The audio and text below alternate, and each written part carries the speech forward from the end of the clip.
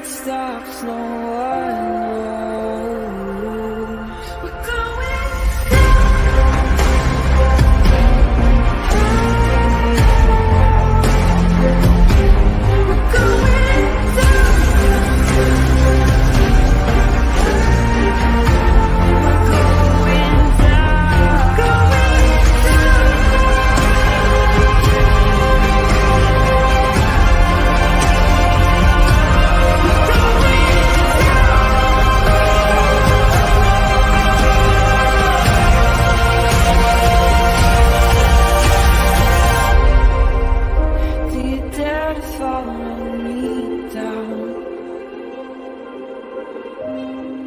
headed into the unknown.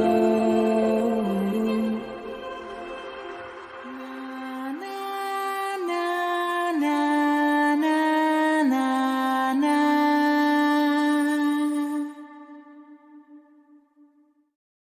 Hey, everybody. Happy Wednesday. Happy Wednesday. Welcome back to Criminality. Or if this is your first time here, welcome to Criminality. So, as you guys can suspect, we're going to be talking about the Delphi trial.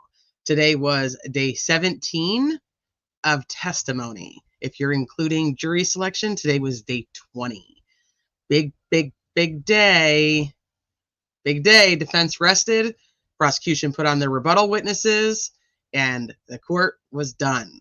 So tomorrow we get closing arguments or closing statements, technically, and well, I guess it's arguments, whatever you want to call it.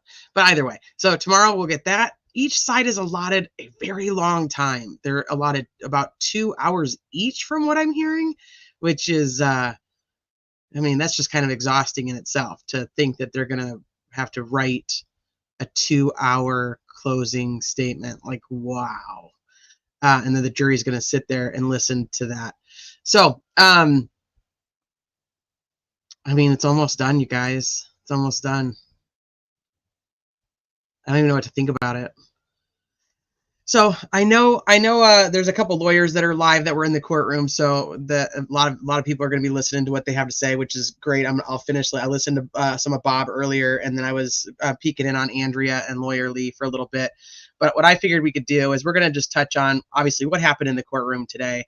I have some things that I've pulled up to discuss with you guys about testimony and some inconsistencies that I caught in the testimony, even just from the trial, not even outside of what I knew from beforehand. So I figure we'll talk about that. I kind of just felt like we needed more of like decompressing, like more like debriefing time. So I didn't want to spend too much time on like the actual testimony stuff. So I just figured we probably all just kind of need to talk things out. Like that's where I'm at with it. So if you're in the position that I am and you feel like, okay, let's just talk some things through. Let's see where we're at. Let's see what you guys have heard being reported from the courtroom. Let's see what I've heard being reported from the courtroom. I've invited Sleuthy to come up. I don't know if Julie may be already in bed, but I will also tell her she's welcome to come up if she wants to. She was in for the first part of, today. You want to come on the live. So apparently there was some shenanigans with the whole seating and how many people were getting in, and I don't know. I mean, then they decided to like redo some of the amount of seats that the defense had today and how many people were getting in the courtroom. There seems to be some additional media that's in there. I'm like, really? Like today? Like we got closing arguments tomorrow. What's really the purpose of doing anything about it today? I don't know. I'm just like, whatever. It is what it is. Yeah, Tony, 5 hours potentially. 5 hours. That's crazy.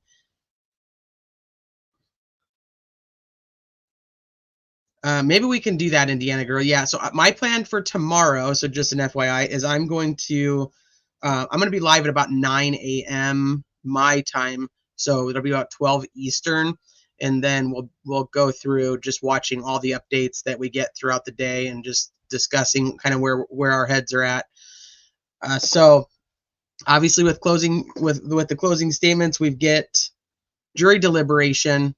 So tomorrow being Thursday, so they get five. Let's say they use all 5 hours of their closing argument. So they get 5 hours to close, 2.5 each side, and then the jury goes to deliberate. I mean, it's a good opportunity for them to get home for a 3-day weekend because we've got Veterans Day on Monday. So I mean, we could very well have a verdict. I would say Friday. So we should do something. We should do something for like our guesses on how long the jury's going to take, and what the verdict would be for each count, and see if we can get somebody who gets close to it. Maybe we can do like a prize or something. Oh yeah, jury instructions will take about an hour too. That's true. So let's see. Do you think they know something or have something up there? Do you think they know something or have something up there? Just wondering why they rested so early and seemingly unexpectedly. So so that was obviously the first thing that happened today is they said, okay, defense team, call your first witness, and we'll go from there. And Rosie stands up and essentially says the defense rests. We don't have any other witnesses. It's being like reported pretty widely. Like everybody was shocked about this. I guess I'm kind of confused on why anybody was shocked. I mean, maybe the jurors, but it's been highly rumored now for almost a week. We've talked about it on here that it was a rumor that the defense was going to be resting on Wednesday. When we ended our live yesterday, we were kind of going over who else would the defense even call? Who else do they have left to call? Like, or who would they recall? Like, I didn't really know who else they would have to put on the stand. So I wasn't like overly surprised that they walked. I mean, I guess maybe because they didn't rest last night before leaving, it was expected they were going to put somebody on the stand. But I don't really know who else they would have put on there. So a lot of people talked about Kathy Allen. Like, why didn't they put Kathy Allen on the stand? And maybe to a jury, that might be a question, which is possible. But for like us in the public, I don't know what's she going to testify to. She was at work. So she's not an alibi. I mean, I guess she could testify to the fact that like he never left the house again once she got home. Maybe, or like, did she see any clothes in the house that had blood on them? Did she clean the car? I mean, I don't really know what she would have testified to outside of like her husband's personality. Potentially like, I didn't throw anything away. I found nothing unusual in the house. But people were thinking like she was going to alibi him. Well, she can't. She wasn't there. So she gets home later and he's home. But they already had the testimony from most, like a freaking gnat or something flying around my hand. Maybe it's a mosquito. Probably is a mosquito. But like, she doesn't get home until later. They got through the testimony of law enforcement that none of the law enforcement believed that Richard Allen went back to the scene. That was something they consistently asked every law enforcement officer that took the stand. I don't know. Ghost says, I expected more from the defense, but I don't think the state met their burden. So, yeah, I don't know. They were going to call Kathy Allen. Bob said she was expecting to testify. She was supposed to testify. She was like on the agenda to testify the same day that Jamie, his sister, and Brittany, his daughter, testified. And they didn't call her that day. Unless they'd already, yeah, that's where I'm at, Sleuthy. So I think it was Bob that may have mentioned, like, he was thinking that why didn't they like recall their phone expert to kind of debunk the Cecil Google search. Maybe that one would have been a good one, but I just don't know who else. Without the third-party culprit, I just don't know who else they would have possibly called. I just don't. I don't know. I don't think Kathy was a necessary witness, in my opinion. I just don't, because unless she could alibi him, or she could say this is exactly where his phone is. I traded the phone in. I just don't know. But I could see like a jury going, why isn't she testifying? But I don't know. I have no idea. I've gone back and forth all day today on like, where do I think this whole thing is going to land? Where's this jury's head at? Where are they going to? I mean, there's a lot of there's a lot of circumstantial evidence that could point them to Richard Allen. I don't feel personally that they did it, that they met their burden. I don't think that the state met their burden, but I know there's plenty of people. If we just look at like the social media, like polls, I mean, there's plenty of people who do think they did. So if we're sitting on a jury together, what happens? We're hung? I mean, I just keep going there. We're probably going to end up hung because I just can't think 12 people are going to agree on this. Unless they get like a 12 of us or a 12 of whoever.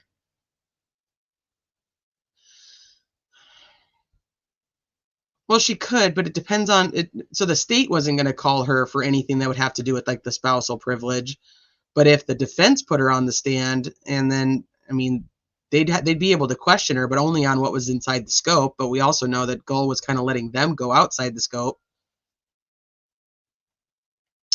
Okay, so T, what do you make of the headphone auxiliary cable data? I am in agreement. We had a couple people in the chat. I'm in agreement that there is a possibility that the phone being wet could have caused like this weird auxiliary situation. I understand that, like looking it up on Google myself, because I'm an expert who can Google. I can see where that's coming from. I have two issues with it. Like if I was sitting in deliberation, I have two issues. So one, the state never tested to see if there was any water damage. So how do we go? Yeah, it's due to the water damage. We don't even know there is water damage. So I think like that's a struggle for me. So why didn't the state bother to test for water damage on the phone? You think the girls went through the creek and you don't even bother to prove it. Like, what would that have been? Also, so my second part is, so we went through this stuff with, oh, Sleuthy's here. Hold on. Oh, Sleuthy, you can just come up all on your own. You don't even need me. That's right, I forgot. Hi, Sleuthy. You're muted. Am I here? Yep, you're here. So we're talking about the auxiliary port. So my second issue with this is a lot of people tried to do this crap with the wet phone thing when they were talking about that all these text messages came through at the 4:33 in the morning. Well, that's probably when the phone dried out. So you can't really get both this way. Then if the phone is drying out, which makes the auxiliary port be removed, right? This cord has to be removed at 10:32. That's what it logs. 10:32, it's removed. So let's just say it is water damaged and now it's dried out. So then what's the excuse then from 10:32 to 4:33? Like you can't, I don't know how you get both. You don't. Just like, okay, so if they cross the creek, if he was out of there by 4 at the latest, that would mean they had already went through the water.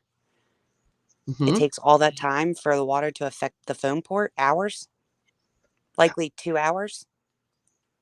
Yeah, it doesn't make sense to me. What do you guys think in chat? Like, what do you guys think about it? I just don't, because for me, I can't get, the math doesn't math for me. I 100% think that the easiest explanation is somebody, whether it was Libby or somebody else, plugged in the headphone jack and unplugged it at 10 something. It doesn't mean she didn't end up killed, but it would mean either she was alive, which is a much more reasonable explanation, or the killer was, for whatever reason, like listening to her phone. Yeah. So did you see all the Reddit stuff today that came out that at 5:45 p.m. there was an Amber Alert that was sent out that night for another county? Well, I knew that an Amber Alert went out for that girl that like killed her mom, stabbed her mom or something. Yeah, I don't know the details. But I didn't know that was the time. 5:45. So an Amber Alert, you wouldn't be able to just like, silence it. You know what I mean? Like, so people are kind of contemplating, like, did somebody plug it in to stop this Amber Alert from making this fucking sound? Yeah, but that would mean that they had it like on them. Like they just happened to have a pair of headphones. Right. And then there's also the talk of it being like put into a Faraday bag. Have you heard this one? This is obviously not from trial. This is just speculation on the social medias. Like if it was a cop, like they could have put it in a Faraday bag, which have made it so that it wasn't hitting the signals. But then I'm like, what if nobody ever turned it off? Wouldn't it still be tracking the steps? So I kind of blew that one out. But then also, why didn't they use a Faraday bag when they took it? I was thinking these cops don't even fucking have a Faraday bag. They'd red solo cup that shit so fast, like they don't even know what they're. There's just no way that these cops have a Faraday bag. I just don't believe it. You can't. I mean, they convince me. turned the phone on and like took pictures with their phone of a phone. Like we're not talking about the best and brightest. Yeah, they took pictures of the Hoosier Harvest Store with all the What the vehicles. fuck is that about? What is that about? Why? Just take And the fucking video, Mullen. I still don't get it because they said that the FBI went and obtained the footage. So I'm confused why Mullen then just only took pictures of where's the footage. I think they didn't turn over any footage. And so now they have to go with this. Well, we only took pictures of the footage. Yeah. But they stipulated, the defense and prosecution stipulated to the FBI Hoosier Harvest Store footage. Nobody put it in, though. Bizarre. I don't fucking get it. I'm so confused on that one. And then Mullen being like, I had to go back in 2022 to get this footage. It's like they finally started investigating the case after they figured out that it was Richard Allen. They're like, now let's go investigate. Let's find all the things that match Richard Allen, and then we'll find our guy. Well, here's my question.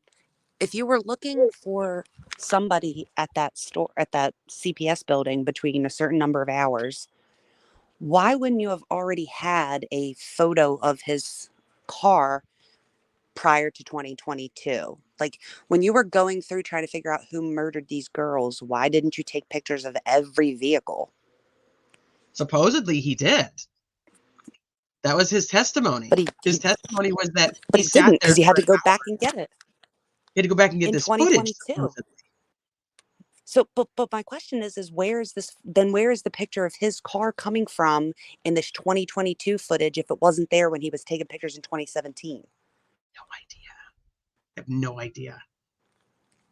Like I'm just thinking, like if the group of us, like that from chat and like us, are sitting on a jury, I don't know how we get there. I don't know how we get to that this is the guy that did it and that these investigators have a fucking clue what they're doing. But I don't know. What do you think about the jury though? I mean, how do you think this is going to end up?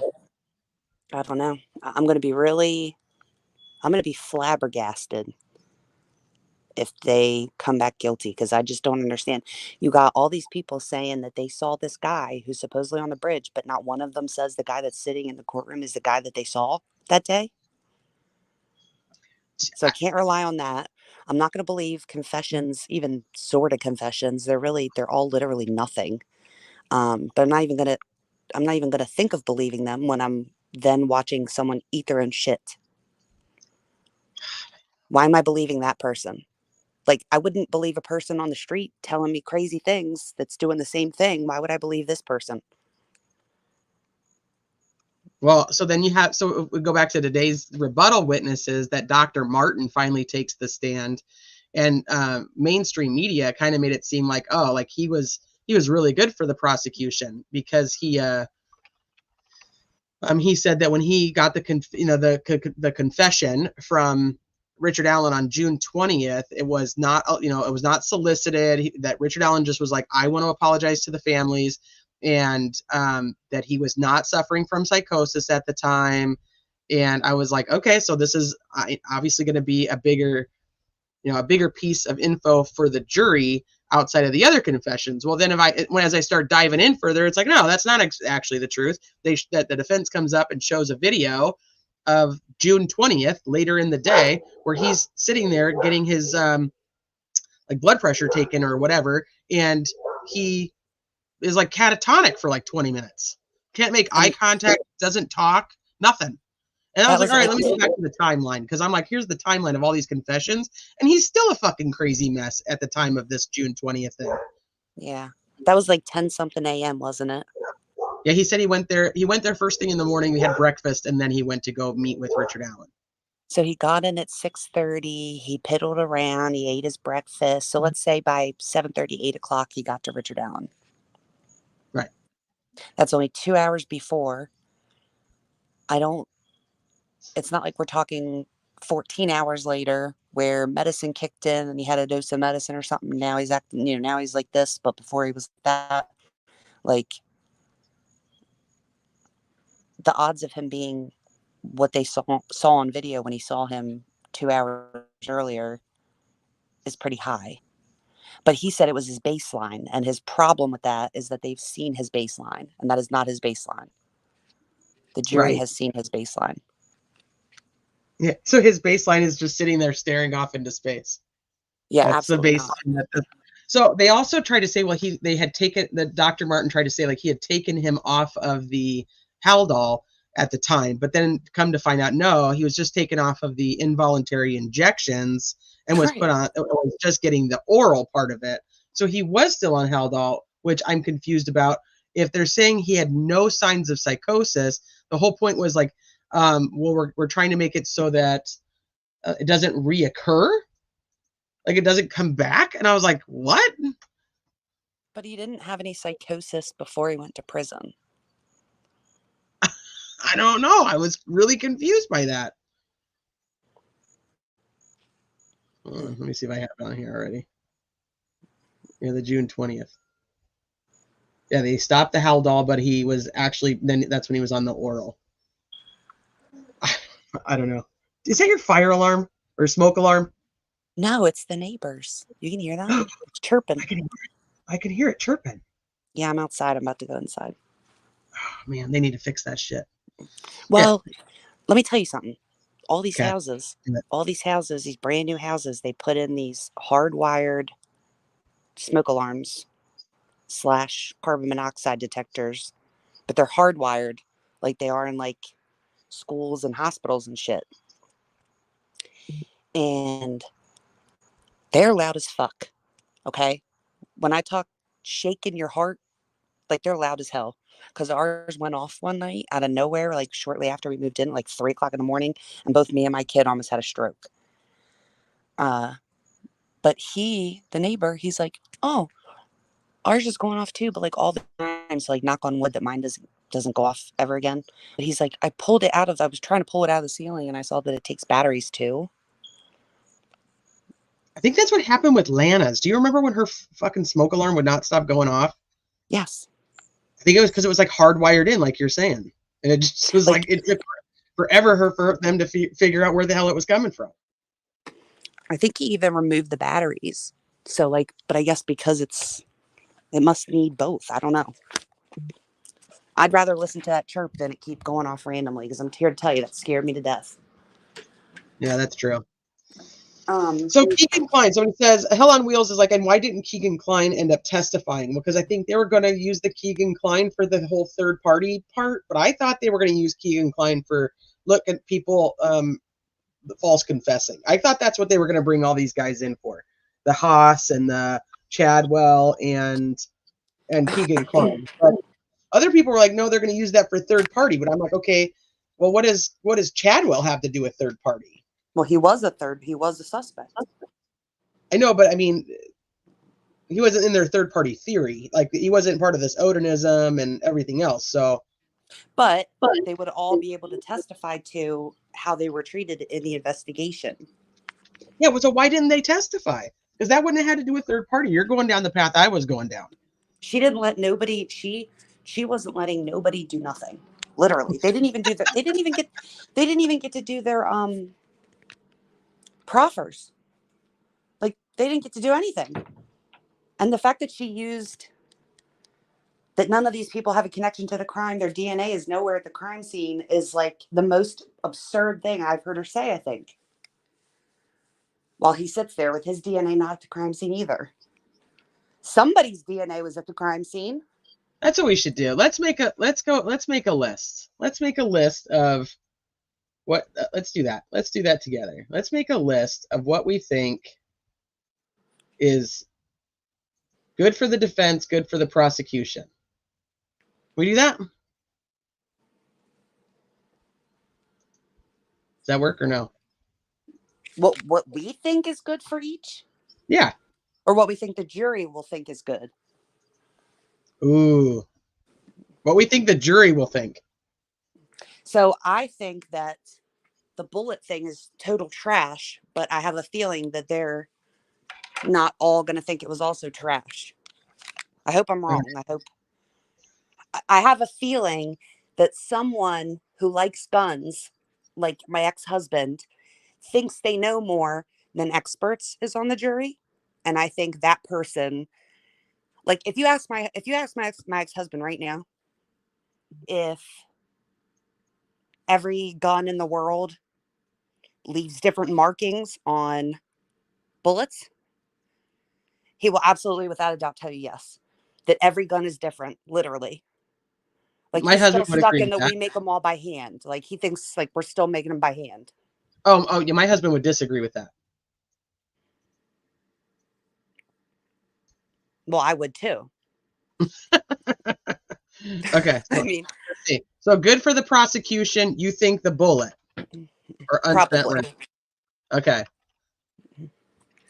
No murder weapon is good for the defense. Let's bring that one over here. Let me make this bigger so you guys can see it. Timeline for sure is good for the defense. There is no time. Again, when you're talking about this headphone thing, they can't ignore it, right?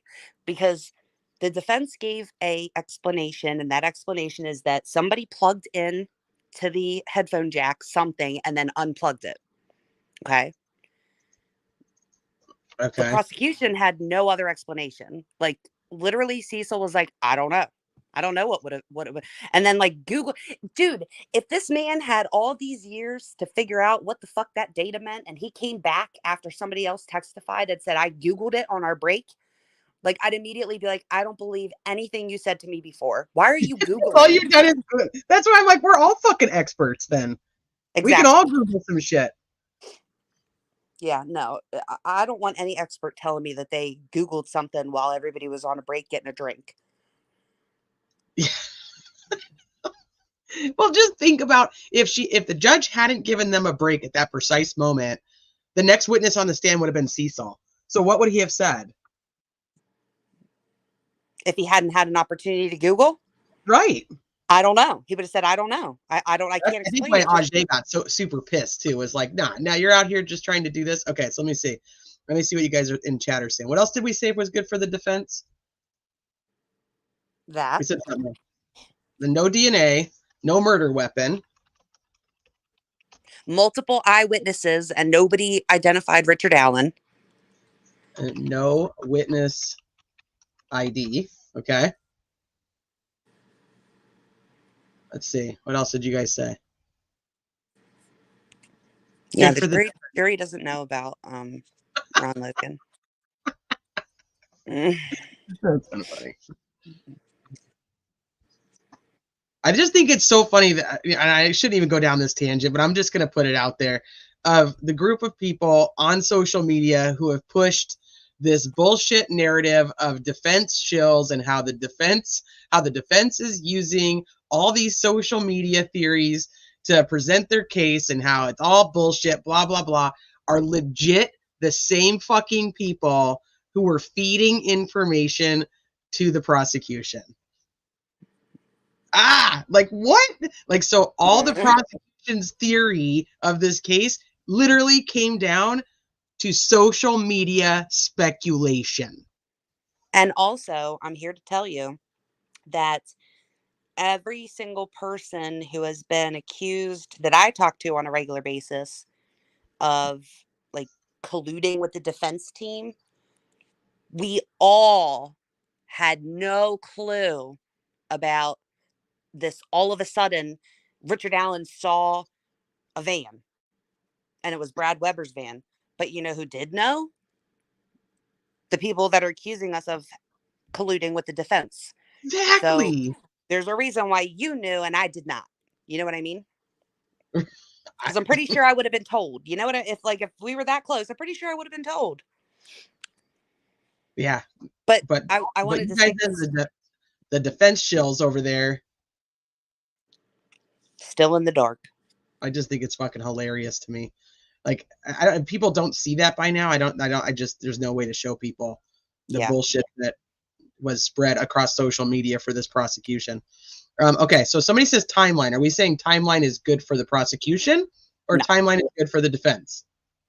For the defense. Do we think so? Specifically, I think we need to be more specific. So one of the things before we get away from the witnesses, I think no witnesses IDing him specifically in court should be one, but another one should also be that none of their descriptions match Richard Allen. Okay, so no witness description match. Okay, like the height, the weight, the all that. Specifically the height. Now with Okay. the timeline, for instance, if you have a prosecution that's saying that they're basing this timeline of their deaths off of the phone data, right? Right. And then they're presented with additional data that encompasses multiple hours. What is it, like 5 hours, basically, almost 5 whole hours? Where the phone, like somebody had to have been touching it at both times because the phone wasn't found under Abby with headphones plugged in. So somebody pulled them out at 10 something.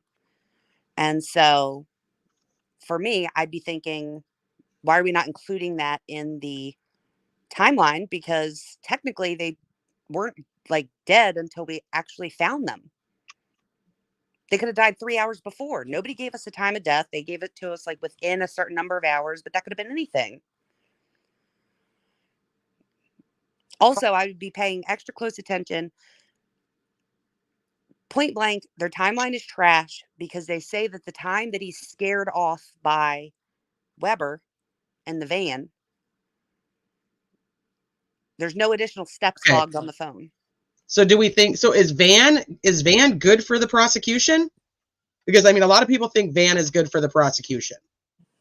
Probably if they're that dense that they're thinking that Van is legitimate and they don't think that he was impeached, then yeah, it would be. I can't believe that's the only thing they have that only the killer would know. Are you serious right now? Do you know what would have been a good thing that only the killer would know? Letting us know that one of the girls, their wounds was horizontal and the other one's was vertical, or how many wounds on each girl. Those are the kinds of things that like only the killer would know. You know how I feel about this fucking Van. I think this Van is a bunch of bullshit. But to the jury, then does the jury understand that this shit was on social media for years and that there was plenty of talk about all these different Vans? Do you think that they got that? No, but he did bring up that he had said something entirely different though, right? And that he was also a suspect and he had multiple like that. Like if they're piecing that together, then I would, there's no way that I'm taking that into account at all. Again, I feel like most normal people, when they're expecting something that only the killer would know, that's not it. Well, for the social media people, they're like, it's it. It's over. The Van, that's it. That's the final. That's the nail. Richard Allen's done. He's guilty. That's crazy to me. I agree with you. He can't give any information about the chat right now, but I see Joanna in Facebook groups, and I'm like, girl, I don't know how you do it. I don't know if any of you guys in chat right now are in the Facebook groups and actually like making posts and stuff. I don't know how you do it because I'm telling like the craziness that comes in response is just absurd to me. So somebody had posted like that the state expert has to Google to get their research and like how ridiculous it is. Somebody else comes back with a comment of, yeah, and they got the answer from Google, making the defense look stupid. I'm like, what? I'm like, I can't even look at the Facebook. I can't do it. You think that's who walked away looking stupid? Are you serious? Yeah, this is what the super pro guilters think. Bizarre. That's so bizarre. And I was like blown away. The other thing, I was literally just thinking about, no prior criminal history, but also I think, so what I could put confessions on the prosecution side. And then if I was going to I could add another one to the defense side in the sense that some of those confessions clearly included things that were not true. For instance, his Okay, let's sister do and false daughter confession. getting on the stand and saying that is not true. So he Okay, we'll do did make false confessions. Yeah. Okay, so let's see. Yeah, decent. I could. Yeah, don't just. I can't even. I guess I learned that lesson the hard way back in the Watts case when I was in those damn groups to fight with everybody, and I'm like, there's just no way I'm going to do it. I'm trying to think of all the things that people like, all of people's talking points for why he's guilty. So we got the confessions, the van is something only the killer would know, the unspent round. They're still trying to say that that witnesses saw him. That I don't. Oh, that he put himself there. There's another one. Okay, so So good for the prosecution. He said he was there. Good for the defense that the only recorded okay, things they have of him saying he was there was that he was there from noon to 1:30. let's go. Told Doolin he was there. But then he told Mullen, Liggett, and Holman that he was there from noon to 1:30. Doolin. Okay, so he told. Hold on, let's see, because he told the tip line and Doolin he was there, Mm-hmm. and then he tells. I see. I don't know. Do these just count? Do these just cross each other out? I don't know how that would. I mean, if you're sitting in the jury room, and for anybody here who's been on who's been on a jury, what do you just say these can't? These are gone. These cancel each other. Probably, but then does the bullet stuff then cancel each other out? Because you have one that's telling you it matches and the other one that's telling you it's not. So do you just cancel it out and not consider it? Or do you just make a list like we're doing and then say, okay, well, this side has more, so that's the way we're going? It's a blue jacket. Oh my God, are you fucking kidding me? That he owns a blue jacket? Stop it. Are you serious? That's good for the prosecution. Oh my God. This is an arch nemesis list. This makes no sense. You know, that's kind of the whole thing. Is like he says he was wearing the clothes that bridge guy was wearing. He says he was there. He saw 3 girls. 3 girls saw him. Oh my God. You know, like that's the good thing though. I find on the social media side of this whole thing is all the super pro guilters literally have nothing else to say except for exactly what they said before we went into trial. Yeah, true. It's the exact same story. Nothing new. Like, what about all the they don't even add to their little timelines of Daniel Pearson, Shelby Hicks, Cheyenne Hogan, Shelby Duncan, Dave McCain, these random ass kids that we heard about being out there that we don't even know who the hell they are. You know what I mean? Like all those people being on the bridge don't matter. All those people being there don't matter. But I'm gonna bring up. I wanted to. I'll finish this, but I have something that I want to show you guys too, because so today Bree Wilbur was brought up as a rebuttal witness, and she has these photos, right? She has these photos that yeah, I gotta do the car. Okay, hold on. The black blob on Hoosier Harvest Store cam. Oh my God! I thought you were gonna say it. 34 Fairview. The black blob. So Bree Wilbur's brought back up on. We'll go back to this too. If you guys have anything else, I'll try to catch it in chat, and if you have anything else, I'll try to add it.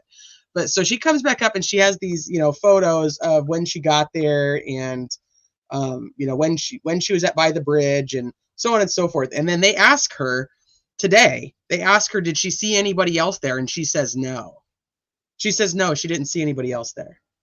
Now. Well, I heard it reported that she said she did not see anybody else there. And then I read somebody else reporting that she said that she did not see anybody else that looked like Bridge Guy. So I'm not sure which one is true. She said she didn't see anybody else that looked like Bridge Guy?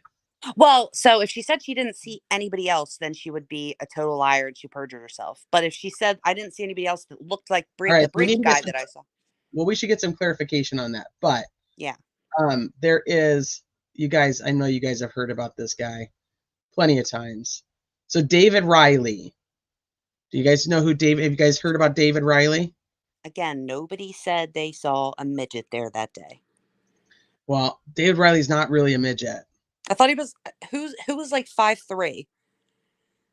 Richard Allen. Well, I know that. I know that, but okay. My point. He was the only midget, so you would notice the midget man, Yes.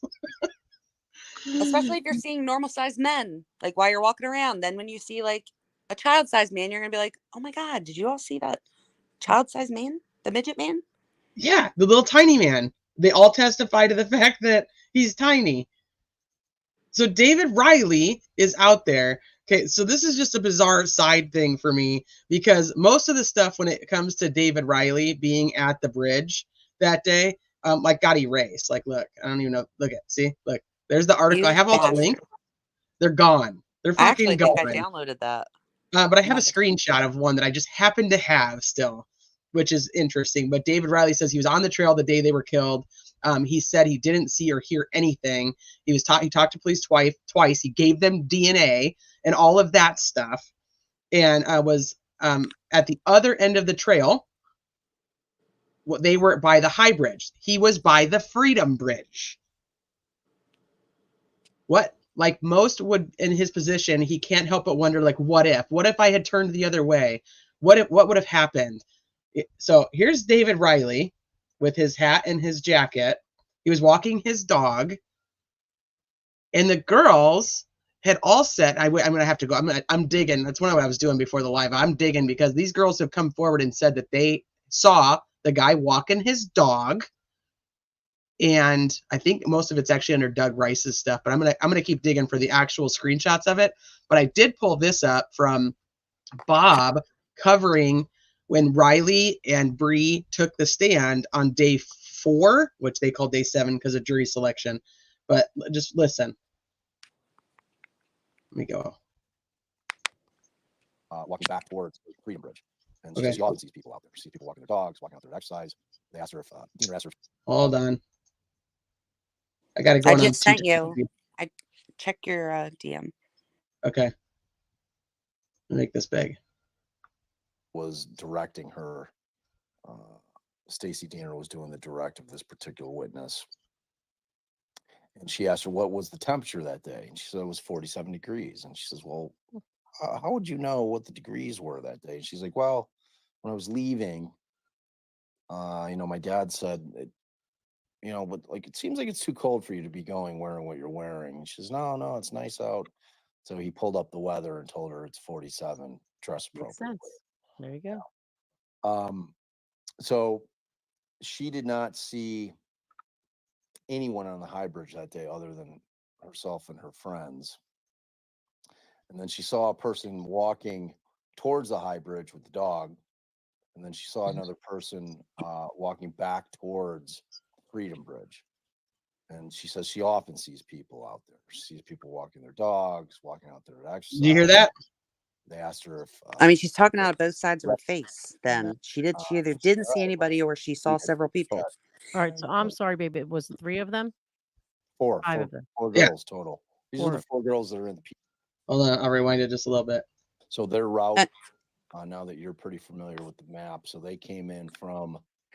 So remember, Riley, Bree, Anna, and Isabella are all there together. They're walking together. They arrive together. This is Riley's testimony. So Bree is the one who testified today, but Riley is saying, and I said I have screenshots of them talking about seeing David Riley, and talking about the only guy they saw was the guy walking the dog. So there is another guy that gets a little confusing because on the 14th, when they were searching for the girls, there's another older gentleman. Let me see if I can find him. And he's got 2 little tiny dogs that he's out there with. And a lot of people, because all the David Riley stuff got like totally taken down, a lot of people, when they go to look for articles about a guy walking his dog, they think it's this other old guy, but it's not, because this guy is actually there. Let me see. Let me see if I can find that article. I don't think I even have him in there because he wasn't there until the next day. Mm. Oh my God, I'm going through all my stuff. I just found an article on Okay, this is Eldridge. guys. I apologize. This is a different guy. So this is another guy. This is Brian. Yeah, that guy. This guy, this is not David Riley. This is another guy. He's out here the 14th. Now I got to find the one with the guy with the 2 little white dogs. Who's also out there after. So there's multiple people walking dogs, but the only one that's walking the dog that we know of from the 13th is David Riley. So this guy's out there on the 14th when they're looking for the girls. So he's at Freedom Bridge February 14th in Delphi. This is Brian Mass or Moss. I don't know how you say his last name. And then there's another guy who's out there. Oh, shit. I was literally just looking at this article earlier today, too. Did I get rid of it? I probably did. There's another guy that's out there with 2 little white dogs. So there's that's what I'm saying. There's multiple dudes out there, but the one that they're saying that Riley testifies that she and her friends saw was David Riley. And then Bree's saying today she saw nobody else on the trail. And you want to say nobody else that looked like Bridge Guy? I'm sorry, but fucking David Riley is wearing a blue jacket and jeans when he's interviewed.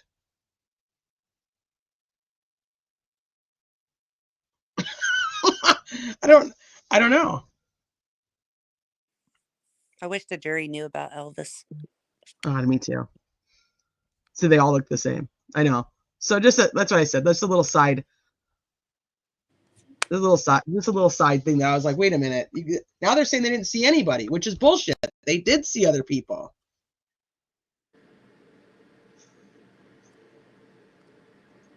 All right. Sorry. That was my little side thing. Okay. So what else do we have? What else do we have that's good for the prosecution or good for the defense? Oh, you didn't say the thing that I thought you were going to say about Bree today. What was I going to say? Oh, the picture? Yeah, so she brings up this picture. It's from 220 something, and I'm going, and it's at Freedom Bridge when she got there, or whatever. And I'm thinking, nope. First I'm hearing about this. Obviously, maybe I'm wrong. So I checked my timeline. Nope, it's not in my timeline either. So I'm like, how could anybody have been looking at my timeline for the past year and a half and nobody say anything about me missing this? So I'm like, where did we see that? Has this been brought up before? Because I only had the one that she brought in 2020 where she still miraculously had a timestamp. And I think it was 1240 something. I'd have to look. Of the bridge itself? Is that the one from the PCA where she says she took a picture of the bridge? Yeah, that's 1243. 1243. I just went and looked. So I'm like, I'm missing a time. I don't remember ever getting this. So Courtney was like, I think that it's in the probable cause affidavit. I said, there's no way, because I would literally have it. So I looked and I don't have it. It's not in the PCA. I've not seen it literally mentioned anywhere. Today is the first time I've ever heard that. Right. And I guess one of the questions that was asked on cross was when did you give this to them? Where is this coming from? When did you give this to them? And she was like, oh, I don't remember, but before I testified. And it's okay, but right fucking before, 8 years later, where are you getting these timestamps on these photos from multiple years later? So this photo was in the Woodhouse-Cohen exchange text messages. I have that picture. I don't think that was the time. That was 146. No. The only reason I'm just bringing, I don't even know. It doesn't have a timestamp according to what I have. But I'm just saying, this was the one that was the big rumored one to be that she took this photo, a selfie while she was at Freedom Bridge, and this is what's behind her. But if that's the case, so the only reason I'm even bringing it up, because this is not evidence. Let me just tell you guys that I have no idea what this photo is actually from. I have no idea when it was taken. I don't know anything about it besides that it was in the Woodhouse-Cohen exchange. That's literally what I know about it. So just take it for what it is. But I was thinking it's interesting because this was the whole push of this was that one of the girls, Bree Wilbur or that crew, had taken this selfie from Freedom Bridge and captured this car by the CPS lot on their way out. Well, isn't it interesting that she testifies today that she took this picture on her way in? But that's bullshit. The one I that's don't even know. got I don't even know if it's this picture. Took the picture she's testifying to. I want to clarify that. Go ahead. the one that the one that's in the comment. I'm pulling it up now so I can look and be sure. The one that's in their conversation, his conversation with Woodhouse, he sends a picture of, I believe, the other girl, not Bree, her and like her sister, and you can see like a I green. have that. You can see like a green barn or something in the back. And she testified to that. She said, we took a picture. I know where I was. Here it is on the map. And the reason I know that is because of the green thing in the background. That one. And that is at what time? 1:26 p.m. Okay, so that's not it. Like this newest thing, like, oh yeah, I'm looking. So it was the very first thing on this page. Same time he sent the picture of, I think that's Logan Maxwell. Like he sent those two things. Right. And he doesn't say shit about. I just think, have we not figured out that this person is entirely full of shit by now? Which Maxwell one? Because Catastrophe's saying yes, Maxwell and Pick. Was Yeah, it a conversation about Maxwell or is it a picture of Maxwell? it's two pictures in the first screenshot that I have. It's that one you just had on the screen with the water tower in the background, and then a side by side of Maxwell and the young guy sketch. Oh yeah. Okay, yeah. And Woodhouse said, "Oh my God, bro!" And he said, "I think the young sketch is Logan Maxwell." Yeah. So, but this isn't the photo that Bree took. And then he's still talking about Maxwell. He says, was seen walking on 300 around 4 by Sarah Carball and Tara German. Yes. And then a screenshot of Tara saying that she saw the Maxwell kid walking on 300. So Right. if she saw somebody walking on 300, why didn't she also see the muddy, bloody guy? Well, that's always been my question. That's why I think Sarah Carball is shit. I don't think she has shit to do with shit. I just don't. I don't even know if the fucking chick even knew what the hell was going on. I don't believe anything she says. But the state does, and so that goes with their theory. This dummy, this is what this dummy does. So if this is given to the defense, here's a problem. So you have Woodhouse saying RA is a fall guy. Who's the other sketch of? And this one's going, it's of Jimmy Duvall. Rayleigh Voorhees said it looked like him. So the sketch artist really made it look like him in the hopes that his mother would turn him in.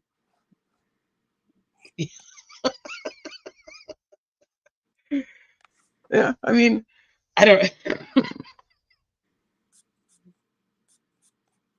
Isn't that Maxwell kid the one from the doc? He gave me a bad vibe. No, you're talking about Max Schnoberger. So we're talking about Logan Maxwell, which Maxwell being the last name. Max Schnoberger was the girl's friend, and he was in a couple of the documentaries. Yeah, I agree with you. I'm so late, but the defense. Hey, Chancey. But the defense rested. I mean, what could they do without the third party stuff? So were you? I brought that up at the beginning of the live. Were you surprised that the defense rested, Sleuthy? Yeah, but not because like I didn't expect it, but so like the media had been saying that they were going to arrest him. I'm like, how's that possible? Because like they have so much to do, but she's literally stopped them from doing fucking everything. So when they actually did rest, I just assumed it was because so like Elvis. I mean, this is like a major problem. The fact that so they put in a subpoena for him. He was supposed to show up at court. I'm told that this man is literally hiding in the woods to dodge the subpoena. Okay. And when Andy asked for a bench warrant today because he's ducking the subpoena, she basically was like, not necessary, doesn't need to happen, blah, blah, blah. So, like, it's all free and clear. So, the problem with that is is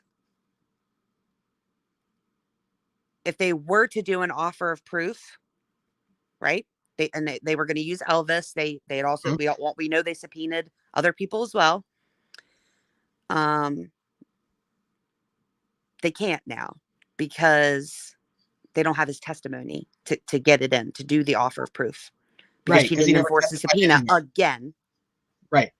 So she's like literally letting him duck a subpoena so that they can't do what they wanted to. So they can't even get it on the record. So the problem is when this goes to like an appeals court, if he's convicted, the offers of proof are not there, and all they can go on is the record. But they can go on the fact that they tried to put the offer of proof in and it was not allowed. So I mean, they do have that too, right? I mean, well, they can see that she didn't allow it, but they don't know what would have been said. Like, they can't go off of what they think they might have said if she would have allowed it. Like, they can only go off of, they don't know if it made that big of a difference. So her response essentially was that she wasn't going to let Elvis testify anyway. So I guess I'm confused on how they planned on doing. How are they going to put Elvis on the stand with no third party anyway?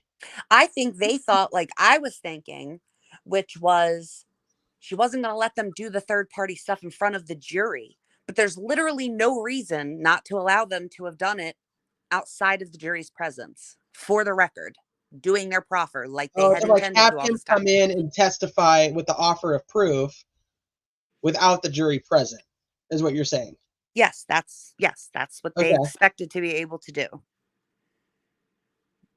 And she today was like, no, he wasn't going to be testifying anyway, so it doesn't matter. And when she would say that, I think is when they realized that she did not just mean not in front of the jury. She literally wasn't going to let them do proffers at all. At all. So I've never seen a judge like let people skip out on so many subpoenas, like not show up, like legitimately serve. She doesn't care about anything to do with what this defense has requested. She's like, yeah, no, we're not doing that. No, not going to happen. I can't tell if she knows that he's not going to be convicted. Like, if she knows that there's like clearly not enough for any jury in their right mind to do this, or if she knows he'll be convicted and she's made like reversible error after reversible error, but by the time he would get through to the appeals court, it'll be years anyway, so she doesn't give a damn. Like, I can't tell which way, because like one of those things has to be true, because the way she's been is just nonsensical. Like, not even following the law. So, and I can't bring myself to think she doesn't know the law, because she should. If she doesn't, that's a bigger problem. I don't know if she cares at this point. But why? Like, what? Like, because what's going to happen to her? Nothing. What's going to happen to her? Even if this goes to the appellate court, even if it's overturned on reversible error, what's going to happen to her? Nothing. I mean, it still looks like not good. Like, did she not get on the Supreme Court and then she was like, fuck it, like I have no reason to look I don't care, like, all the time, you know what I mean? Like, she's in. She's like, I'm good. I'm, if anything does happen, I'll just retire. Like, I don't give a shit. I just don't think she cares. Crazy. That is so crazy. I don't know. So Steve from True Crime Web, I want to say to you too. I mean, that is literally right back at you. I absolutely adore your channel. I think that you are so intelligent in the way that you go about presenting all of your experiments and your theories and everything on every case that you've covered. I love True Crime Web. I just think that he's just such an intelligent, and Mrs. Steve too. I can't leave her out because she's amazing as well. If you guys aren't subbed over to True Crime Web, retired CSI, it conducts all different experiments to see, like, can this work? Would this work? And, and puts it all out there, and all the research for all of us to see and use on our channels. one of the big ones for this case that I had a question about was, would they be able to tell like how long this unspent round has been in the ground, and like would they even bother to test for it to see if it was like corroded or anything else? He took all different kinds of ammo and went out and buried it and took it out at different increments to see exactly, what the corrosion would look like, what different kinds of ammo would do depending on the environment. He just does that. He was on with Drunk Turkey Show, not that probably just a few days ago, and they were going over his experiment with the wounds. And I know that's not always for like everybody's, not everybody can stomach that kind of stuff, which I get. But going through like could a box cutter, these are the different types of box cutters. So could these different types of box cutters make that wound? Would this even be possible? I mean, there's just you can't beat that kind of stuff. You can't beat that kind of information when you're looking for, us laymen on the outside are like, I don't know, is it possible? Could it happen? How would it work? So I just want to say, obviously, no matter what happens in this trial, I don't judge how I view other people based on the conclusion of a trial, whether we agreed or not. I just don't.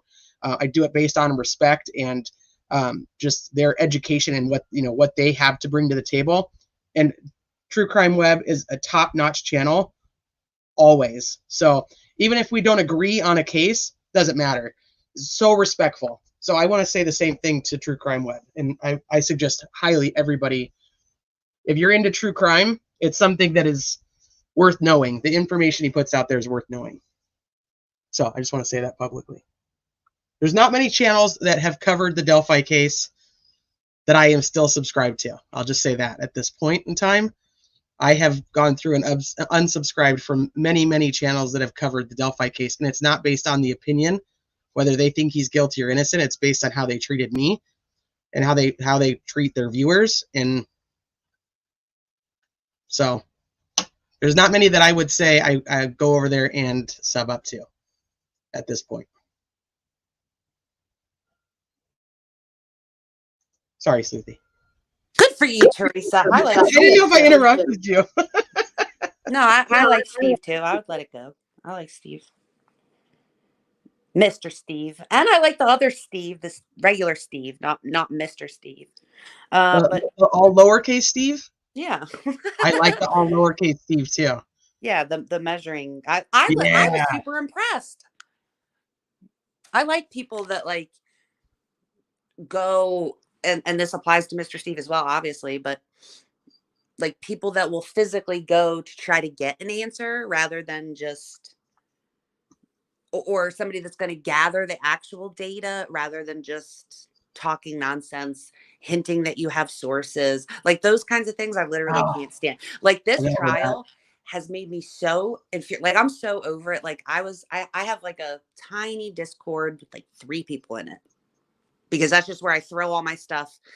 And back before the trial started, like I have no interest in arguing. I just want to gather the data. I don't want to have a discussion about it. I don't need to know. Like I'm not arguing with you over what is and what isn't.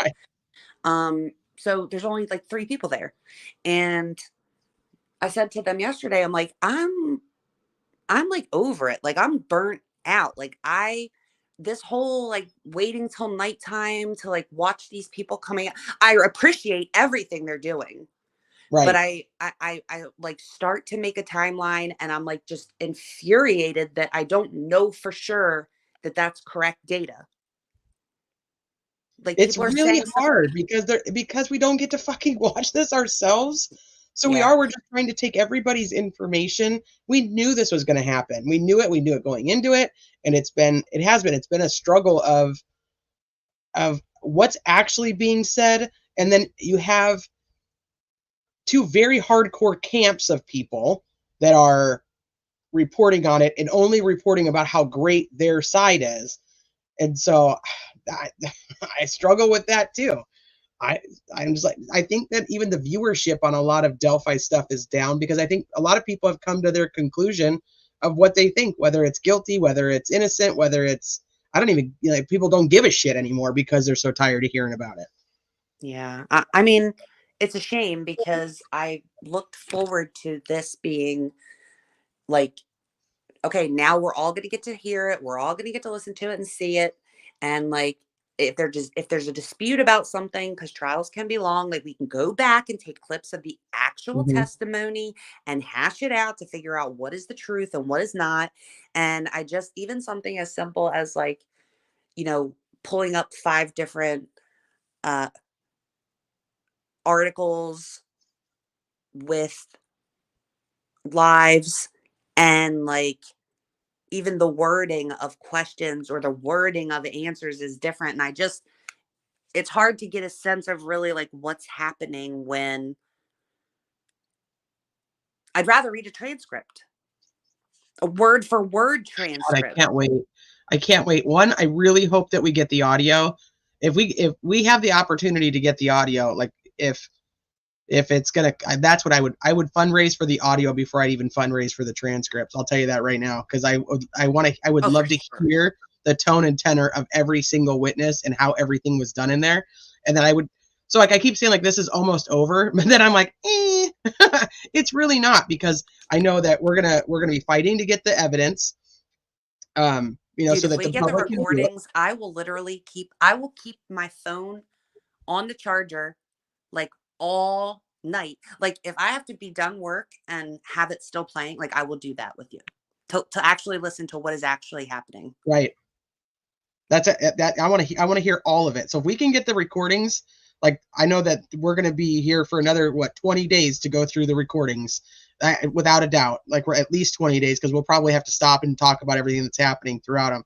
So I'm like, okay, as much as I think like we're not going to be diving into a huge, and that's for me, I'm ready to do it regardless of what the outcome of this trial is. Yeah. Like, I want it regardless. I want to hear what happened, and then I want them to. I was told before the trial that the public would get access to all the exhibits that were in trial, that would be allowed out in the public.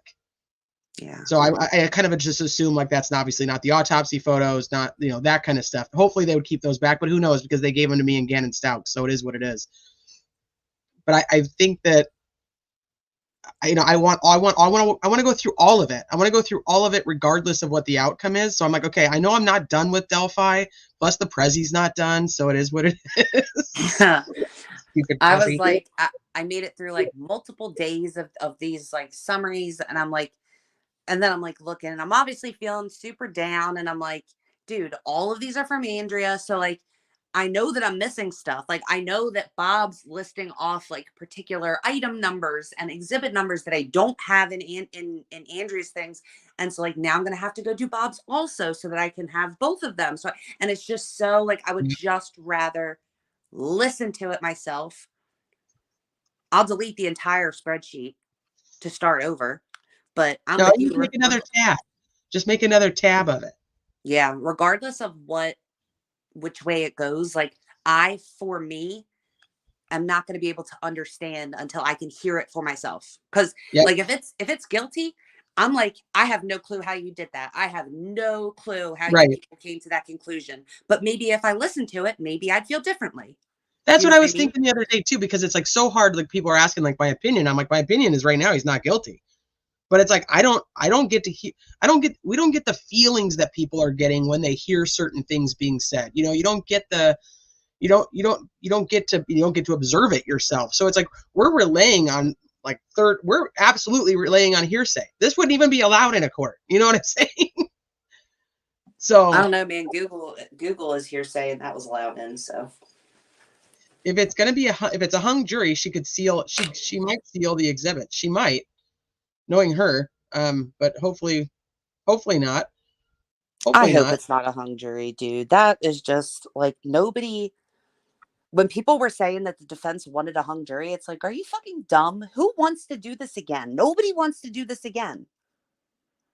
So I don't want to do Karen Reed again. Are of the opinion that he's going to do it again. That if it is a hung jury, then Nick is gonna try Richard Allen again. Do you think so? You think so? Yes. Oh my God, yes. I don't know where he's going to get the money. I think he's going to do it, period. And the taxpayers won't have any say at all. I think that it's going to come down to how it's hung. If we're hung with an 11 not guilty and a 1 guilty, You think he's going to take that? You think he's going to retry it? Yeah. Yep. I think he can't not. Like, there's no way that he's going to be the one that decides to let Richard Allen go. There's no way. If a jury does it, he can blame it on the jury. You know what I mean? But I don't think he's going to say, oh, like, I don't even think he would be willing to tell the people that it was 11-1, because then he looks like he's horrible as a prosecutor. Like, I just don't, if he doesn't get it guilty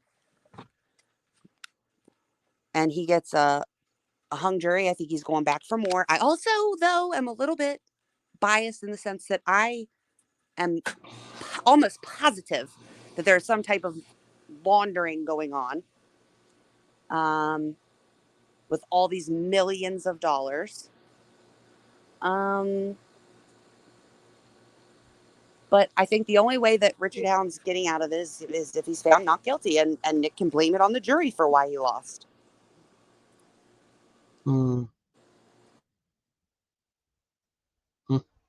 They don't have the evidence. I don't understand. I don't know. I mean, they'd have to go back and actually, maybe they should test these 3 fucking hairs that they're holding out on for whatever reason. Or you get like another $4 million and then like he dies in prison. Like, you don't have to give back the $4 million. You know what I'm saying? Or you try to get more confessions.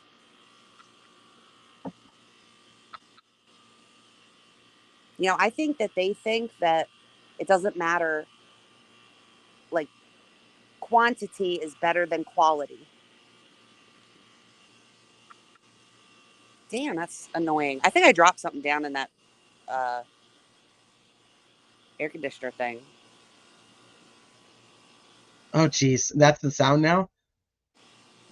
So I think it was Hell on Wheels, I think it asked earlier about that, or had stated, like, most people are concerned about Richard Allen's solitary confinement versus like justice for Abby and Libby. And I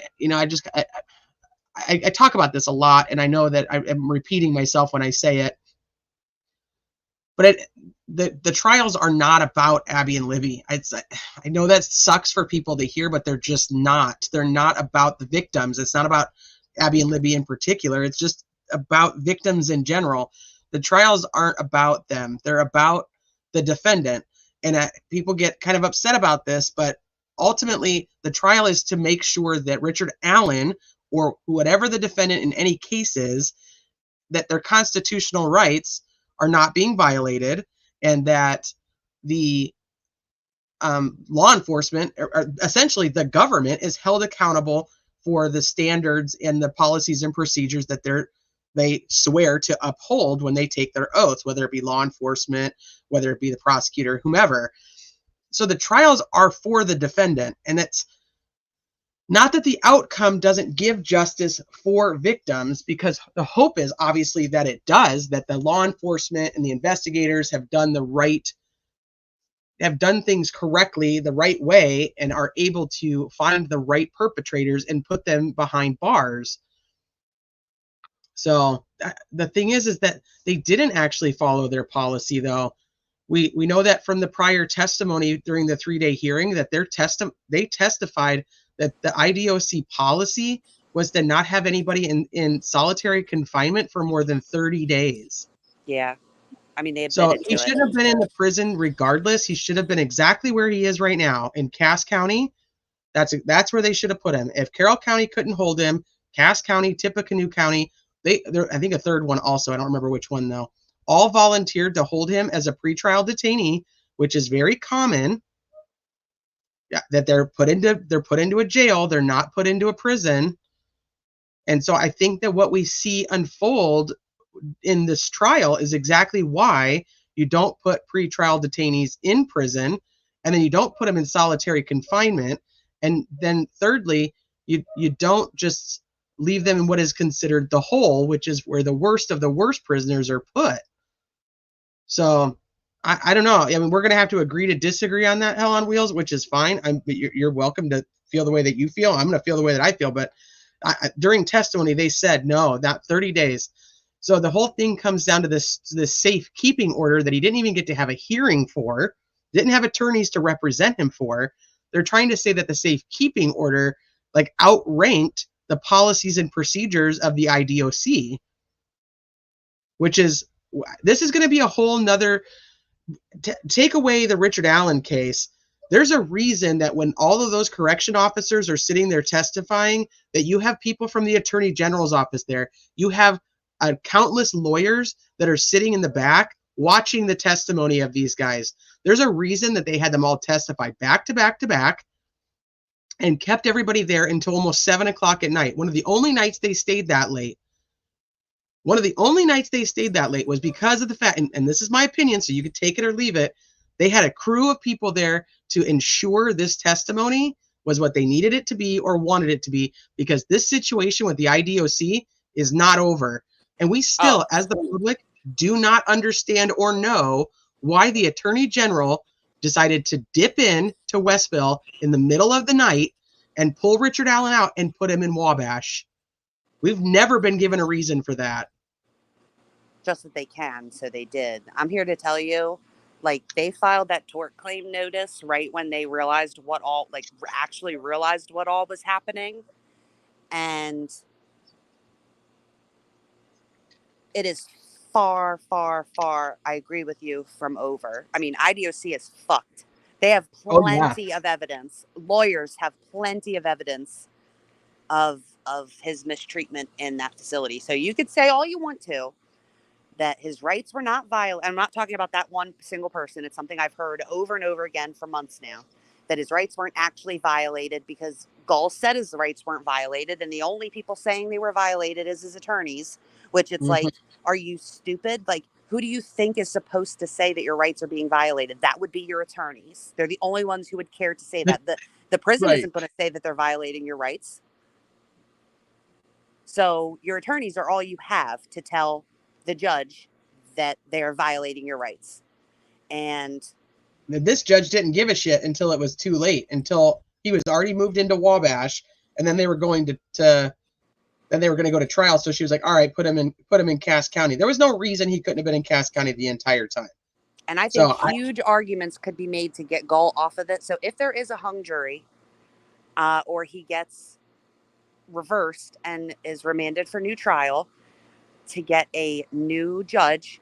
And I think there's a plethora of reasons, one of which being that woman said out of her own mouth, after hearing some of what was presented in this trial about his treatment in prison, and still said that he was being treated better than other people, because she went and she copied and pasted whatever Nick said in his filing, which was him. I don't know how. I hope they come for him too, because I don't know how someone could just blatantly lie over and over again in pleadings to a court and have no repercussions whatsoever.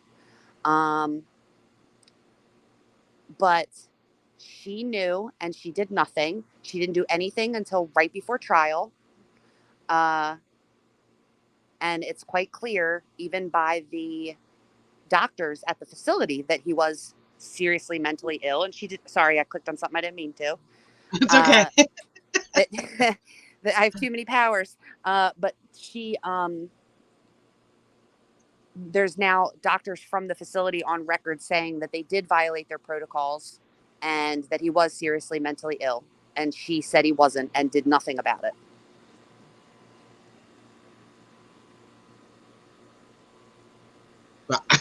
Yep. I'd be coming for everybody.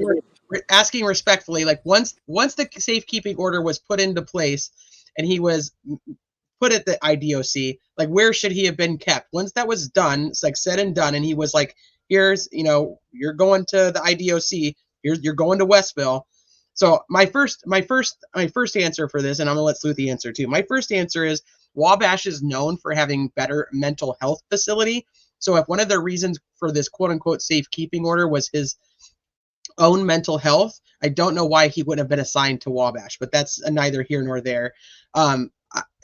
Once he's there, I guess my bigger issue in the whole thing comes to once they started that what that was back April 4th. April 4th, I think, was one of the very first times that the defense attorneys went to the judge and they were like, hey, like shit's out of control. This is really bad. Like we need him moved.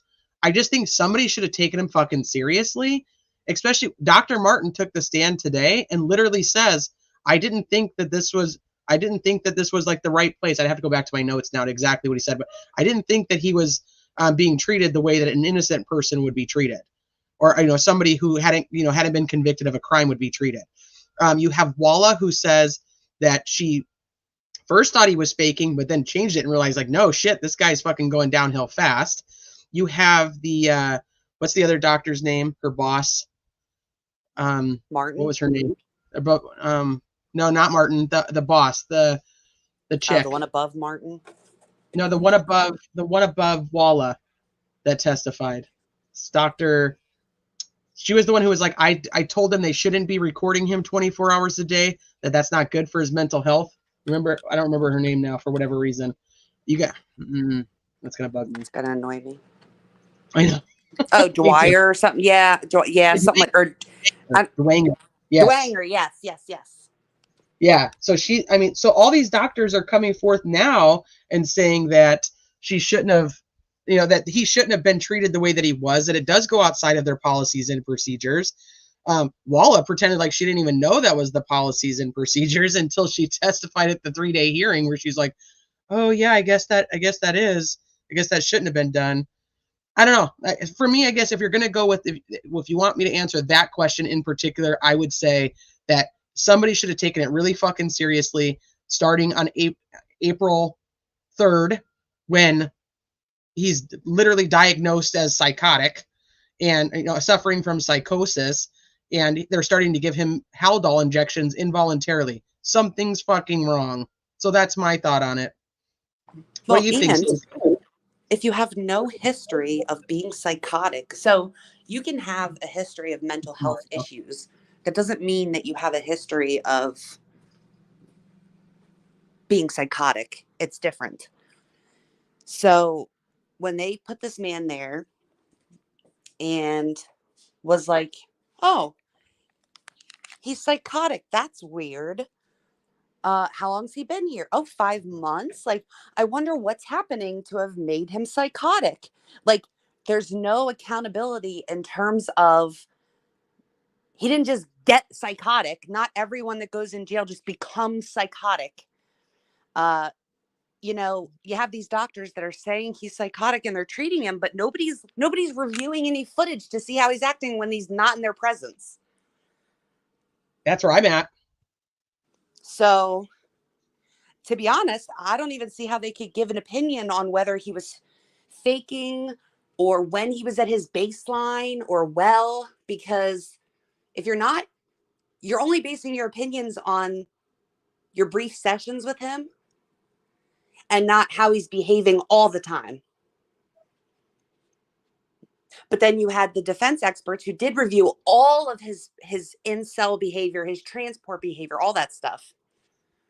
So I'm going to go with those people who actually observed him. What about Dr. Martin on the stand today saying that when he was called for the emergency on April 13th to come and see him as the emergency visit, that when he got there, he was laying on the ground naked, covered in feces, and that the guards dragged him out of the cell into the shower? That's what, yeah. I was shocked he used the word dragged. Right? And they saw the video of him being dragged and put in the shower. The jury did. Yeah.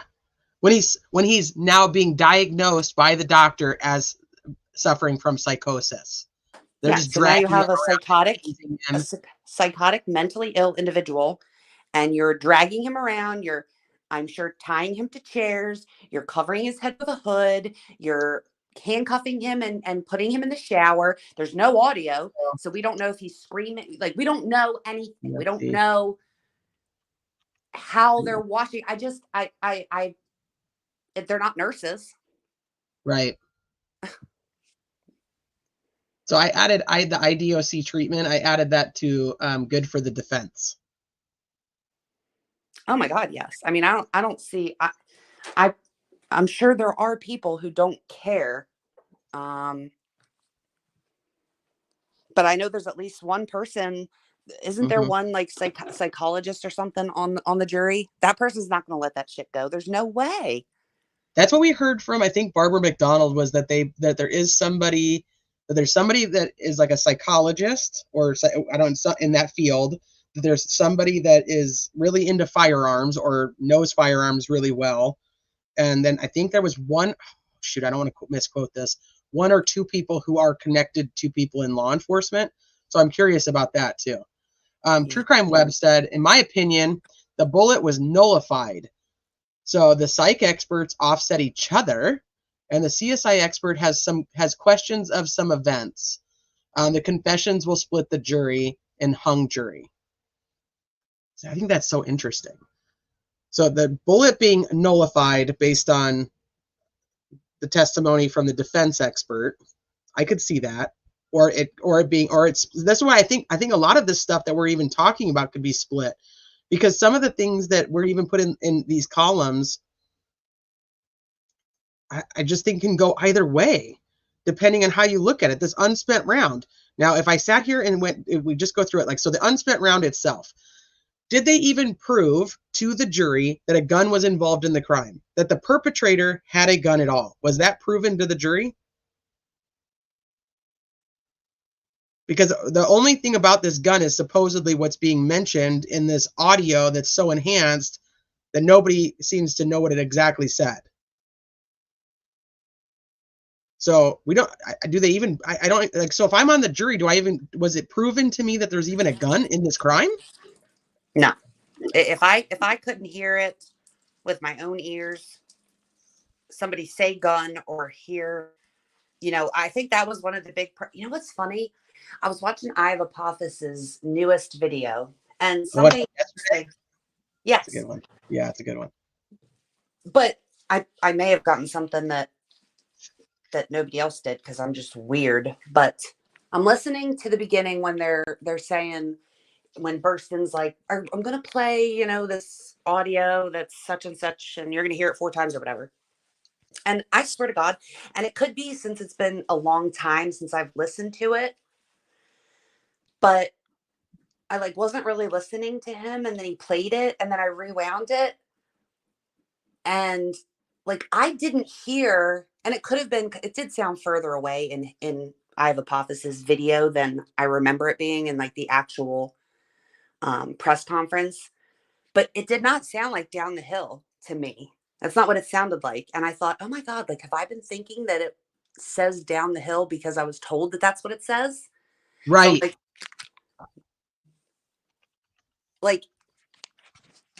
I don't even, it said it was something else, something, I'd have to re-listen, but it most assuredly did not sound like Down the Hill to me.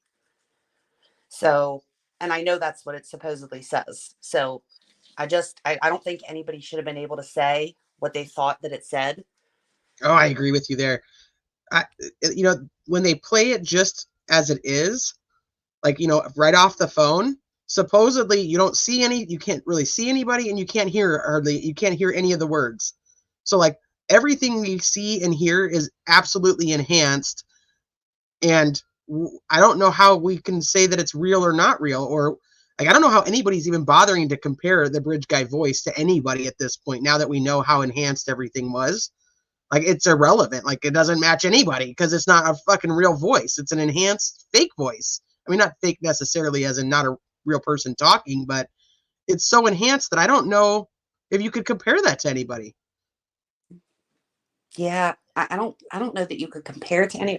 Plus, I think I read that if you were going to try to compare it, it's not enough words. So particular ways that you say things, or pronounce different letters there's not enough of it there to be able to, by a professional, to compare them. But even if you could compare the sounds of the person, like I said, did they fill in the gaps of that too? to like the best of their ability, and then told us that's what it said. And we thought, oh my gosh, that's what they're saying is down the hill. It never, ever occurred to me until I was working.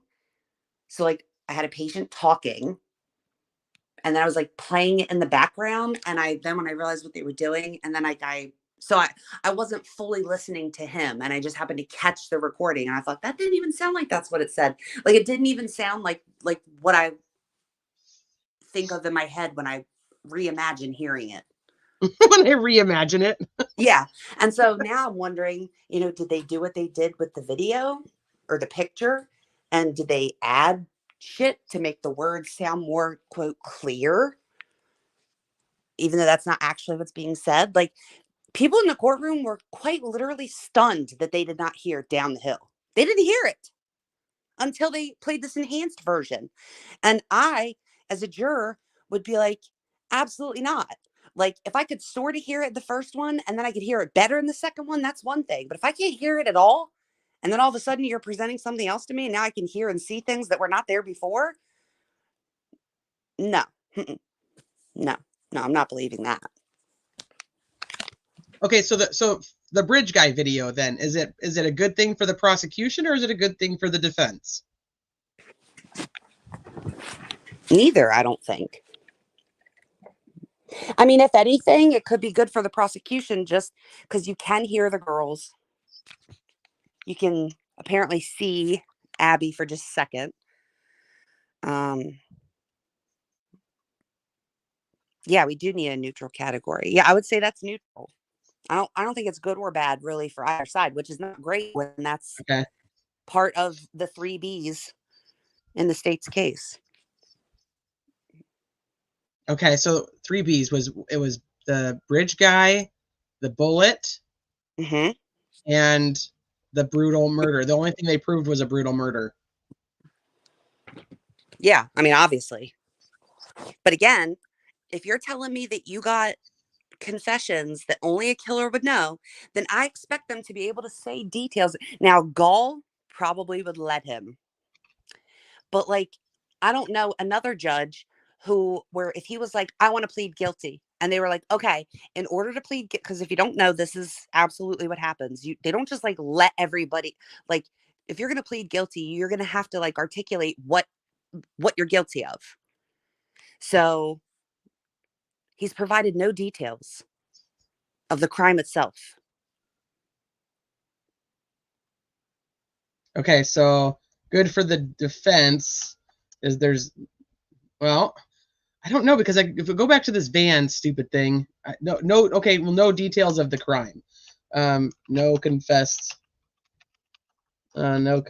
details of crime. Well, technically he does supposedly say in that one that he's telling Walla, what's he telling her? He's telling her the whole I was lying in wait. I was lying in wait and I saw the girls. I wanted to rape them. Something happened with my gun. I saw the van. I got scared, killed the girls, and put the branches on them. You notice in his confession, he never even said like he makes them run across the creek or anything. Yeah, and there's no like evidence that he lied in wait. That's just silly. It's just like lied in wait. You know who else? The other just terminology, just a side note that we did not hear in court was Bree Wilbur's whole "he was walking with a purpose." Did that come out in court? Actually, no, I don't remember hearing that. Yeah, I thought that was kind of funny. So I don't know. Does that? And if all these people saw him, then he wasn't lying in wait. You know? Yeah, where did he lie in wait at? Because the state's theory is still that he came up behind them, not that he came up from the south end. That he came up behind them. I've heard this. Is it true that Weber had a bunch of random sticks in the garage? I heard that the defense brought that up when they had Weber on the stand, or was that just conversation of the picture of when they had Weber on the stand? They showed him a picture of branches in his garage or barn or whatever. I wonder if they were shaped in any type of letters or anything. I wonder if they were cleanly cut on the ends. Here's an interesting thing. Okay, so during an unrelated firearms testing and cell phone analysis, I was picked up by my cell phone mic, which was 100 yards away, talking in a normal voice. His cell phone mic picked up him talking in a normal voice from 100 yards away. And they're saying that he was 60 feet from the girls and then was right up on them at the time he's telling them to go down the hill. But you can't see him on them. He's not on them. Well, Bob said that when they enhanced the video, you could see him with Abby. Well, that's like outrageous because he wasn't there know. before. I don't know. That's why I'm like, we have to be able to see it because it doesn't make any sense that if he's close to Abby, is it because they like slow it down and it's more like frame by frame in like a slow mode?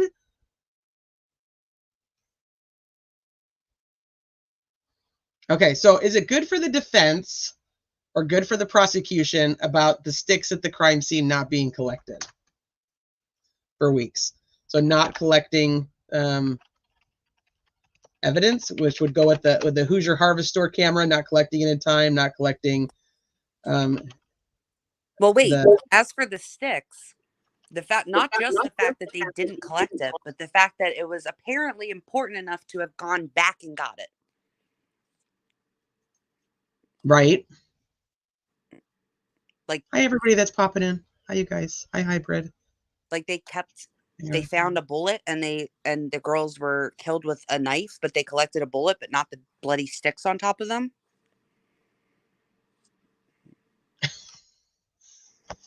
Like, what made you think one was relevant and the other one wasn't?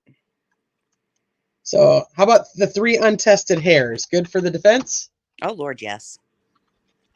Just like the unknown DNA period down there. Okay, multiple. How about a contaminated crime scene then? Unknown DNA. Because we now have an ISP officer who has their DNA on the girls' sweat or on the sweatshirt and the jeans. I don't know. So what else is good for the prosecution here, you guys? I know I'm biased at this point in time, so I need some help here. What else would be good for the prosecution? Why is this not wanting to type correctly?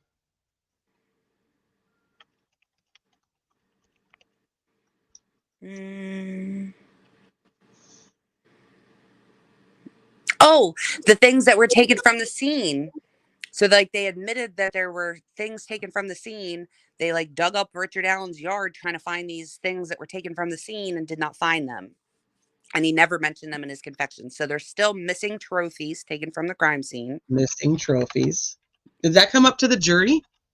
Yes, they specifically said about, because they admitted that they, to this day, like whatever day that was, that to that day they had not found the missing sock and underwear. To the defense side, you could just go ahead and add Sarah Carball's whole name. Do you think so? That she's supposed to be on the bookend? She's the bookend with Betsy Blair. Oh, if they're believing her, Blair. How about the car testimony, the comment? If they're believing Sarah Carball, then he's doomed. Sarah We'll just put her whole name on here then. Sarah Carball. She's good for the defense. I think it's good for the prosecution that Allen didn't have his. Okay, missing phone. That's true. Yeah. Missing phone. Missing 2017 phone. But that became not really as good for them after that lady testified, and the jury specifically asked her if they could, like, if he had whatever that cell service was. Ting, yep. If she would be able to like get the data, and then their follow-up question to that was, would you need to have the device? And she said no, not necessarily. So to me, that would be bad for the prosecution, because it's like, you're bitching that you don't have the device, but here's this lady telling us that she could have got that information without the device. Okay, so I thought about this 2 ways when it came to that. So do you think that it really does, it's going to come down to whatever the juror that was asking this question. But if if the juror's asking, like, could you have taken care of, like, could you have looked at Richard Allen's phone and gotten all this information? And she's like, yeah, I could have if, if I was asked to, but I wasn't tasked with doing that. And then McClellan steps back up and he's like, well, you would have needed the phone for that, right? I think he was doing that in like defense of his own team, right? But I'm wondering if the juror who was asking the question was wanting the defense to reproduce an alibi or the longitude and latitude of Richard Allen's phone that day. And since she was a defense witness, were they asking her like, could you have done this with Rick's phone and you guys didn't, when you could have proven that he wasn't there at the time? Hopefully they hammer in their closing arguments that literally none of that is their job. Like having their person write a report and do their own firearms examination, like none of that is their job. Do you know what I mean? Yeah, but I don't know if as a juror I'm thinking why they're asking that question. That's where I'm at with it. Okay, so I think they were saying, like, if you say no, then it is more damning. If you say no, we need the device in order to do that, then that is damning because we have a whole ass phone that's missing and it's the only one that's missing. But if you're like, nah, I didn't need the device, then it's like, I'm looking at the state and I'm saying, why didn't you do it then if you didn't need the device? That's what I was I'm thinking, that they wanted the defense to do it to prove that he was not there. It's your expert. Why didn't you have them figure out where the hell Richard Allen was? I wish the geofence could have been brought in. I'm still very curious about that geofence. Was there images of tracks entering the creek and plaster casts? No, they did no plaster casts of anything. They did have, they did talk about different like shoe impressions that were found at the scene, like around the scene and over by the south end of the bridge and on the private drive that different law enforcement officers did see. But because of the amount of people that were out searching, they just didn't do anything with it because they just said it's probably one of the searchers.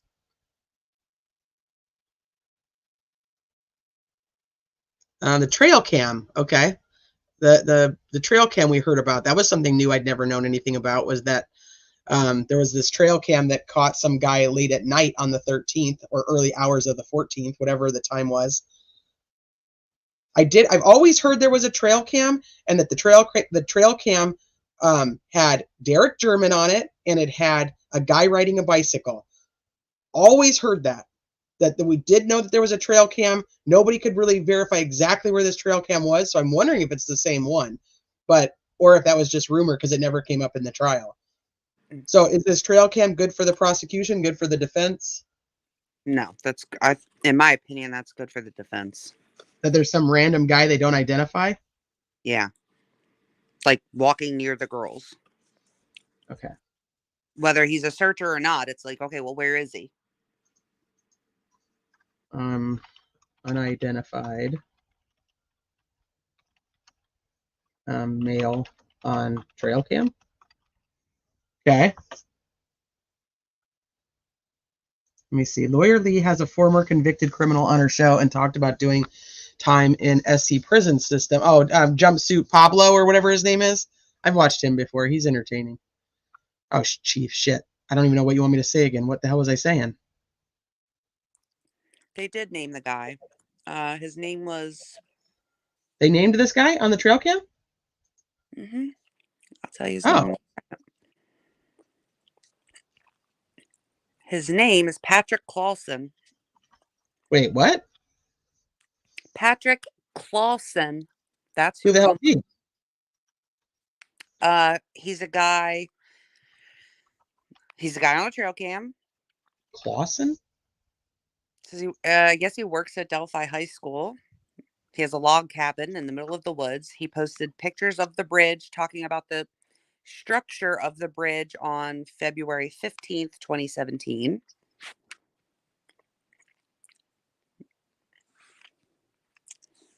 Everybody's saying it was a volunteer firefighter searching, but there was nobody else around him, and he like didn't see the girls. Like, why wouldn't you then, as the prosecution, call this man and say he was down there and they were there and he still could not find them? Because it looks That's bad, weird. right? Was this guy interviewed? Did anybody ever get into the specifics of this? Like, Don't know. Didn't what sound was like. he doing there? Where exactly was he? I mean, I remember that they stated that it was like west of the girls, I believe it was. Let's see. Somebody else had a comment up here. Where was it?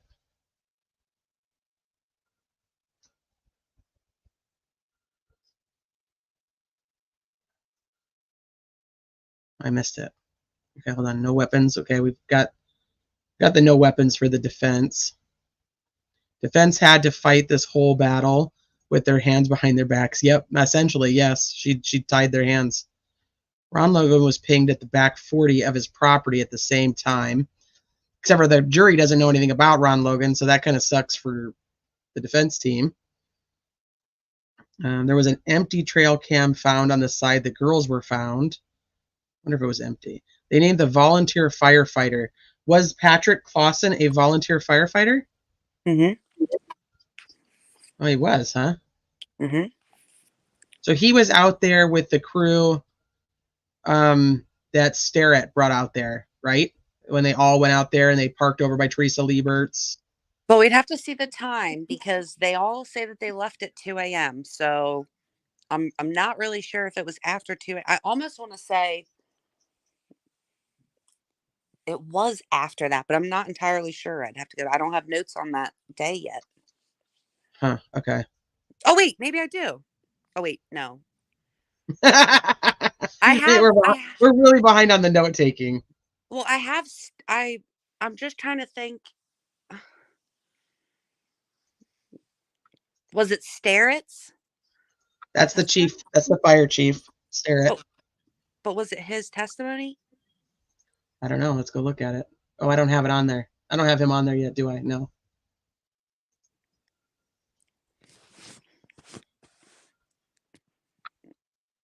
Let's see. They get called off the cops before they went to go get the trail cam. Yeah, that one officer, he told them to turn around. But obviously somebody went and got a trail cam at some point. Exactly. Because they haven't. Well, not necessarily. It's possible that Ooh, that's a good one too. Keep going. that someone gave it to them, that they didn't collect it.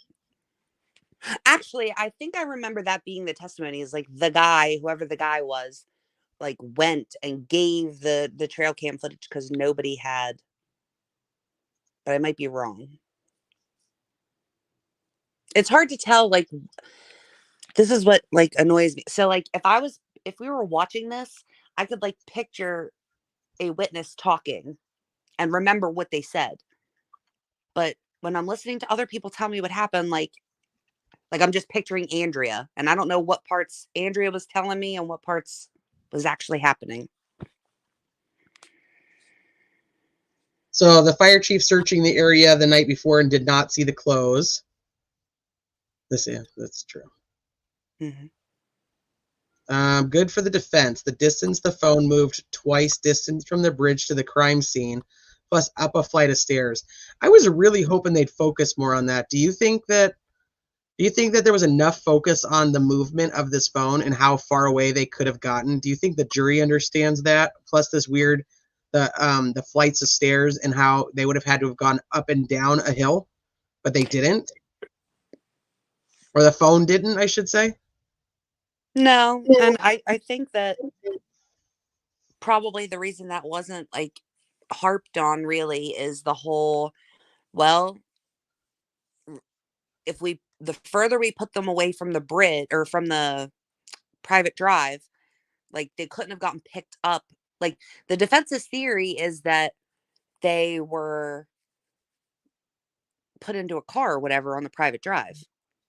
Now, here's my whole thing is, let's say from the bridge down to the the private drive registers like a flight or whatever, or both flights. 20 feet is really not that much.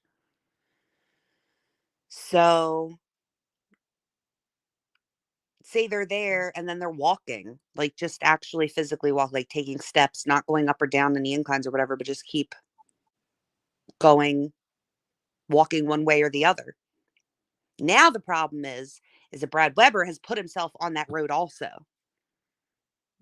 So if the steps stop at the time he's driving down the road, if he sees somebody on their road, on his road, they could have gotten in his car. Yeah, I'm really confused on how that, like, that's not more important for the, like, the jury to be looking at. Like, wait a minute, now you've got this other guy who's Literally lying where about they where he was. Correct. Say, we know he lied because he lied to two different sets of officers at the time that this Correct. was happening, saying he didn't come straight home, tells another set of officers he did come straight home, tells one set of officers he's driving the Subaru. Now he's testifying that he's driving the van. Yep. And his gun was an inconclusive match to this unspent round. He says he has been on this property before. Well, technically, he says, they're like, have you been north of the bridge? And he's like, I'm north of it now, because he's at the courthouse. And also, like, didn't he, like, already previously, like, hold girls? He did. Yeah. Okay. So, you know, if he's driving down his private road going home and he sees I heard he's like a crazy person about trespassers, is he not? He is. Absolutely. So let's say he's driving down the road and he sees these two fucking girls walking on his private drive and they're just walking and walking, and he stops and picks them up or throws them in the car, or doesn't matter which vehicle he's in. The only reason he said he was in a van was because they were trying to match this quote confession. Right. But to me, a whole ass affidavit could be written to, like, arrest him. That would be much more compelling to me, because I don't see how he could be there when he says he was there. It's literally the time that the girl's phone stopped showing steps. And he's putting himself directly under the bridge where they were, right when they're, you know what I mean? I agree with you. So, like, what are we even doing here? Like, I don't even understand. one of my very first POIs in this case, I had two. One was Tove Lesenby, and the other one was Brad Weber. Or Tobe and Brad. I'm trying to find that stupid screenshot of that article that now I can't seem to find, like everything else in my life. And, like, so they did all these searches or whatever. So let's say that he was ultimately cleared in their sense of the word, because he wasn't home. Well, now he's fucking saying he was home. So who's going to do something about it? Do you know what I mean? Yeah. Like, he's either lying or he was lying then and he was there when the crime happened. And so then needs to, like, be arrested probably. I'm curious on why he thinks that this is good for him in the scheme of things. He's not put himself at the crime scene. Well, let's flesh this out for a second, because now I put nothing past Nicholas, not a single thing. Brad, the only thing we have that is even sort of connected to the crime at all, that we could claim that only the killer would know, is if you were driving home and he's already told us, because you have to remember, he said that months and months and months and months and months before they went to go talk to Brad Weber. Somehow, months and months and months and months before they decided to go talk to Brad Weber to confirm this, other people already knew that Richard Allen had said that he saw a van, and they already were telling people that it was connected to Brad Weber and that it was Brad Weber's van. All of that was before law enforcement even went to speak to Brad Weber in August of this year.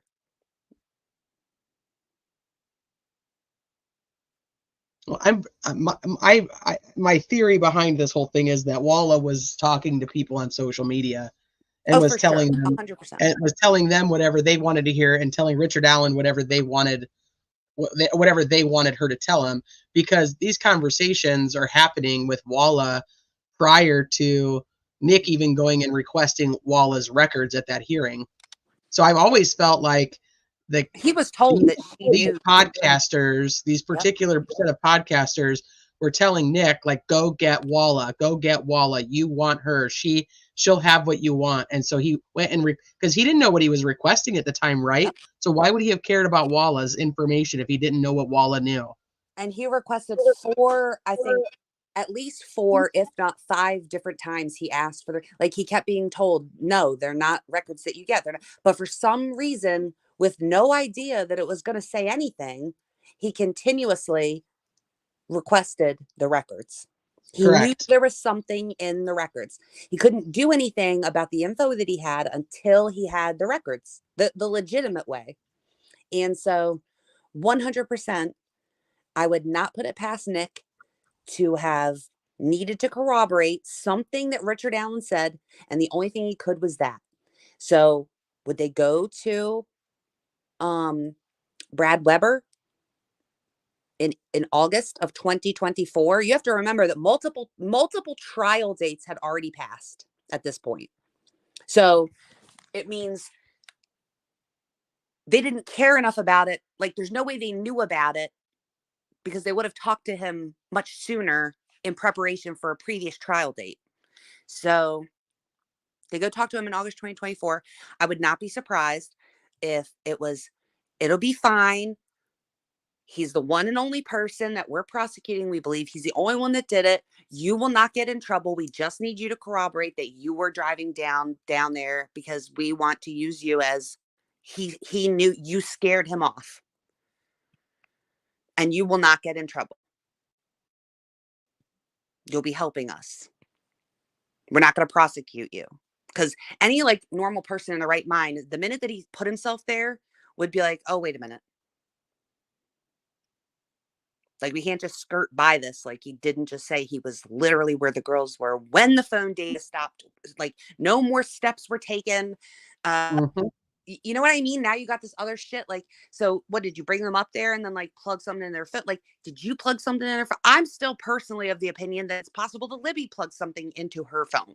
Like, I'm not even necessarily, I don't even see, you've not even proven to me that from 5 o'clock to 10 o'clock that night that she wasn't piddling on her phone. Well, what about remember all the rumors about all the blood that was in the Weber's garage? Didn't they also have, I distinctly remember a picture of like somebody's barn, and I believe it was somebody's barn that had like a memorial inside of it. Do you know what I'm talking about? That's the Mears barn. Oh, I know. That's the one from what's his name? Robert Lindsay. That was the Mears one. I can picture the picture, but I just can't remember. So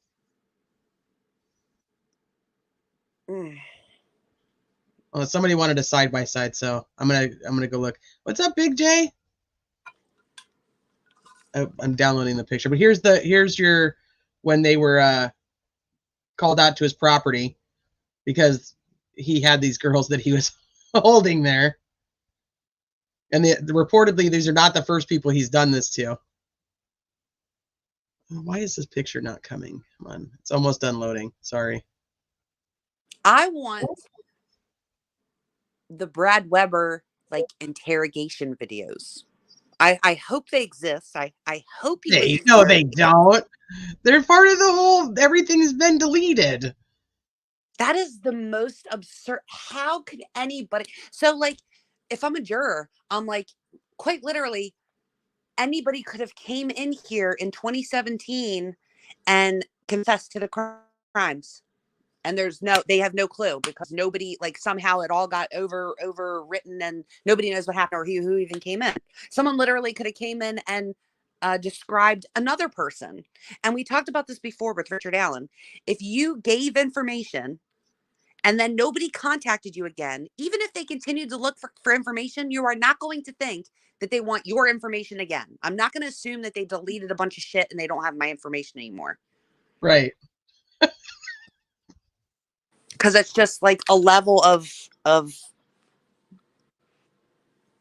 want to say incompetence, but I don't feel like that wholly encompasses what I want to say. But I would not think they lost like all these people's interviews. Do you have any idea what could have been said in all of those interviews? I don't know. Maybe somebody actually gave information only the killer would know. I could come up with a list right now off the top of my head of things that only the killer would actually know. And we have none of those things. And now the problem that they've run into is now not only the killer knows those things, fucking everybody knows these things. So now how do you retry him if it is a hung jury? You wouldn't be able to use a confession because everybody knows how the girl's wounds were and how many there were. Even if they didn't actually know, the minute that like an attorney for whoever it might be, whoever it might be, was like, wait a minute, we have all these people reporting, Andrea, she's, given these detailed descriptions of, I'm not saying Andrea did anything wrong. These detailed descriptions of these wounds, and there's 10,000 people watching at one time, like while she's live, like tens of thousands watch it after she's live. You know what I'm saying? Like I would be like, that's not anything only the killer would know. All these people know. Go back and try to count on this same old van confession then, which now that that's out there, everybody knows though. I'm just saying, like, even if they go back and count on that one, I can guarantee that with the amount of time that people will have to go back and find everything, because we didn't know that this was going to be brought up.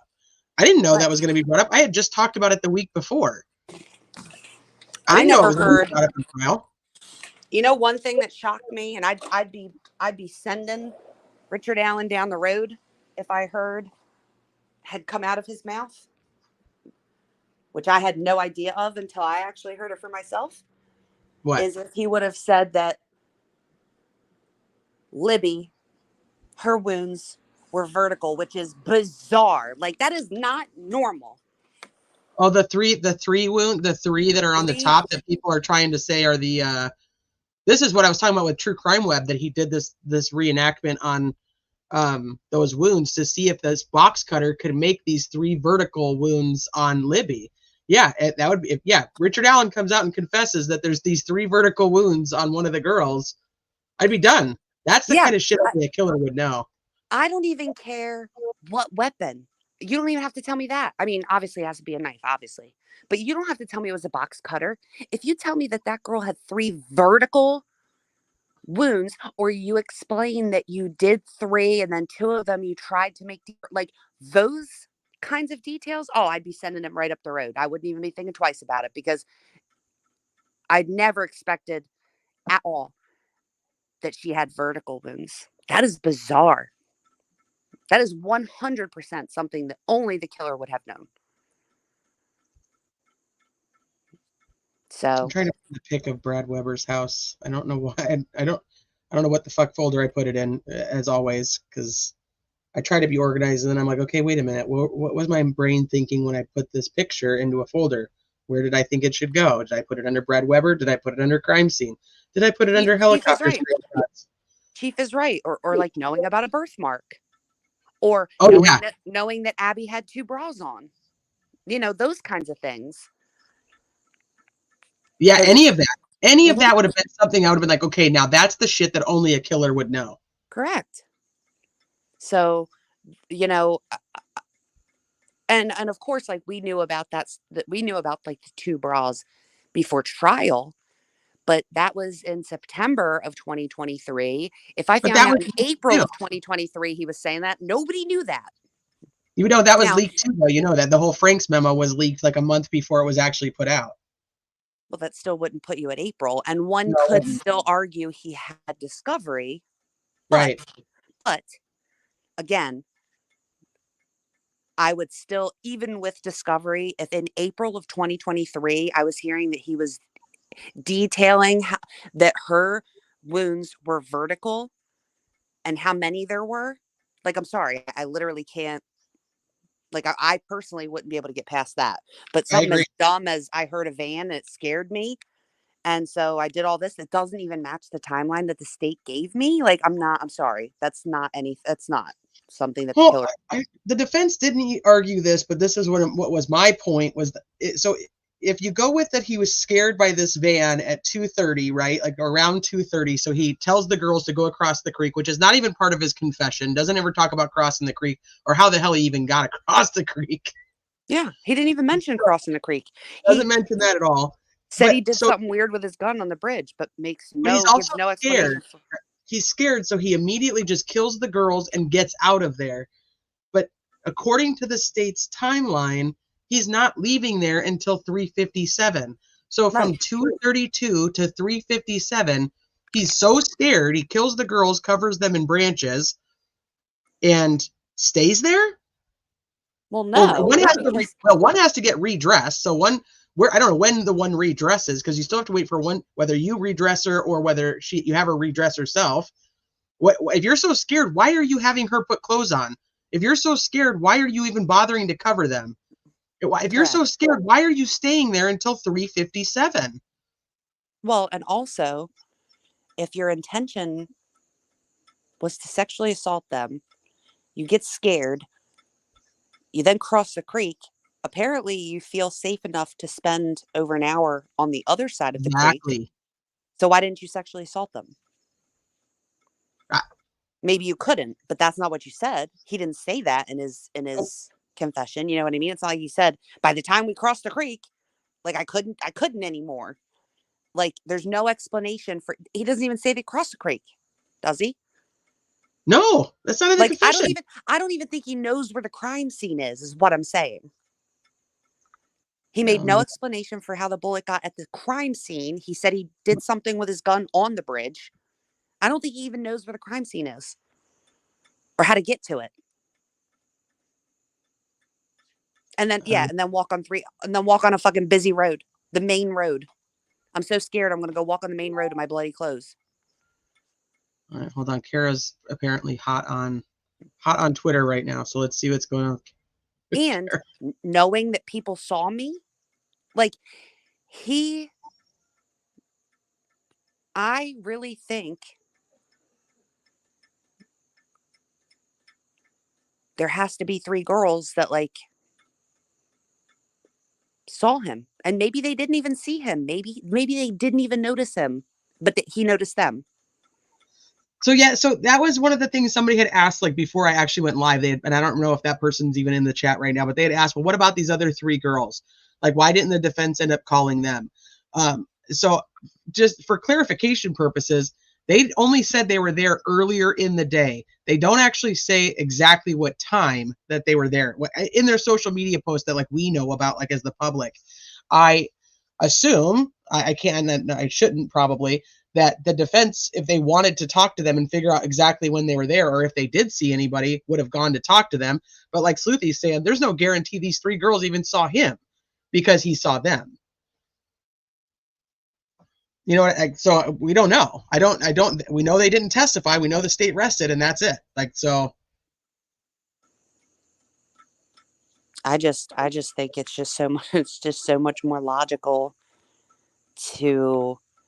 I know if you think that Richard Allen did this, that then it's maybe not as logical to you, but I just think with the information that we have, it's just more logical, and there's really nothing to like refute it that Libby was the one plugging in the shit on her phone from 5 to 10 or whatever. Who knows? Maybe from 5 to 10. Well, what time did they search? Like, where could they have been to work? Like, maybe he was keeping them somewhere. Okay, so I'm going to throw a theory out there at you. So if Abby is the one taken from the scene. Just Abby? So let's say Abby's taken from the scene. What if there is some type of headphone that is plugged in for her to not be able, she's blindfolded or she's gagged or whatnot, and then taken from the scene, headphones, so she can't tell where she's going. She can't hear anybody. Yeah. I don't know. Like, I'm thinking, like, what would be the purpose of that? And then she's the only one who's redressed. So, like, put some clothes on. You're going with us wherever we're going. And then she comes back, because it's always been weird that the phone and the shoe are under Abby, right? So what if Libby's killed there and Abby's taken and Abby's the one that's brought back at some other point, and it's just Abby brought back? And so they just put her down and then they lay her on top of this other stuff. I don't know. Just something I was thinking about. You can take it for what you want. So hold on. So something's going on with this Wish with Wish TV. I don't know exactly what happened. But Kara Weinecke is not very happy. So this morning, the patient was interviewed in an interview cell. He had been wearing a uniform when he was taken to the cell. Okay, hold on. The following is a direct transcription of an exhibit shown to the media today after court adjourned. It is the psych evaluation of Richard Allen prepared by Dr. Martin. Yeah, they wrote it word for word. This morning, the patient was interviewed in an interview cell. He had been wearing a uniform when he was taken to the cell, but chose to take it off and was in a t-shirt and boxers. Several contusions on his face that had been self-induced are no longer as prominent. Eye contact was poor. He spoke very softly, but also very briefly. He kept asking for Dr. Walla. He was coherent and spoke with loose associations of or flight of ideas. He was oriented to person, place, time of day, and situation. He has a constricted, note, difficult to read this word, okay, affect. He said that he had suicidal ideations. He did not want to talk too much. What he did talk about was his concern for his wife. He said that he wanted to apologize to the families of his victims. He is eating his meals. He is keeping himself clean. A review of the logs shows that he is getting an adequate amount of sleep and is eating most of his meals. He has been meeting with Dr. Walla for therapy sessions and is due to see her in a few minutes.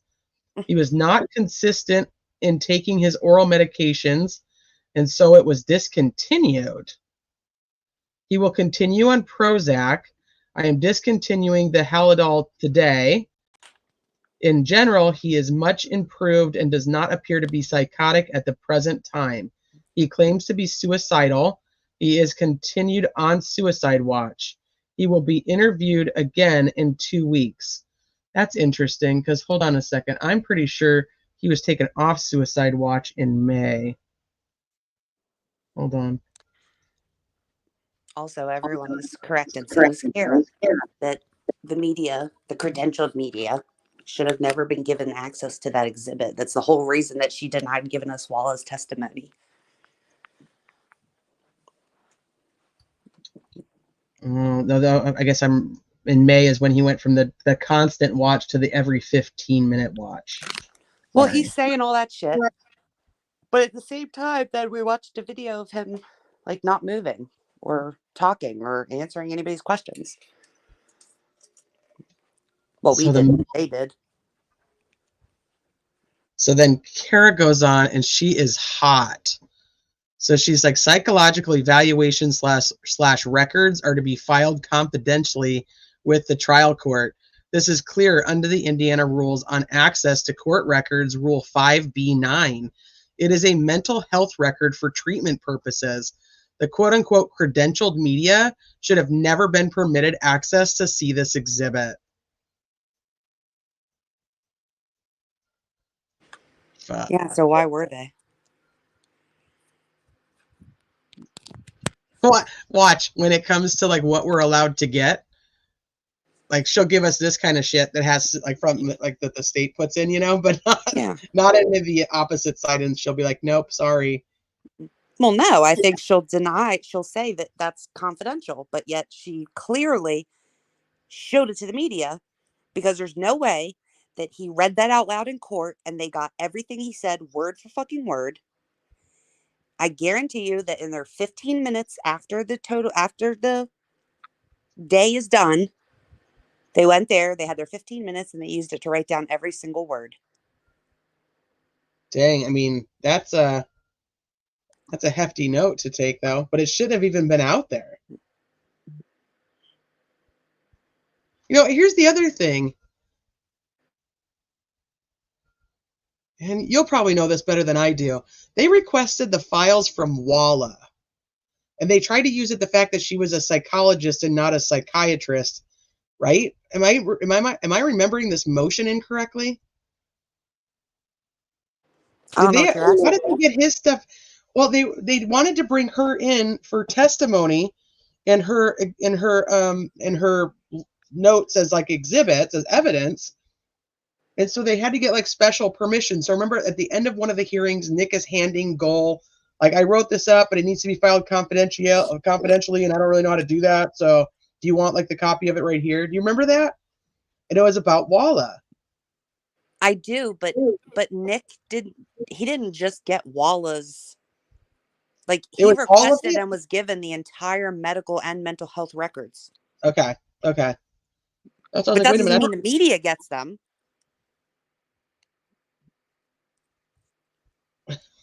You know what I'm saying? Yes. Like, even with Walla, so like when Walla testified in those 3-day hearings, she was like, remember, we were like, wait a minute, what do you mean? It's a public hearing. People are taking notes in a public hearing to then report on it. They wouldn't give Walla's testimony.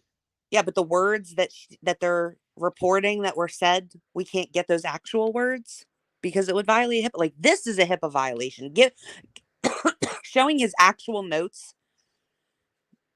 the exhibit to, like, the media has no reason to know this. Like, there's no legitimate reason to need to have his actual fucking notes.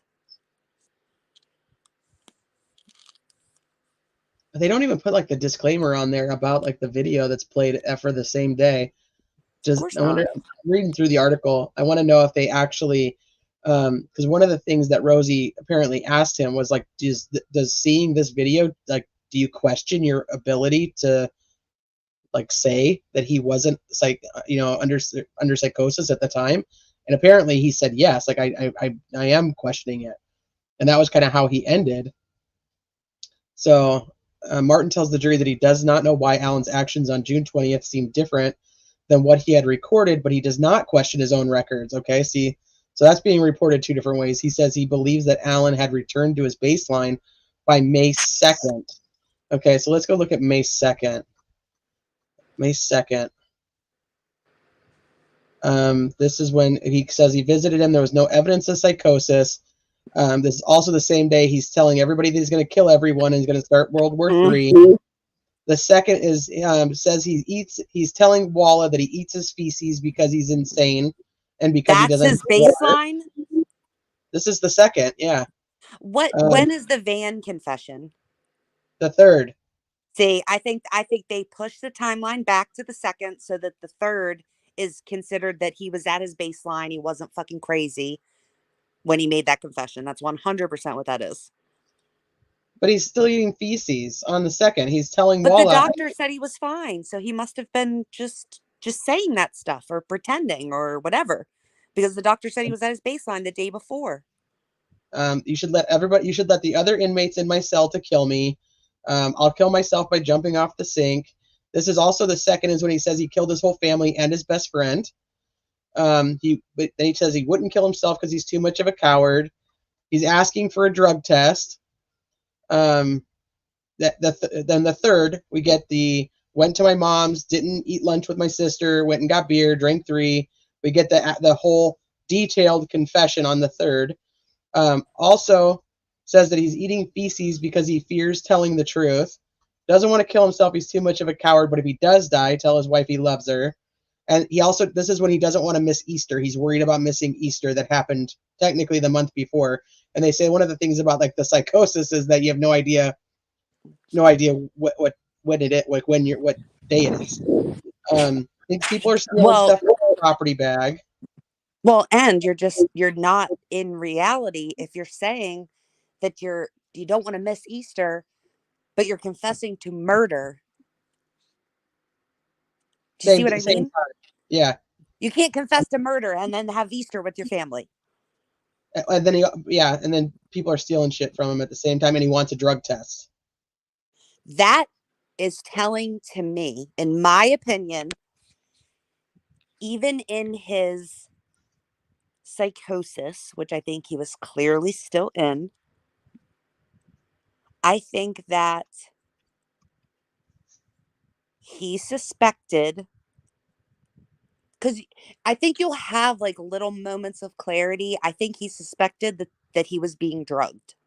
I think in different periods of time, I think he suspected, like, remember when there was, I guess it was the 3-day hearing, and we won't know for sure till we get like the actual transcripts. But if she denies you the transcripts for Walla, then you just bring this up, how the media somehow had these. We're not talking about testimony. We're talking about actual fucking reports. Somehow they got a hold of that. So we don't want to hear the whole HIPAA, whatever. So that's why you don't have to let us have Walla's testimony, because that's bullshit and it always was. But she made a comment, I guess it was maybe December or so, where he made a comment to her about not feeling right. Like he was feeling strange. He was not feeling right. I think that there are periods of slight clarity where you're like, I don't feel, there's something wrong. I don't know what it is. And in trying to figure that out, it's like, am I being drugged? It would explain why he wouldn't eat his food, in fear of that. I don't know. I think he suspected that. I mean, he said as much in his, and something that I also thought the defense was going to do that they didn't is, unless I wasn't counting, is there 60? Like, did the prosecution Oh, give I don't all know. of them? I didn't actually count them. I should go back. Maybe I'll highlight them differently of the actual confessions so I can count them. There is, I mean, because there's a bunch that they don't tell us like the time and date for. So I just have like who was testifying about it, and I just have a bunch of question marks about when it was. But I'll go back and see how many of them. But I'm telling you, the weird thing is he every time he confesses, he says, "I killed Abby and Libby. I killed Abby and Libby." It's the same. I killed Abby and Libby. And they're counting all of those as confessions. They're counting him saying he wants to apologize to the victims' families as a confession. Martin called it a confession. He confessed to me that he wanted to apologize. And some media is reporting it as him saying that he wanted to apologize to the families of Abby and Libby, or the victims' families. And then I saw other ones saying that he said that he wanted to apologize to his victims' families. Yeah, some of it. What I heard was that it was just the I want to apologize to the families. Yeah, that's I've heard more people say that, but I heard others that were there say that he said. After his baseline, I just want to go through and see like exactly what he says. So on 5:10, he's talking to Kathy and he says, I think I've lost my mind. Okay. Let's see. Wanted to have his wife back. Tells Kathy, I killed Abby Libby. We know that one. Wanted closure. Wants to apologize to the families. How do I? This goes back and forth because people reported it both ways. How do I prove I'm sane? How do I prove I'm insane? 5:17, he's talking to his mom. I'm worried you guys aren't going to love me. Okay, 5:18, he's banging his head on the wall. 6:5, he's talking about losing his mind. Feels like he's in hell. This is the one he's telling one of the guards, why are you doing this? Do you know God? 6:21. So this is the day after he quote unquote confesses to Dr. Martin. Do I make you mad? Did I tell you about my wife?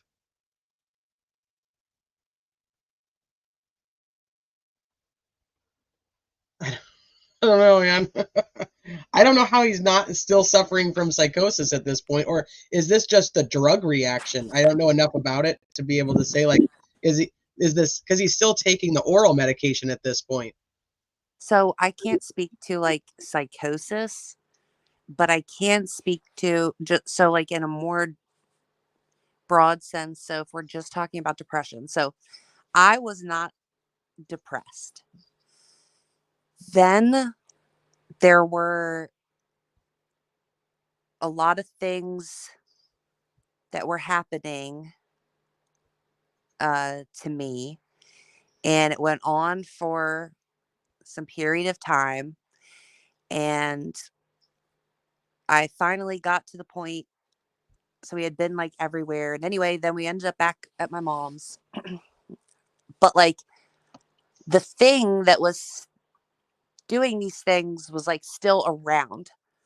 But I went to my old doctor, and I was like, at that point, I was like really like wanting to die. Like my hair was falling out. Like I was not eating. Like I was in such an extreme state of like anxiety and depression all the time, and fear, that like I'd never felt like that in my life. And anyway, so long story short, when I went to see him and I talked to him and I told him all of these things, he straight up was like, "I'm not giving you an antidepressant." And I was like, "You don't understand. Like, you have to. Like, I don't know what I'm going to do. Like, I don't want to live." And I had my kid wasn't even 1 at that point, and he was like, "I'm not doing that because you're not actually depressed. Like, if I give you an antidepressant and you are not actually depressed, it can make you more depressed." He said, "You have situational depression. The thing that is making you feel this way is still here. You remove it and you'll get better." And Oh, he ended up like being right. And now it's like years later. Obviously, my kid's about to be 7. Um, but like, thank God that he did. Like, thank God I was in that moment honest with him, and he was smart enough to have recognized that just giving me medicine that I don't technically need, because like depression, actual depression that requires antidepressants, like that is a brain issue. Like it's something in your brain. And so you need these right, medicines to fix the thing in your brain. If the thing in your right. brain is not what's actually wrong, and it's the things surrounding you, then it can fuck up your brain chemicals. So it's like, that's why I was saying to you earlier, like, I don't understand why it was automatically like, let's just like shoot him full of Haldol, but not look into maybe why he's psychotic all of a sudden. Do you see what I'm saying? But I'm also concerned about, like, we're just talking about this topic. Then, when Martin testifies today, he's talking to him about that he doesn't even get him to sign off on, like the consent for medication until like January. So, what's going on with his actual medication then? From the Well, that's time he's another thing. put, like, he was on Prozac for depression, so he's not getting any of his regular. You can't just stop those kinds of meds either. Right. So you're talking November, well, October, end of October to end of November. So by the time he would have gotten into IDOC, so by like the end of November, let's say the 1st of December, at that point, see, it was kind of delayed. It was kind of delayed. Like, it's odd that it was like 5 months. Or wait, you said January they signed January off on it? 29th, according to the notes from today. Hmm. So this was from Bob's Live. 129 was when the consent was signed for the medication.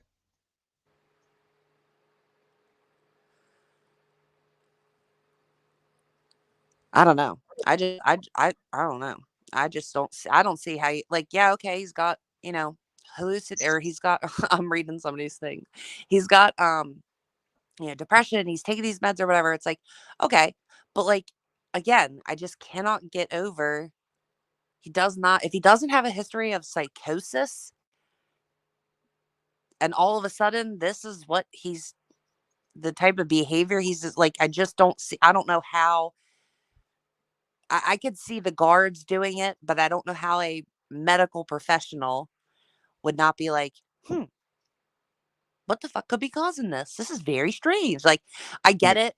I get a guard saying, "Oh, well, he's in prison." Like, obviously, I mean, he's in prison in solitary confinement. It's like not weird to absolutely lose your mind. But like, as a medical professional, they're all willing to say that he like wasn't treated the way he should have been, but at the same time, nobody was, like I said, nobody looking at his in-cell video, like these doctors not even observing him other than when they're right in front of him. It just blows my mind. Oh, the two doctors that are in this meeting that are like, yeah, shoot him up with Haldol. And Martin's like, I didn't make this decision by myself. And Rosie's like, well, did this doctor ever even see him? Well, no. Did this doctor ever see him? No. But like, not only did you not see him, but like you didn't, like, when they came to you and they were like, oh, he's like screaming all this crazy shit and like he's, like, why wouldn't you not be like, let's review the tape? Like, you put more effort in watching replays on like a football game than you do like confirming this. Just like Walla, I think you said this, T, was that she was like reporting things that were clearly things from the guard's sheets because she said that she did not go. Like, they were things that would happen when she was not there. But she was putting that shit in her reports. Right. Yeah. So some of her stuff is, so that's another thing. Are they counting that stuff as the 60? So Walla told us about this confession, and so did Drang, the correction officer who wrote it on the note. You know what I mean? So now is it two different confessions? Are they counting that as two separate ones? Yeah. Dude, every sentence, even if it's in the same, have you not figured this out by now? Look at your spreadsheet. If he says, I killed Abby and Libby. I've never cheated on a cigarette, but I've cheated on my life. I want to apologize to Libby and Abby's families. Like, they're counting that as two. They could literally be one after the other. They're counting it as two confessions. Right. Like the 5. Like, I did it. I have to tell you I did it. I want Yeah, to like, apologize what the fuck? to families. Those are all different confessions. Yeah. Yep. Mm-hmm. I have a poll going, and since you're up here, you're not going to remind me about it. So let's go. Let's go look at it. Otherwise, that is bullshit. I can't even see it. I didn't even know it. I saw somebody say I voted guilty, and then I saw other people saying stuff. But I can't even see it. Richard Allen will be found either guilty, not guilty, hung jury, or no fucking idea. Hold on, let me get on my iPad. I want to vote. Okay, go vote before I close it out. I asked Lana in chat what she thinks. I'm going to ask you. Hung or not guilty? No way guilty, not a chance in the world, according to Lana. So I want to know, Sleuthy, what do you think it's going to be? I get to tell me what you vote. I've consistently been voting not guilty. I hope. You think we're going to not guilty across? Like, he's going to be totally done, like not guilty? Yeah, like yeah. Mm-hmm, yep.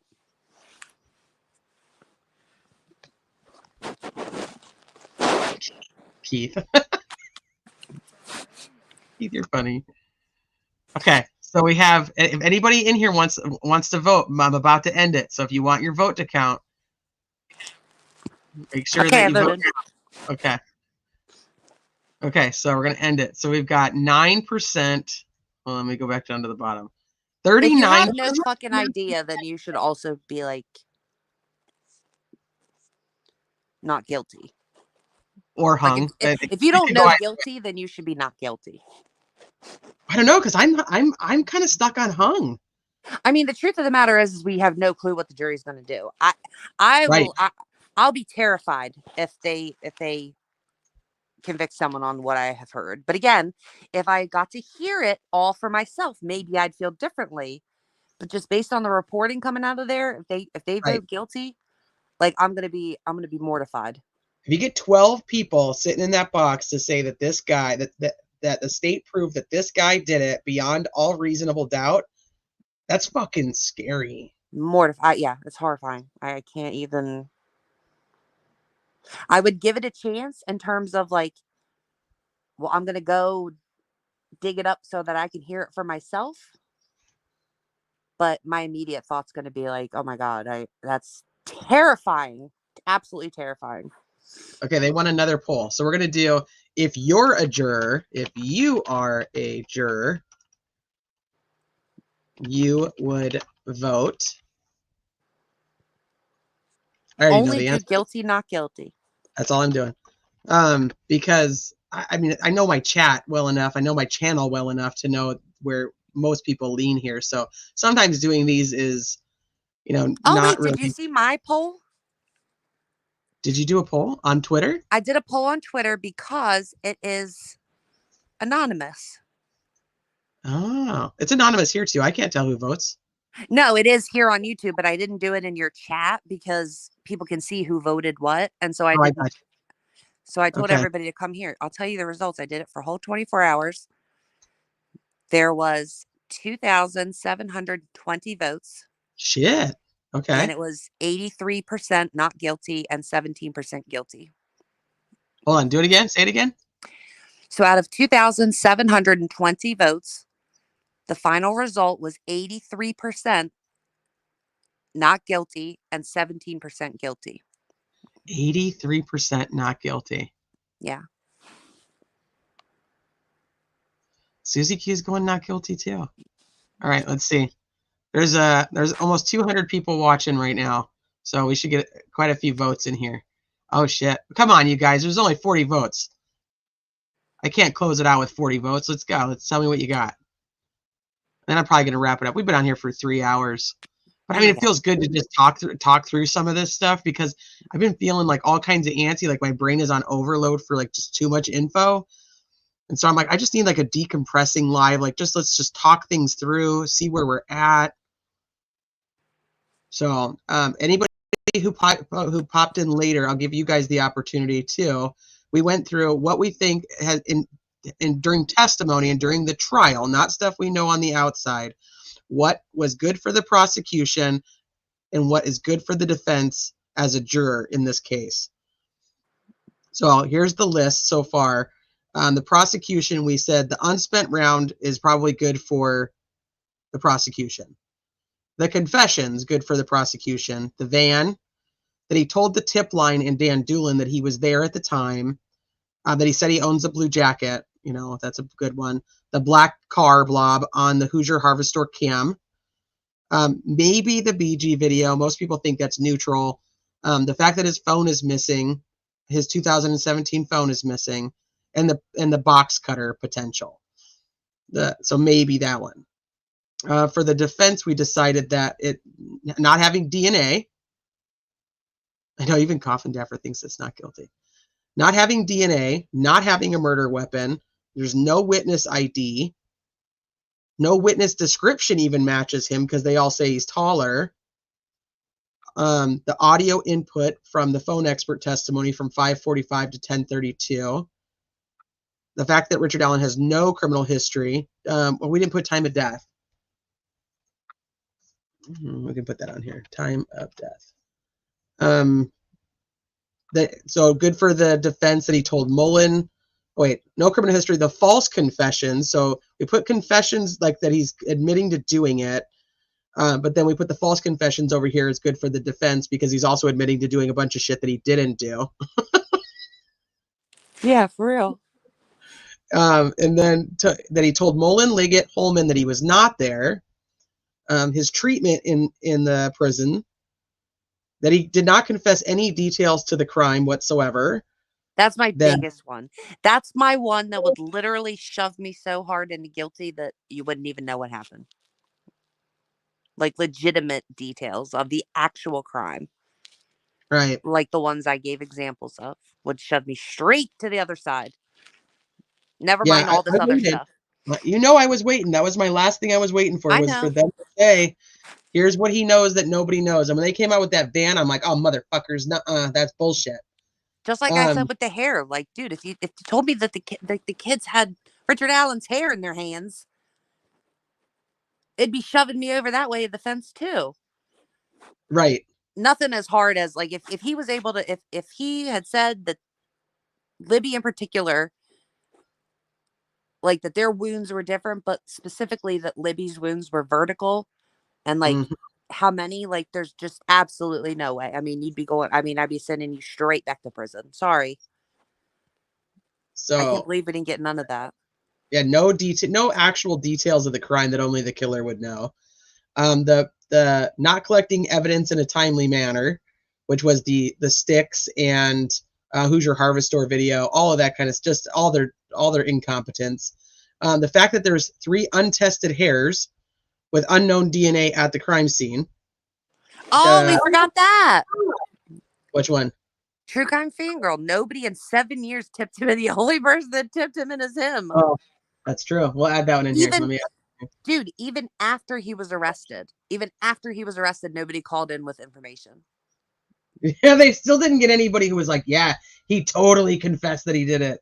Exactly. Or he was always creepy, or you know, I saw him, you know, we had these people like, oh, I saw him like talk to his wife some type of way or whatever. Like, none of that shit is real. None of it happened. Nobody went to the police to say any of that shit.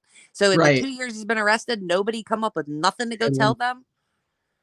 Yeah, So they're that like, goes on the defense side. how many people tipped him in? There's like, he tipped himself in. That's it. That's the only person ever. I also think that the interviews with the 2 interviews before he was arrested, I think those are good for the defense as well.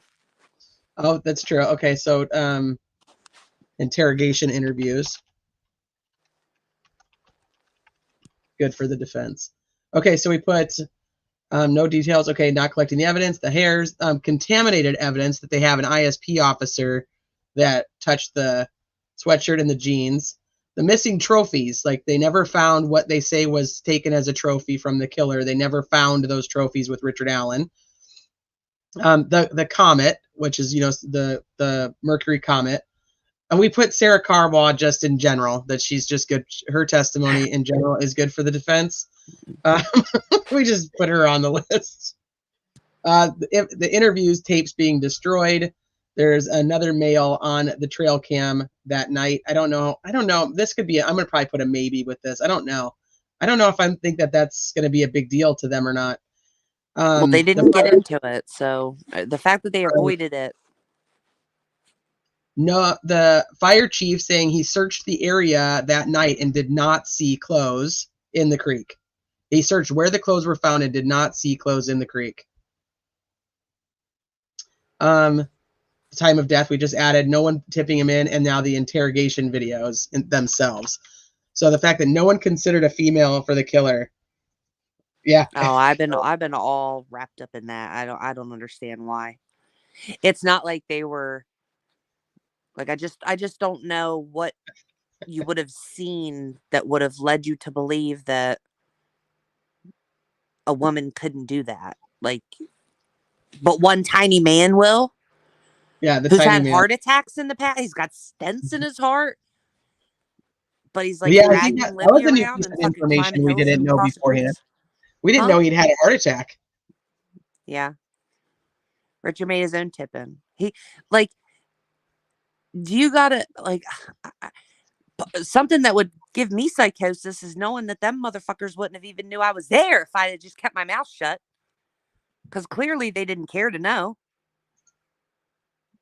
You know what I mean? Like, had Richard Allen never said anything, he literally would have never been arrested. That's the bare minimum that was done. If Richard Allen did not tell them he was there, Richard Allen would be free. Yeah, I put my list on Twitter of all the things I've learned in the Delphi trial, and I'll tell you, like, you guys did not disappoint that commented on that with a lot. Feel free to share your own, because I was like, one, you see something, shut the fuck up. Like, that's number one. Like, don't even do it. Don't talk. You see something, just fucking be quiet. There's a lot of Indiana. Don't go to Indiana. That was a big one. I was like, ooh, that's Luthie's motto right there. Don't even go to Indiana. Okay, so let's see where this poll ended up. You guys are only half of you voted. So right now we're at 92% not guilty, 8% guilty. If you were a juror, you would vote. 92% of you said not guilty. So how much out of 12? I'm too tired to do math. Hey, what is that? How many out of 12 is 90%? Like, how many? Yeah, 90% of 12 is what? 90% of 12. And then I also need whatever mine was. So 83. So what's 80% also of 12?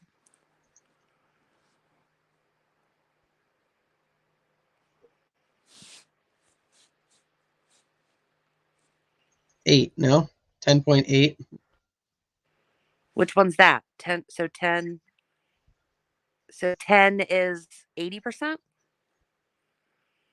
Probably. That sounds about right. So 10 is, so let's say 10 jurors is 80%. Because mine, I have like more people that took it.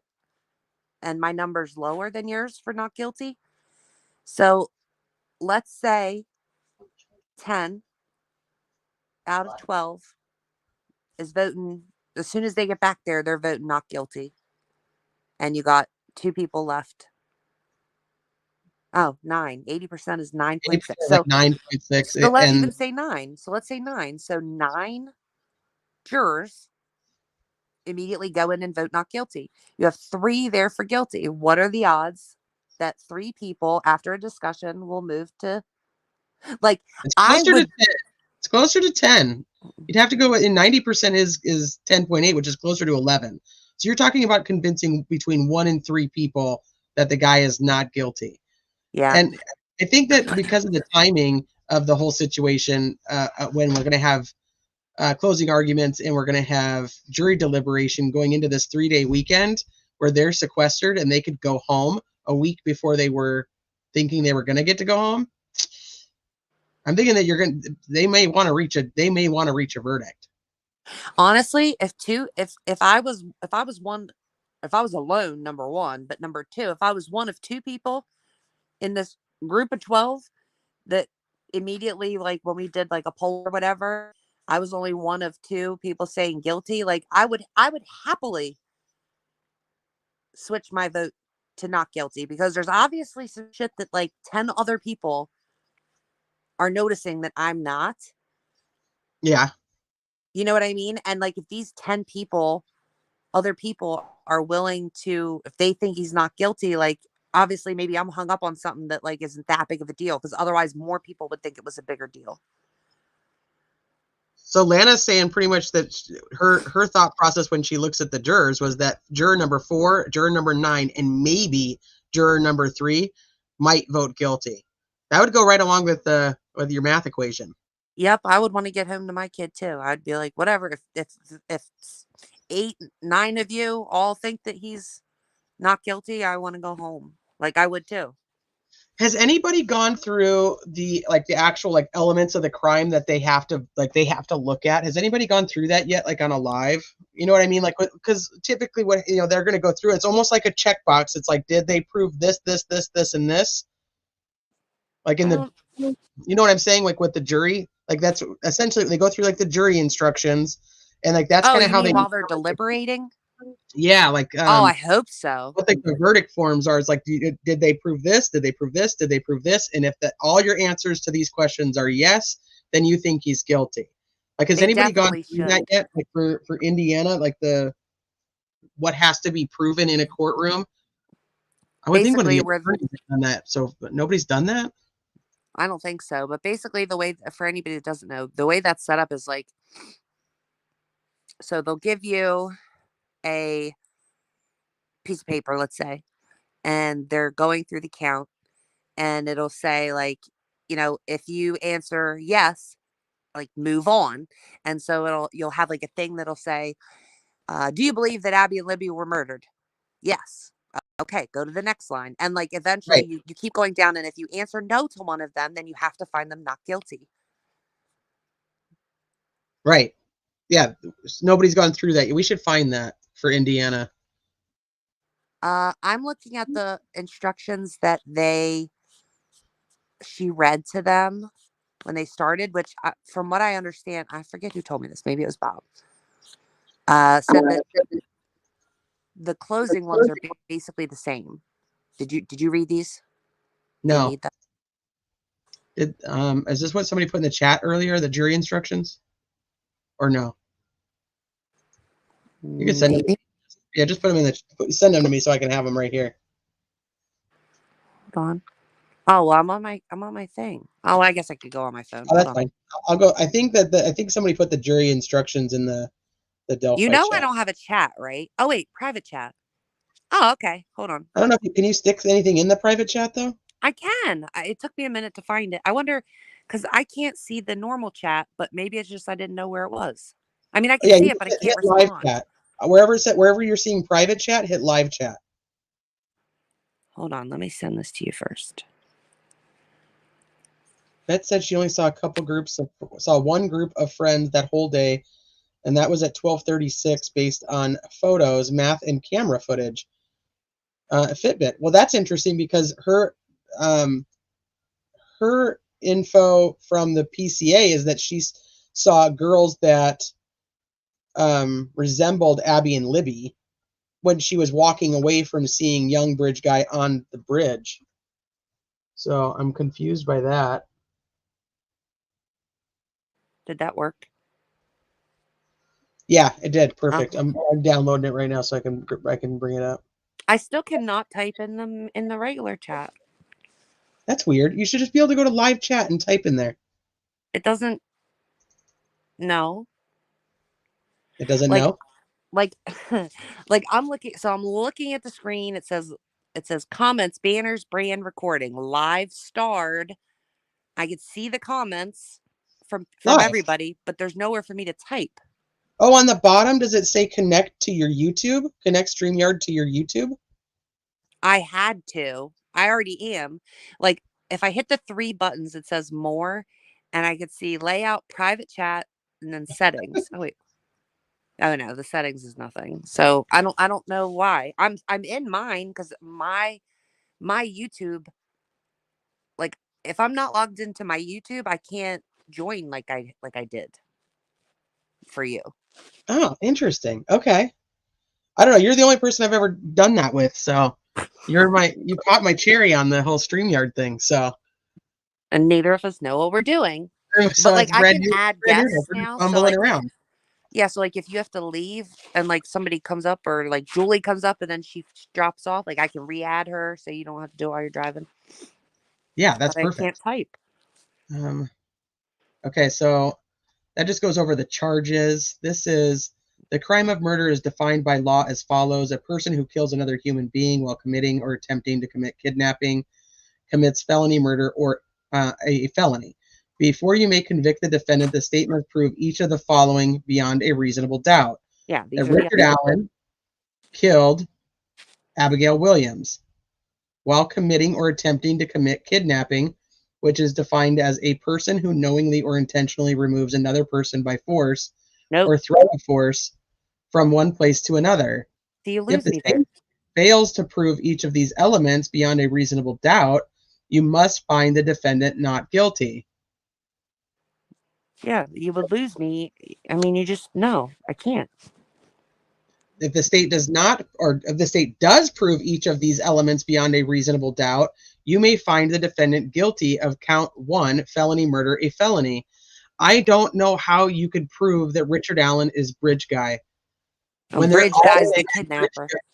If you have to prove Bridge Guy is the kidnapper, which I think the majority of people are probably going to go, yeah, we think Bridge Guy is the kidnapper. We're on board with that. I can see that being a general consensus, even though there are people who don't think that Bridge Guy is the kidnapper. I just think that I think that you could be one of the kidnappers, but I don't think that.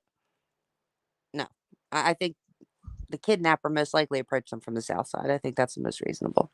But Catastrophe, they dropped the kidnapping charge in by itself, but this is the felony murder with the kidnapping element of the crime. So this is the original charges they very first brought, was the felony murder for both Abby and Libby, and then they added on first, like, well, it's funky in fucking Indiana. They added on the actual murder charges for both girls, and they added kidnapping charges for both girls, and then they had to go take the kidnapping charges off. So they dropped those two. So there's 2 charges per girl, 1 murder, 1 felony murder per Abby, per Libby. So it's basically murder under it's basically the felony murder rule, but they have it, Indiana does their shit kind of weird. So but I don't know how you prove that he's the one that kidnapped them and led to their murder. I don't know. I mean, I guess that's the big thing in that confession. That's the big thing in the confession is I got scared, so I had to kill them. So I kidnapped them to sexually assault them, got scared, had to kill them. Well, is sexual assault a felony?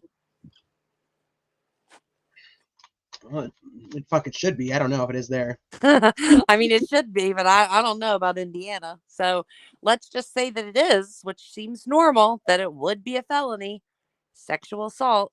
Why did he not choose for that? If that's the confession, then why isn't it sexual assault? If that was what he intended to do, was sexually assault them, I'd have to look at the charges again. I used to know them like the back of my You're right hand up back here. when I argued with Ruckus, but You're right now I here. haven't looked at them in a while. So there's your 4 charges. Counts 1, 2, 3, 4. But they specifically call them Intentionally kill another human being, and the other one is kidnapping while committing or attempting to commit kidnap, and then them resulting in death. So each girl has their own. So 2, that's one's Abby, and then if you go to 3, well, technically it's 2. So this one's the exact same thing for felony murder, but for Libby. They call her victim 2, and then they crossed it out and put LG. So same exact thing. Okay, so the crime of murder is defined by law as follows. So here we have a person. The crime of murder is defined by law as follows. Everything is just murder, but I keep saying felony murder because that's what it's called in a lot of other states, but Indiana doesn't do it that way. A person who kills another human being while committing or attempting to commit kidnapping, there's like 6 other things in this category, but this is the one they're going with, commits a felony murder, which is a felony. That's one charge for each girl. The other charge for each girl is straight murder. The crime of murder is defined by law as follows.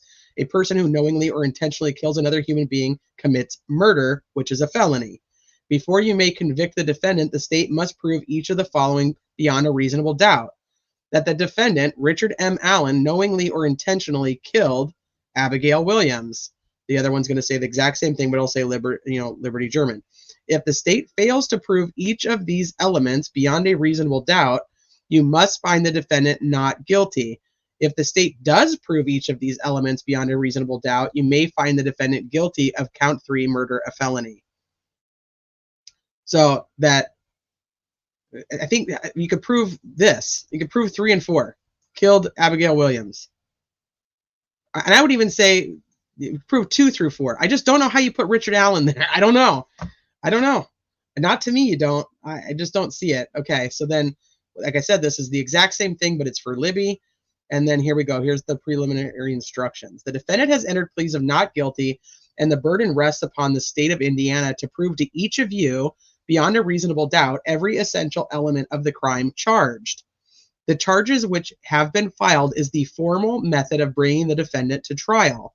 The fact that charges have been filed, the defendant arrested, and brought to trial is not to be considered by you as evidence of guilt.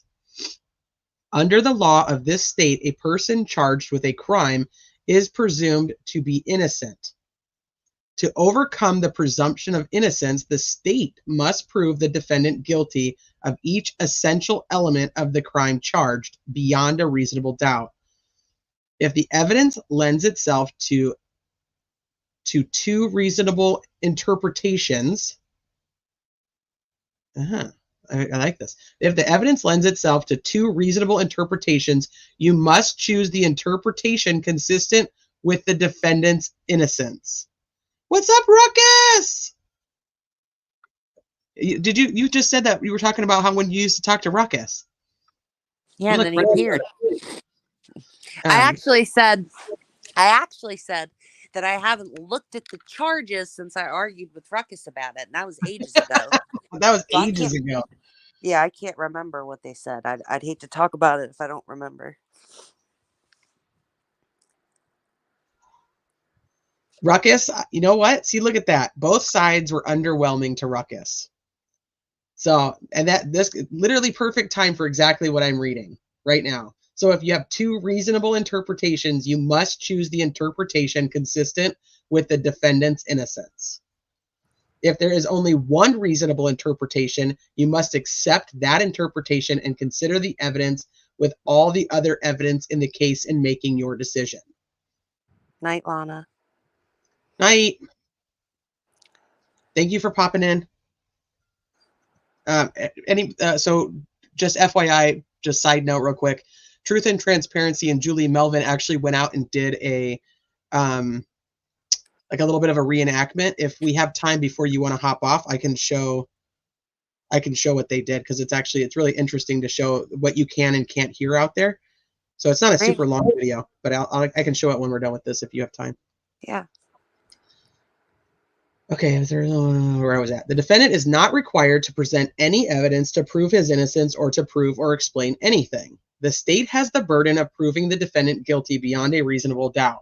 Some of you may have served as jurors in civil cases where you were told that it is only necessary to prove that a fact is more likely true than not. In criminal cases, the state's proof must be more powerful than that. It must be beyond a reasonable doubt. Proof beyond a reasonable doubt is proof that leaves you firmly convinced of the defendant's guilt. There are very few things in this world that we know with absolute certainty, and in criminal cases, the law does not require proof that overcomes every possible doubt. If based on your consideration of the evidence, you are firmly convinced that the defendant is guilty of the crime charged, you may find him guilty. If, on the other hand, you think there is a real possibility that he is not guilty, you should give him the benefit of the doubt and find him not guilty. The burden is upon the state to prove beyond a reasonable doubt that the defendant is guilty of the crime charged. It is a strict and heavy burden. The evidence must overcome any reasonable doubt concerning the defendant's guilt, but it does not mean that a defendant's guilt must be proved beyond all possible doubt. A reasonable doubt is a fair, actual, and logical doubt based upon reason and common sense. A reasonable doubt may arise either from the evidence or from a lack of evidence. Reasonable doubt exists when you are not firmly convinced of the defendant's guilt after you have weighed and considered all the evidence. A defendant must be convicted on suspicion. A defendant must not be convicted on suspicion or speculation. It is not enough for the state to show that the defendant is probably guilty. The state must prove each element of the crime by evidence that firmly convinces each of you and leaves no reasonable doubt. The proof must be so convincing that you can rely and act upon it in this manner of the highest importance. You are the exclusive judges of the evidence, the credibility of witnesses, and of the weight to be given to the testimony of each of them. In considering the testimony of any witness, you may take into account his or her ability and opportunity to observe the manner and conduct of the witness while testifying, any interest, bias, or prejudice the witness may have, any relationship with other witnesses or interested parties, and the reasonableness of the testimony of the witness considered in the light of all the evidence in the case. So essentially, if you think that one cop is saying something about another cop, you can weigh that too. You should attempt to fit the evidence to the presumption that the defendant is innocent and the theory that every witness is telling the truth.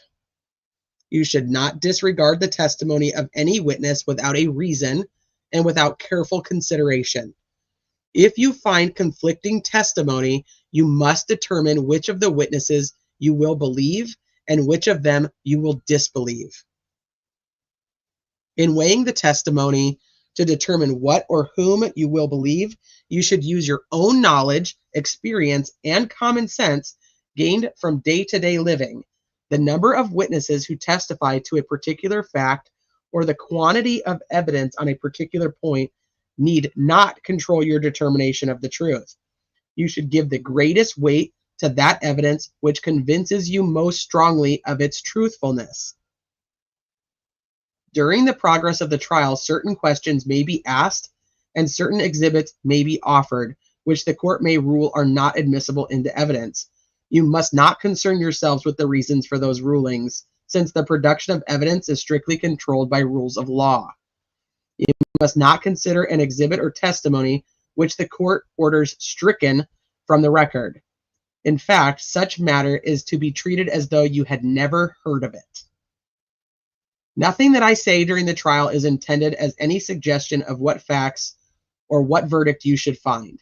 Each of you, as jurors, must determine the facts and the verdict. The evidence must be judged and considered from your memory of the testimony of the witnesses and such exhibits as may have been admitted for your examination. You may take notes during the trial if you wish. Do not become so involved in note-taking that you fail to carefully listen to the evidence or observe the witness as they testify. Transcripts of witness testimony will not be available to you during your deliberations, so please pay careful attention during their testimony. Notes are not evidence in the case and must not take precedence over your independent recollection of the evidence. They are only an aid to recollection and are not entitled to any greater weight than your recollection or impression as to the actual evidence. Your notes should not be disclosed to anyone other than a fellow juror during the deliberations. Do not take your notes outside of the courtroom or the jury room. The court has furnished you with paper and pens. You are allowed to submit questions to witnesses to clarify their testimony during trial under certain conditions. If you feel the answer to your question would be helpful in understanding this case, please raise your hand after the lawyers have completed their examinations, but before the witness is excused. You shall write your question and hand it to the bailiff. I will then privately confer with the lawyers about the question and make a ruling on whether the question may be asked under our law. Why this is now in here now, I have no idea. If the question is of the type that is allowed, I will address the question to the witness. Please do not directly speak to the court, the lawyers, or the witnesses. That kind of goes against the one that's screaming out going, let him testify, or let him answer the question. But carefully follow this procedure if you wish to have a specific question addressed to a witness. Your verdict must represent the considered judgment of each juror. In order to return a verdict of guilty or not guilty, you must all agree. After you return the verdict, you are under no obligation to discuss it or the reasons for it with anyone. The trial of this case will proceed as follows. This has got to be what she was reading to them at the beginning. First, the attorneys will have an opportunity to make this. See, this is all the other old stuff. Finally, just before you retire to consider your verdict, I will give you further instructions on the law which applies to this case. During the trial, there will be periods of time when you will be allowed to separate, such as recess for rest and overnight. When you are outside the jury room, you must not discuss the case amongst yourselves or with anyone else. However, you may discuss the evidence with your fellow jurors in the jury room during recesses from trial when all of you are present, as long as you reserve judgment about the outcome of the case until the deliberations begin.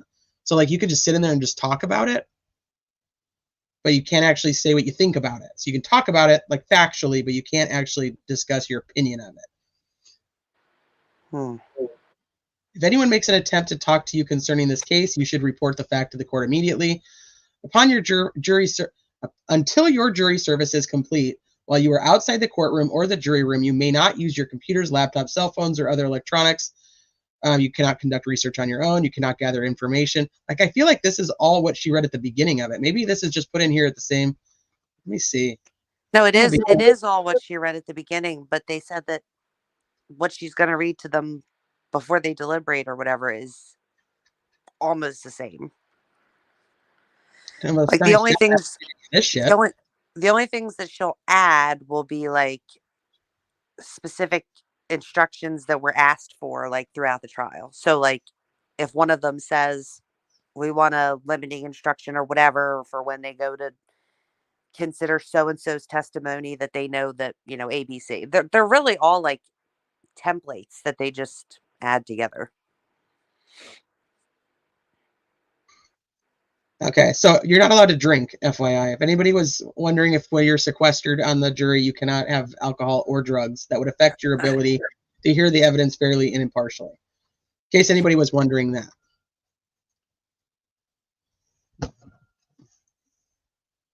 So, all right, well, I mean, there still should be the verdict forms, which is what I want to see. Like when they have like the checklist, but I mean, I guess they're just going based off of just this simple thing. The defendant, Richard Allen. I mean, I don't know. There should be something else. I guess we'll see what happens tomorrow when she reads them the jury instructions. What do you think about the fact that she gave each side 2.5 hours? That is a long time. But it's really not that long of a time. Like, I think back to Karen Reed, like, well, Lally's went on for seemingly days. But, like, Alan Jackson's was like, bam, we were done. Like, I was still listening intently, and I have bad ADHD, so he had me hooked. And that was the quickest hour ever. So it would just depend, really, just on how well. And they probably had the same amount of time for opening, too, but like Nick only took 15 minutes. Like, I don't know how long he's going to take. I just can't see. I can't see them doing this in. Well, Nick's going to have to go through. I don't know. What case was it? I don't think they're allowed to like recite the evidence. Like, they can't go through and recite everything that was said. No, they just have to try to tie it up in a pretty little bow and say this is it. Nick's going to have to bring back in his bullet bridge guy brutal murder. He's going to have to use that again. He used in another case that he tried, or was it I don't remember. I shouldn't say that it's another case. We had read through it at one point where he talks about that he believed that you only needed 70%. You only had to believe the evidence 70% to have enough to convict. Do you remember that? R&M would know which one it is. I think I was talking with her about it when on a live one time. Do you remember what that was? It's not like he's tried like 100 murder cases. No. I'm pretty sure it's that same one. You just need 70% to think of you can convict based on reasonable doubt. Yikes. And I was like, what? He was like on the, it may have been an article. It may have been an interview. I don't know. I shouldn't have said anything because now I don't know what the hell I'm talking about. So it is what it is. So yes, Nick he did recycle the Frosty thing though, the analogy. God, how stupid is that? Fucking Frosty. Trust the system. I'm thinking I'm Ruckus, I think it's gonna be hung. I think it's gonna be hung. And I don't actually want it to be hung, but I just can't. I don't know how 12 people are gonna agree. Maybe they will. I'm of the opinion that if it is a hung jury, if you can't get everyone to agree that it's guilty, then it should be not guilty. I don't think the state should be allowed to keep repeatedly bringing you to trial for the same charges until they either find you guilty or not guilty. Right. I think that is in itself reasonable doubt. If you have 12 people who are closely considering the evidence, especially when you have a situation like this where they've been kept a shell alone together all this time, I just think if you didn't do it, then that's it. Like, that was your chance. You shouldn't get to keep doing it over and over and over and over and over again. I think this is the big one right here that they really need to pay attention to. This is like one of the biggest paragraphs. Like, if the evidence lends itself to two reasonable interpretations, you must choose the interpretation consistent with the defendant's innocence. And if it only leads to one, so like True Crime Web was kind of talking about this, like that, about the unspent round. He thinks that it almost it almost cancels each other out. So it's like, okay, what do we do with that? If it's two reasonable interpretations of this evidence, then we have to go with the defendant's side. You know what I mean? So like if you look at each piece and you go down the line kind of like that, I don't know. I don't know how they're going to get past the hump of that. This is absolutely the guy who committed this crime. I think the confessions are going to probably be what makes the jury go, well, he said he did it. And the other ones are going to be like, well, did you see him eating his own shit when he said he did it? Like, because that's what he's doing. I don't know. Tomorrow we'll have to figure out like an over under on how long the jury's going to deliberate. I'm convinced they haven't proven his guilt. I couldn't sit on that jury and convict this guy. There's no way. I think they proved a lot of stuff that happened or that they believe happened, but I don't think they had any proof that Richard Allen is the person that they could put in that spot to make all those things fit. Even though they have these witnesses that are coming forward and saying the guy I saw is the guy on the bridge, and the guy they saw isn't Richard Allen, according to their statements. How do you make him the guy on the bridge? Yeah, that's my thing is, if you could get me to believe that the bridge guy is the kidnapper and killer, like at a bare minimum, you have to show me the bridge guy is him. But yet you brought witness after witness in here who say they saw a person. Generally, their descriptions are not that much different, like between each other. They're not that much different, like the actual physical appearance of this person. But none of them are pointing out Richard Allen, and none of them are describing someone that looks like Richard Allen. And Richard Allen never said, like when they interviewed, and I wonder about this, like when they interviewed him in October 2022, like, well, I guess they wouldn't show him the witnesses or whatever. But I just wonder, like, if I could ask him something, I would say, is those girls that testified against you, are those the girls that you saw?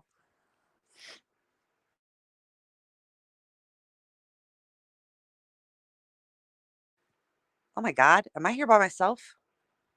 Apparently, StreamYard's having some issues, so it's telling me that they're having disconnection issues, and then I got disconnected. Sorry, Well, guys. can you hear me? I can hear you fine. Yeah, I can hear you Because fine the whole time. you were breaking up, and I assumed it was me, like a little bit ago. Apparently me. So it Um, kicked me out and said, "See ya, sayonara." well, then I saw that it was twirling, and then I thought that it was me. I was about to leave. Thank God I didn't, because it probably would have ended the whole thing, I guess, if you weren't So here and I wasn't here. C4P says that Ricky is not the bridge man. The whole world knows it. I don't know if I agree with you. The whole world knows it, but I don't see that they have done enough to convince the world that he is bridge guy. I mean, not everybody, but like it says, it's beyond a reasonable doubt. Yeah, I'll answer Ruckus's question. He asked if we think he's innocent. I do right now. But having said that, like I said to Teresa and everybody, I don't know how long you were sitting here before you said hello. You know, if just one of these confessions would have came out that said, and I'm just simply putting this out there as like one thing that would shove me all the way in the other direction.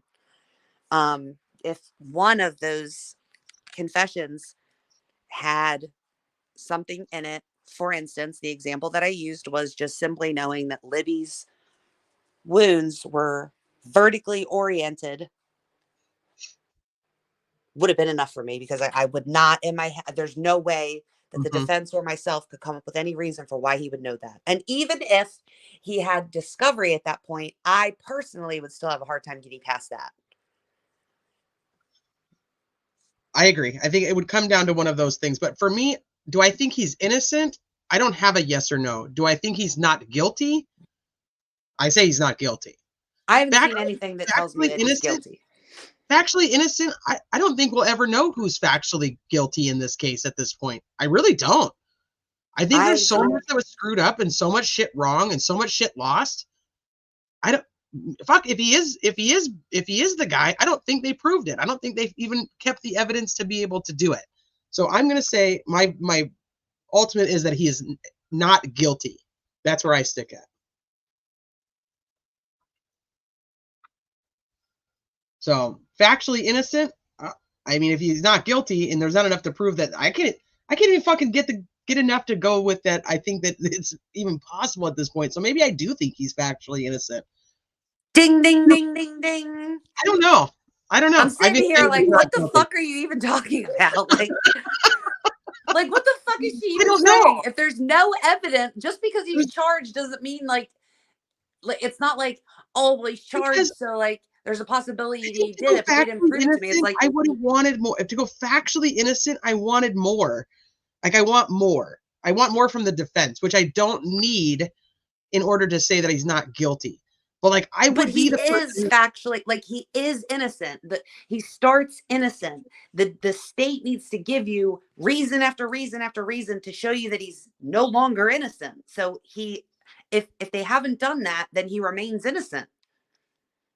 Like, you don't go like middle of the road and then you decide after you've heard everything if they're innocent or guilty. Like, they are innocent. You haven't heard anything to prior to trial. You've not heard anything to overcome that presumption of him being innocent. So then at trial, you start to hear the things that do overcome that presumption. I personally haven't heard it. Yeah, that's why I go not guilty. I don't know. I still can't go 100% factually innocent. I can't do it. I don't know. There's still part of me that's like, give me one thing that makes you think that he's not factually innocent. Like, give me one fact that shows that factually he's probably not innocent. that he could factually not be innocent? No, I don't know where the fuck he was. No, one fact that would say that he can't be factually innocent. I want to know where he was. Well, here's the problem is I tell you where he was at 4 o'clock, or let's say I tell you where he was at 3 o'clock. Well, now we have this evidence that the phone was fucked with from 5 to 10. So if he has a alibi at 3 o'clock, but doesn't have one between 5 and 10 or after 11 o'clock, then it won't matter that he had an alibi. If his wife is asleep at 11:30 and the phone was active till almost 11 p.m., he might not have an alibi. We're talking about 7 years ago. He can't go back and get his cell phone data from 7 years ago. Can you go get yours from 7 years ago? Well, I don't know. According to the cell phone expert, she said she could if Ting kept it. It's up to the carrier that she doesn't even need the phone. Well, first of all, I'd never even heard of Ting in my life. Ever. Me either. Never, ever. But like the furthest I could go back on my plan is I think like 18 months. That's pushing it. I think that was what it is for AT&T. Verizon, I think, lets you go back a year. But you have to also remember that like the defense doesn't have the things that the state has. So they're not getting search warrants to be able to get, this from the carrier. So it's like, do you get it as the state? And God forbid, like information comes from that goes against your case, because now you've created something that you'll have to turn over in discovery, and it's not good for you. Or do you just not do it and say, oh, the defendant's phone is missing, the only phone? You know what I mean? You're obviously going to go that way. Well, I agree with you 100%. I just think I don't know. Like I just can only tell you like my gut feeling says like I can't rule out him being a possibility. Let's be reasonable. What's probably his alibi? Like, probably his alibi would be, especially if you're leaving it open. So technically, and I don't know how they were clearing people this way, but technically your alibi should not be from 2:13 to 4 o'clock. It should be from, at the latest, let's say 2:13 until they're found at noon the following day. Right. Right. We don't actually know when they died. Right. So that's a large bit of time to have an alibi. So realistically, in that time frame overnight, we know that he didn't go search, and that he didn't want his wife to go search, which I understand. But his alibi is probably his wife. And in the grand scheme of alibis, that's really not much of an alibi. No. So, and especially if you're both sleeping, that's like nothing. So it's kind of like, even if you had it, that's not going to, he doesn't have an alibi. I don't know. I honestly just wanted some fucking phone data from this trial. Somebody to tell me who the fuck was there. Anything about him. Would have been where great. was his phone moving? Show me videos of him moving around. Anything. I don't know. I just wanted something that was like, see, motherfuckers, he wasn't there. Like, I don't know. So, I shouldn't have expected it, because if they had something that was that black and white, that we wouldn't be here. So I shouldn't have expected it, but that is not necessarily true, because again, even if he, so the geofence data? That wasn't allowed in. What if the because like we remember everybody was like, why would he not want the meaning Nick, why would he not want the geofence data? And that doesn't make any sense.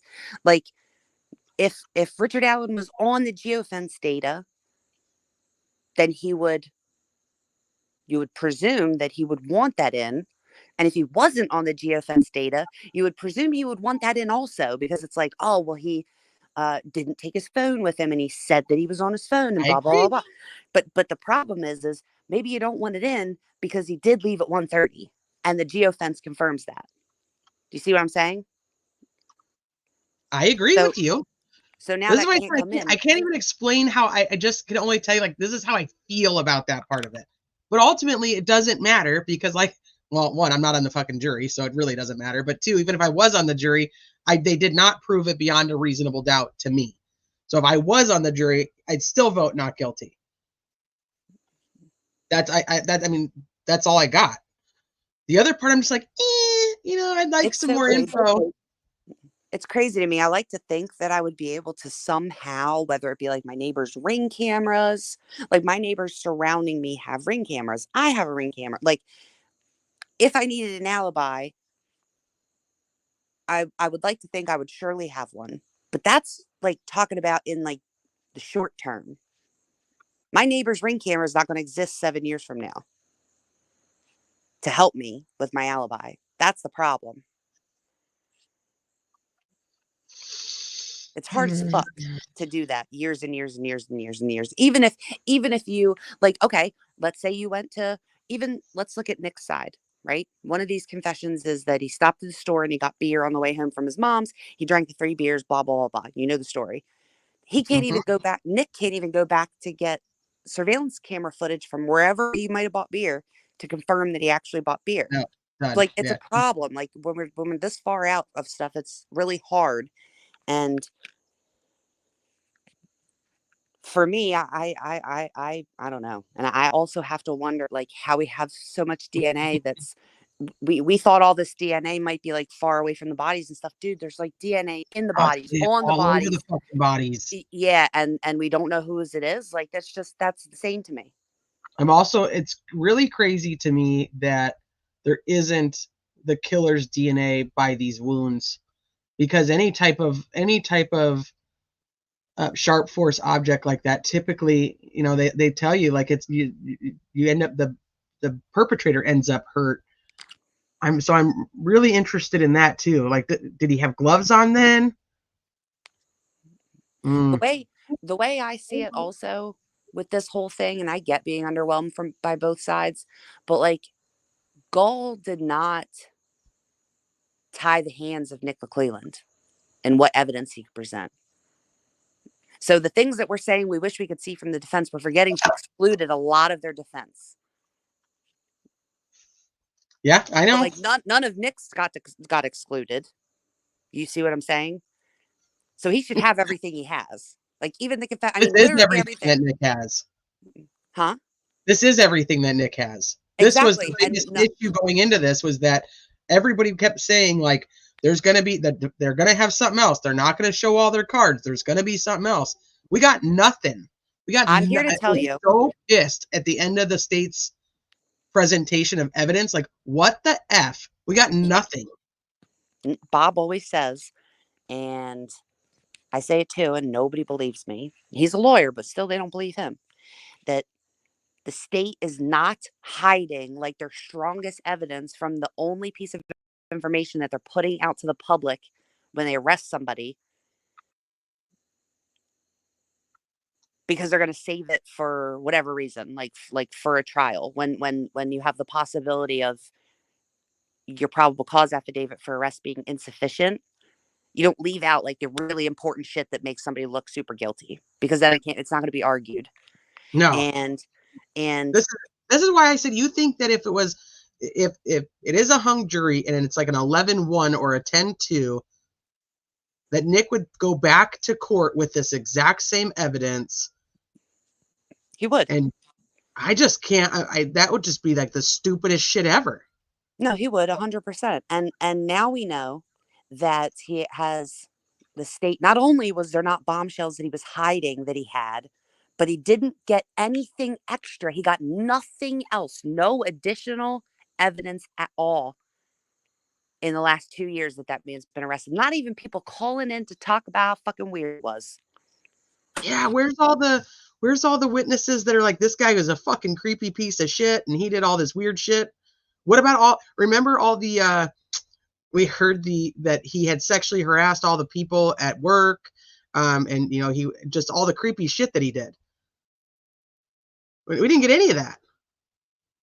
No character, no bad character witnesses. Yeah.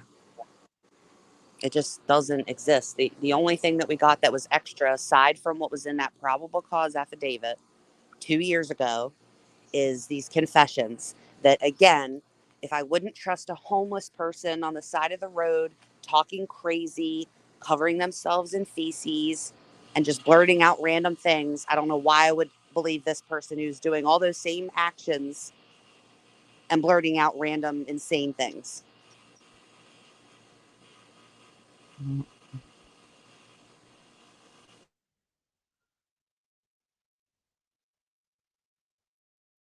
Did you cut out? Or am I cutting out? Probably. I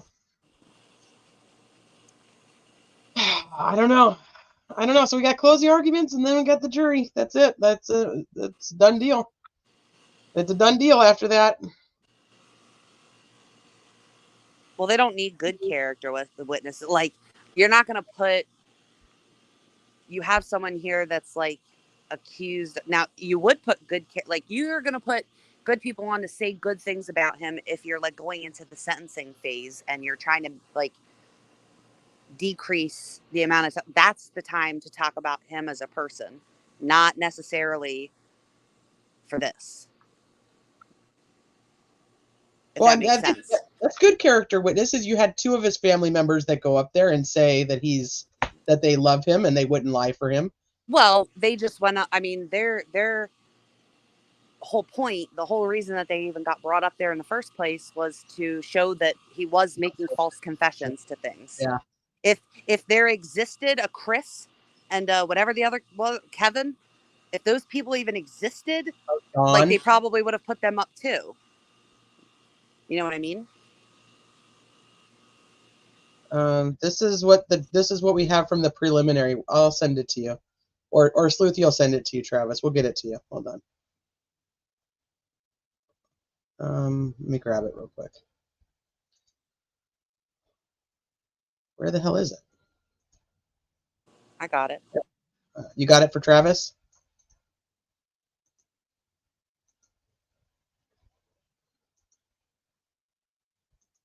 All right. So, anything else that we need to discuss tonight? What do you guys think? The Sleuthy got you. Travis, I just sent it. What she's got pulled up here. You think if they oh Jesus. You think that if it's a hung jury, he's saving it for closing arguments. If it's a hung jury or an acquittal, do they go test the 3 hairs? No. Who? No, still not. Who? The state? Yeah. If it's a hung jury, he's going to retry him. You don't think they test these 3 hairs? No. Nope. Because again, it's just like if they go let's say they went and interviewed Sarah, Rayleigh, Bree, and they said, "Is this Richard Allen? Is this the person you saw?" And they say no, that's all discoverable. So if they run the DNA and they get answers and it's not family members, or it's something like more difficult to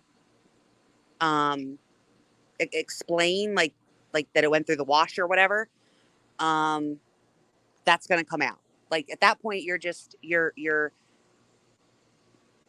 taking a chance because you don't know. Like you don't know if they don't know whose hair that is. I don't see them doing it. Same with the Mr. Steve was in here, and that is what I meant to ask him because I talked to Ed Wallace. Ed Wallace said you absolutely can get like touch DNA, sometimes fingerprints, various things from a cartridge And I You wanted to can. know, huh? You can. Yeah, but she said you can't because it's such a small surface area, blah, blah, blah, blah. The It's not percentage of usable DNA and fingerprints off of a cartridge is low. It is, but it doesn't mean that you can't do it. I was trying to find. Bob wanted to know like how many state labs are not actually using that or doing that testing anymore, which I thought was interesting because I couldn't find very many states that don't do the testing. Like she was like, we don't even test it because it's no, neither could I. I was like, oh, what? In fact, So- I saw several that like were discussing semi-newer ways to actually do that because obviously it would be beneficial, helpful to do. I think they Right. should, be trying to do that. So, but a lot of this DNA expert was, we found DNA, or we found male DNA, but it wasn't enough to do a comparison, or it wasn't enough to make a profile. And it's like, really? I just feel like he's going to have to do if it's a hung jury and they're going to take him back to court, they're going to go back to trial and do this again. He's going to have something else unless he's a hung jury with I like a think he would just bring 10 in his more. favor. No, I think nope. I don't think he would. That's crazy to me. Ruckus wants us to lock it in. He said, T and Sleuthy, lock it in. He says that he's guilty but not proven. I'm still going with hung jury or acquitted. That's where I'm at. I don't know how 12 people can be convinced beyond a reasonable doubt that this guy did this. I just don't see it. I don't know what they're going to do. I have no clue what the jury's going to do. I really hope that it's not a hung jury. But me personally, if I was there, I don't see anything that says that he's guilty at all. Yeah, obviously I don't think any of us have a fucking clue what they're really going to do. Indiana Girl says, Sarah Carbaugh does not testify in trial number 2. Mm. Could you imagine if Baldwin brought her in? Baldwin's like, Sarah Carbaugh, come on up. He would have to. Like I feel like he would have to. She was so terrible. I can't tell. I can't tell whether I think she's super suspicious or I think she just didn't see anything at all and was just trying to, be a part of it, I guess. I don't know. I'm surprised they didn't let the FBI test the hairs. Well, did you find it interesting? Like, so we all knew that the FBI, well, it had been rumored or whatever, like that the FBI got kicked off. We all knew this, right? But did you find it interesting that Doug Carter made them return all of their files? Yeah, but there's no way they did. You can't make them do that. Why he can't asked for them because it's the FBI. But they have no jurisdiction. They're just I still don't think they would return everything. I just don't. But it doesn't belong to them. I'll have to look into that a little bit more. Maybe somebody in chat has some more thoughts on it, but we know the FBI doesn't have to return their shit. It's work product. It's their work product. That's just, maybe let's say they didn't. The physical evidence, yeah, but any type of investigation they did, I don't think they have to give that to them at all. You have to think. You have to, like, if you really think what all, like, okay, so the third party stuff, the Odinism stuff, I don't see any downside to giving the jury like all the information. I think they should have all of it. I agree. But outside of that, agreed with that. FYI, she said that even though she's adamant that Richard Allen is the guy, that she is concerned that the verdict, if he's found guilty, will be overturned on reversible error because of the fact that Gohl blocked the defense from his Sixth Amendment right to his defense. Oh yeah, I mean there are several. Agrees. Yeah, there's several grounds for it to be reversed, but yeah, this is what I was thinking. Nancy Grace is Sleuthy's arch nemesis. Travis says the FBI typically returns the physical evidence, which is what I was thinking, but they're not going to return the statements, the interviews, the videos, the audio, the 302s. They have a ton. Oh, well, they would have Travis, they would have when they went to go see Patrick Westfall right after like all of this happened, when the FBI went to his house. Like, so for instance, they don't have the whatever recorded interview that he took, but they would have their interview. Oh, another one that I think is probably going to be a big deal is the fact that she didn't let Pohl testify virtually. I don't get that. I don't know. That just seems like such a silly thing to me, especially when the prosecution they weren't even objecting to it. Like, why she went and put her own 2 cents into that? Like, the prosecution was like, yeah, let him testify. Who cares? Also, you guys have to understand that even if they were to get copies of the FBI stuff, they can't get it in at trial without a witness to bring it in. So, for instance, Pohl's report would be helpful because it would show what their witness, Brad Weber, said on the stand was totally different from what he told him. But that can't come in because the one guy that was with the FBI agent wouldn't certify it so that it could be entered. And she wouldn't let him testify remotely. Gucci.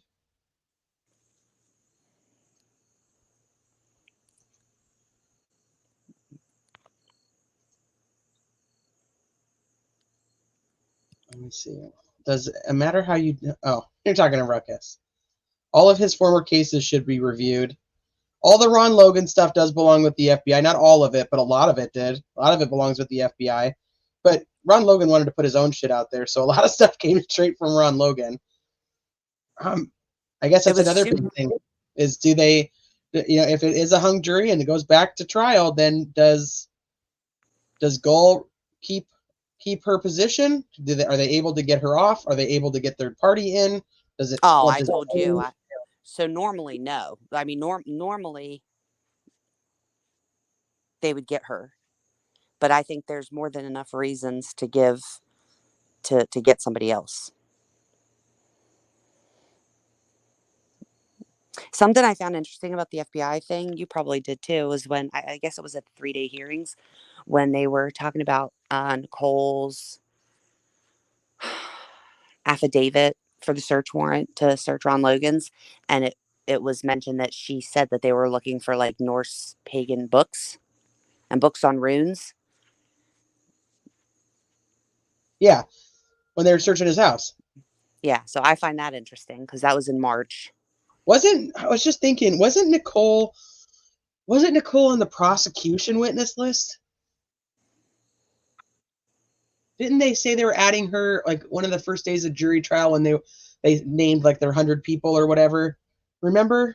Well, yeah, but I think that because of the third party stuff, not necessary.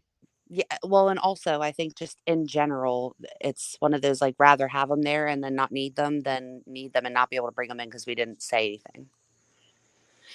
Then you got the metal allergist or whatever. Metal allergist. That's even better than mine.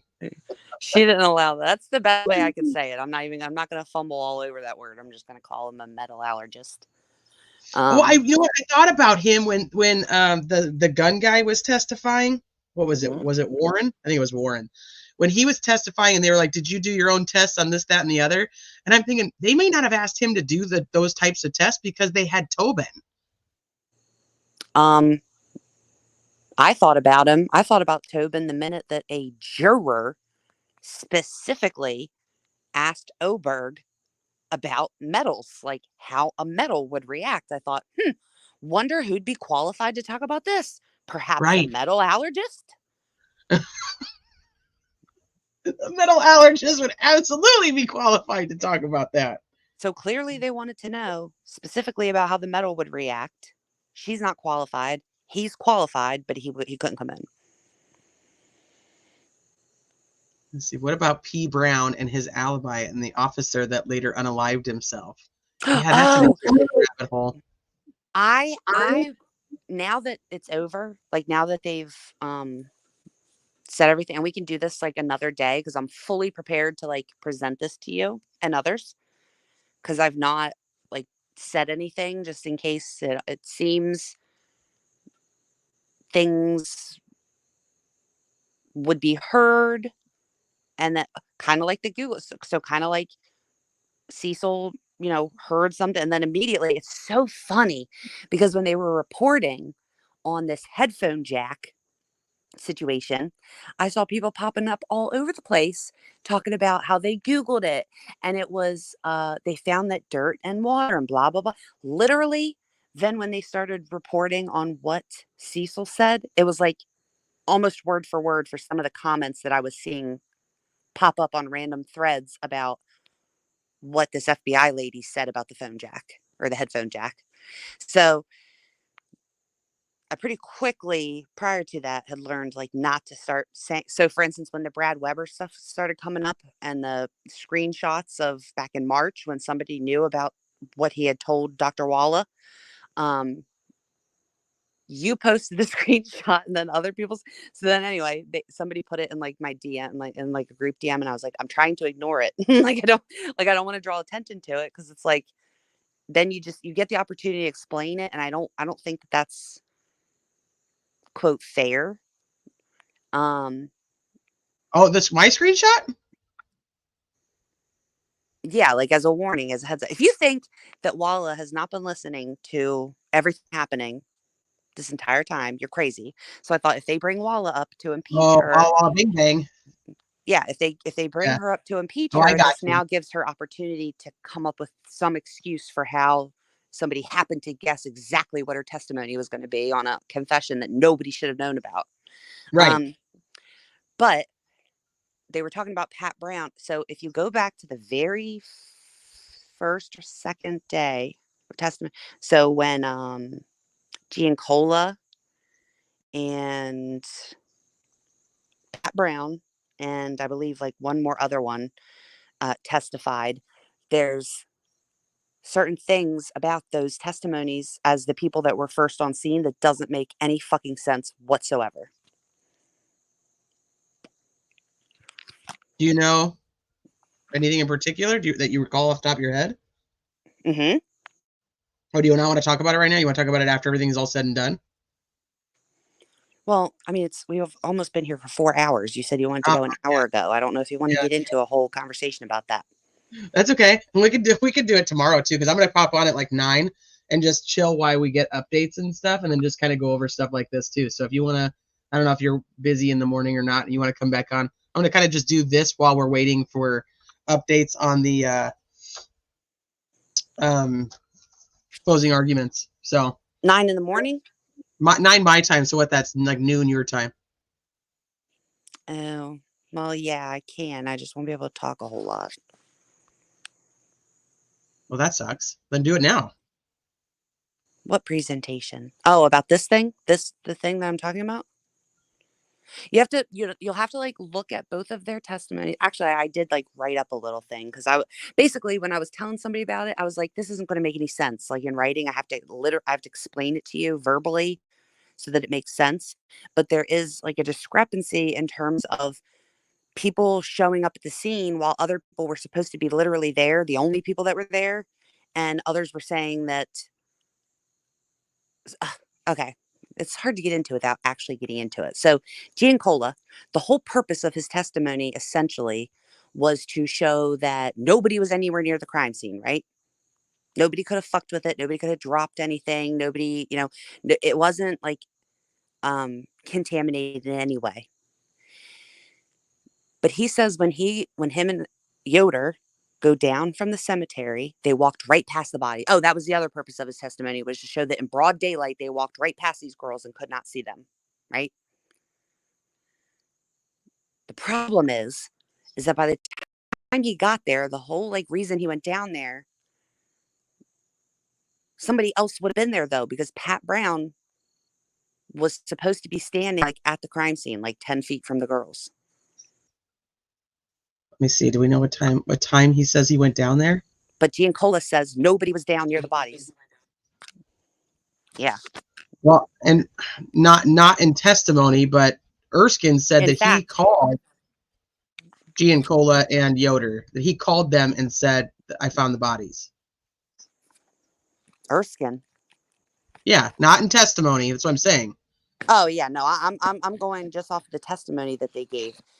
Pat Brown said that when he was down there, he stayed by the girl because I was thinking like, there's no way that like I was doing Giancola's testimony and I was like, he's saying nobody was down there, but there's no way that Pat Brown would leave those girls down there, right? I'm like, why would he find them and then leave before long?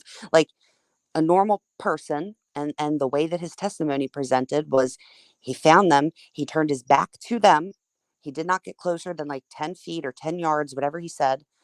Um, and he waited there until police came. And he said 2 police officers came.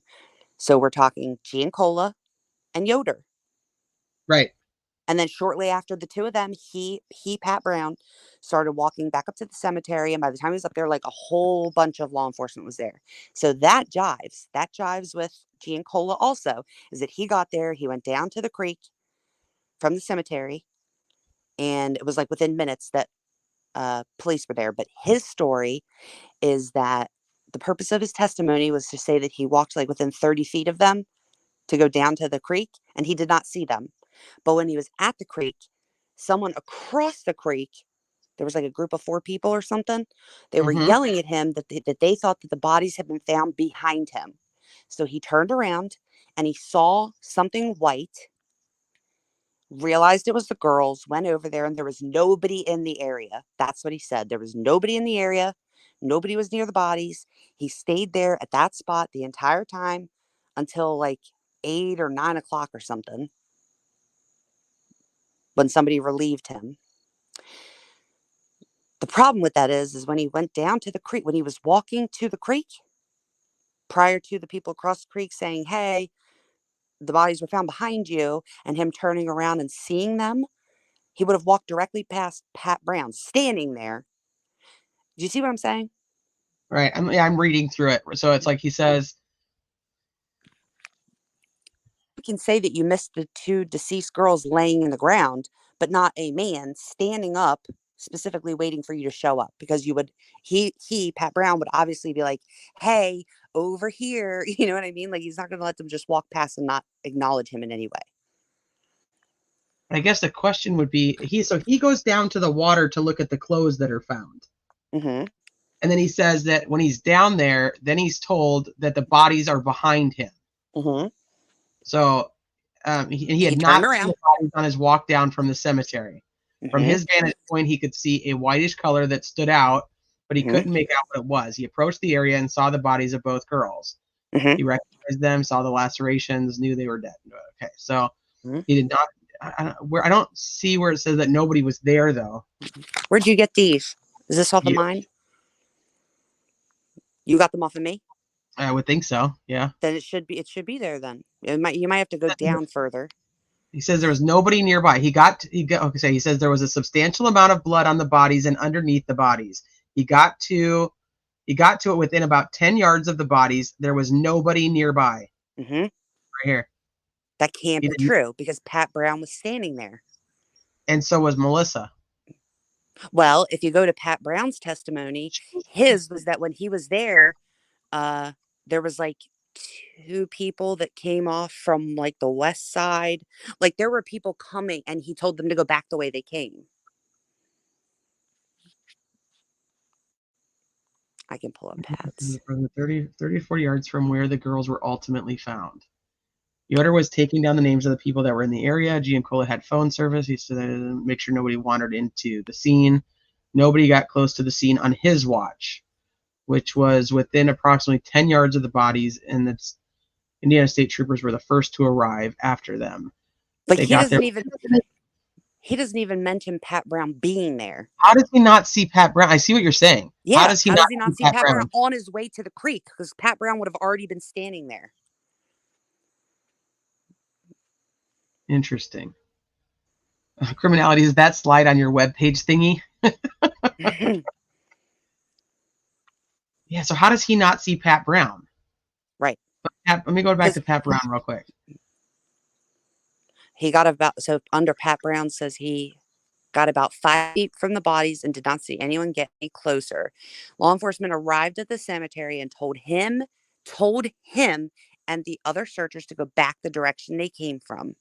Yep. So what officer is that? Not Giancola? It was because I mean, it had to have been because he was the first. So if Giancola is saying he didn't see anybody else, that includes law enforcement. Him and Yoder were the first people that were there. Well, secondary to Pat. Well, You there's see what I'm also this saying? group. There's a group of women that are up on this hill too. You got to remember them. There's this other group of women. Giancola says as he's going down to the creek, he passed a lady. I believe that was Melissa. She was on her way back to the cemetery, and she was like visibly upset or whatever. Giancola says that he passes her? Well, see, now I have Pat Brown's up, so if you want, I'll pull up Giancola so I can look. I keep going back and forth between them too. So, See, Pat Brown testified he first. passed a woman coming back up towards the cemetery, and she was very distraught. And he like didn't say, "Hey, why are they you were already distraught?" found. So okay, so that means that would be Melissa who's coming up distraught because Pat Brown and her had already found them. Exactly. So why didn't he see Pat Brown on his way down to the creek? Or when he looked back from the creek at the bodies, he saw the bodies in the ground, but he didn't see Pat Brown standing there? Not possible. That's weird. So Giancola's, again, his whole purpose, in my opinion, was to say, I walked directly past the bodies with it. He says it here, like 30 to 40 feet or something like that. And he did not see them. So that was one purpose of his testimony. The other purpose was to say that nobody got near him. That's not true. Oh, right here. The path that he took from the cemetery down to the creek was approximately 30 to 40 yards away from where the girls were ultimately found. Mm-hmm. So he like walked right by him, essentially. Literally. And again, even if he would have missed Pat Brown, if Pat Brown is standing 5 feet from the girls and he sees them coming down, why wouldn't he say, "Hey, we're over here. They're over here"? There's no way he wouldn't. Because Pat Brown called somebody. Who did he call? Now I'm not on my notes anymore. So Pat Brown says he called somebody and waited. He turned his back to the crime scene. I mean, it kind of makes sense to me though, because if he walks from the cemetery down that path that we looked at before, right? The one that kind of comes down that canal thing, that reservoir or whatever they want to call it, comes down here. The clothes are over here. So he's over here. I mean, that would make sense that he comes down to the creek, and then the girls are like behind him. He's down here looking at the clothes in the creek, and then he's like, oh shit, the girls are over here. And as he's walking down, Melissa's walking back up. Pat Brown, but I don't understand how he doesn't see Pat Brown. Mm-hmm. But I also don't know. I don't know if he's off that day, so he's probably in plain clothes. So Pat Brown may not have known he was a cop to say, hey, come over here. Because he wasn't working that day, right? Giancola was the one that was off. Well, it was him and Yoder. Oh, wait, this is Pat Brown. Hold on, let me go back to Giancola. So I'm just thinking, I understand why Pat wouldn't have called out to him, but I don't understand unless Yoder comes at the same time as Giancola and they get there. Giancola was working on the 14th. It says on the 13th, he was not on duty. Okay. On the 4th, he said he went on social media. Okay. He saw on social media the girls were missing. So he was working. He went to the jail, went to the sheriff's office at approximately 10 p.m. on the 13th and was looking at electronics that belonged to one of the girls. What? Wait a minute. Oh, no, because it wouldn't have been the phone. And she already said that if somebody had plugged something into the iPad, it wouldn't have made a difference. Like what she was seeing didn't happen on the iPad. But he went to the jail or to the sheriff's office at approximately 10 p.m. and was looking at electronics that belonged to one of the girls, but they were locked. Now, please make that make sense when they literally had the password. If you remember, I believe it was Bunner who said that he had to like go in and edit like his report because he put on there that they had to like get into the iPad. But that wasn't true because they had the passcode. Kelsey had all of it, right? She's the one who had all the passwords. Yeah, so why couldn't Giancola get in to the electronic? Like, apparently Becky Patty had all the passwords. Remember when Anna was like, she made a comment about like not being as good about basically knowing all the passwords to stuff like Becky was? Right. Like there was no reason to break into any of the devices. No, especially since they got it from the family. Like, Right.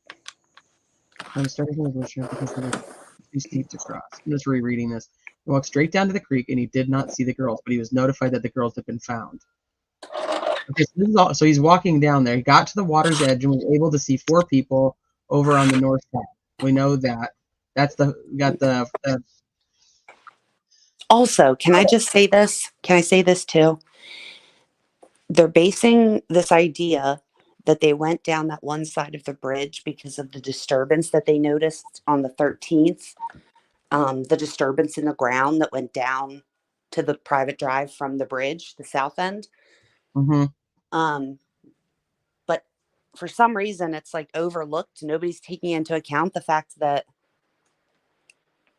just hours before that, Kelsey and Cody took that same exact path down. Like, how do they know the disruption was from these girls versus searchers or right.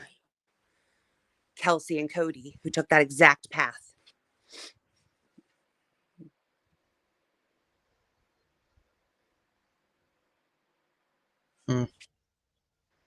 But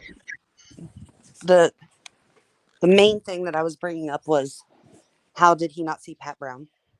Yeah, I'm trying. Yeah, I'm going back down. I'm reading through Pat Brown's.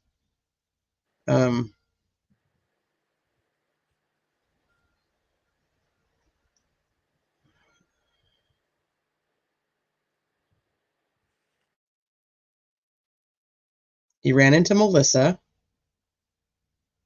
Okay, so Shane called and said they could see something behind the cemetery near the creek, so he headed that way. So it's almost like he's walking down to look at the clothes also. Because he ran into Melissa. They were chatting. Up by the cemetery, you can't really see the water. He saw the girls and thought they were mannequins. Yeah. Turned around and yelled out that he had found them, stood there but faced away from them. And then Ben Mears came down. 3 girls came, but not close to the bodies. They all stood there and waited for the police. He points out on the map that he was halfway between the cemetery and the creek where the clothes were found. Firemen came, not sure from what direction. He got about 5 feet from the bodies and did not see anyone get any closer. He could not see Shane, but he could hear him. Ellie and told the searchers to go back the direction they came. I mean, I guess that would be fucking Yoder, right? Yeah. So, and my thing is Pat Brown was walking down to the creek. I'm also assuming going to look at the clothes, and he happened to catch he caught sight of the girls, but yet an officer going down didn't, and not only didn't see the girls, but didn't see a man standing there. Right. And like Pat Brown wouldn't have been like, again, like, hey, like we're over here. So he says he called Mullen while he was standing down there. So he was standing by the girls. He called Steve Mullen, but he also yelled out, "We found them." So he's yelling out, "We found them," and he's also calling Steve Mullen at the same time. And then the officers start coming down to the crime scene while he went up to the cemetery. And then, so yeah, it doesn't make sense that he wouldn't have been standing there until Yoder and Giancola got there. Right. And Giancola, when he got down there and found them, he called Liggett. Yeah, he called Liggett. Nobody got close to the scene. Yeah, see, I mean, it's weird. I don't understand why we don't know who touched the body, whose DNA was on the body, or on the sweatshirt and on the jeans. Why can't we know that?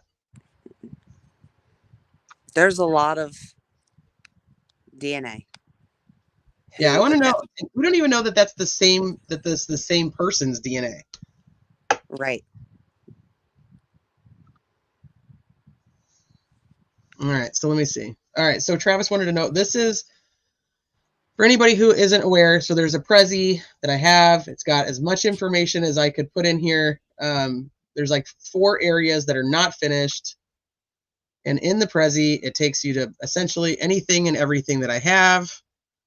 Like I said, there are 4 areas that are under construction still at this point. I planned on having it done by the end of trial, but they took a week away from me. So that is the link to the Prezi. It has all my screenshots of everything in it. Travis was asking if that presentation from the trial is in there. It is.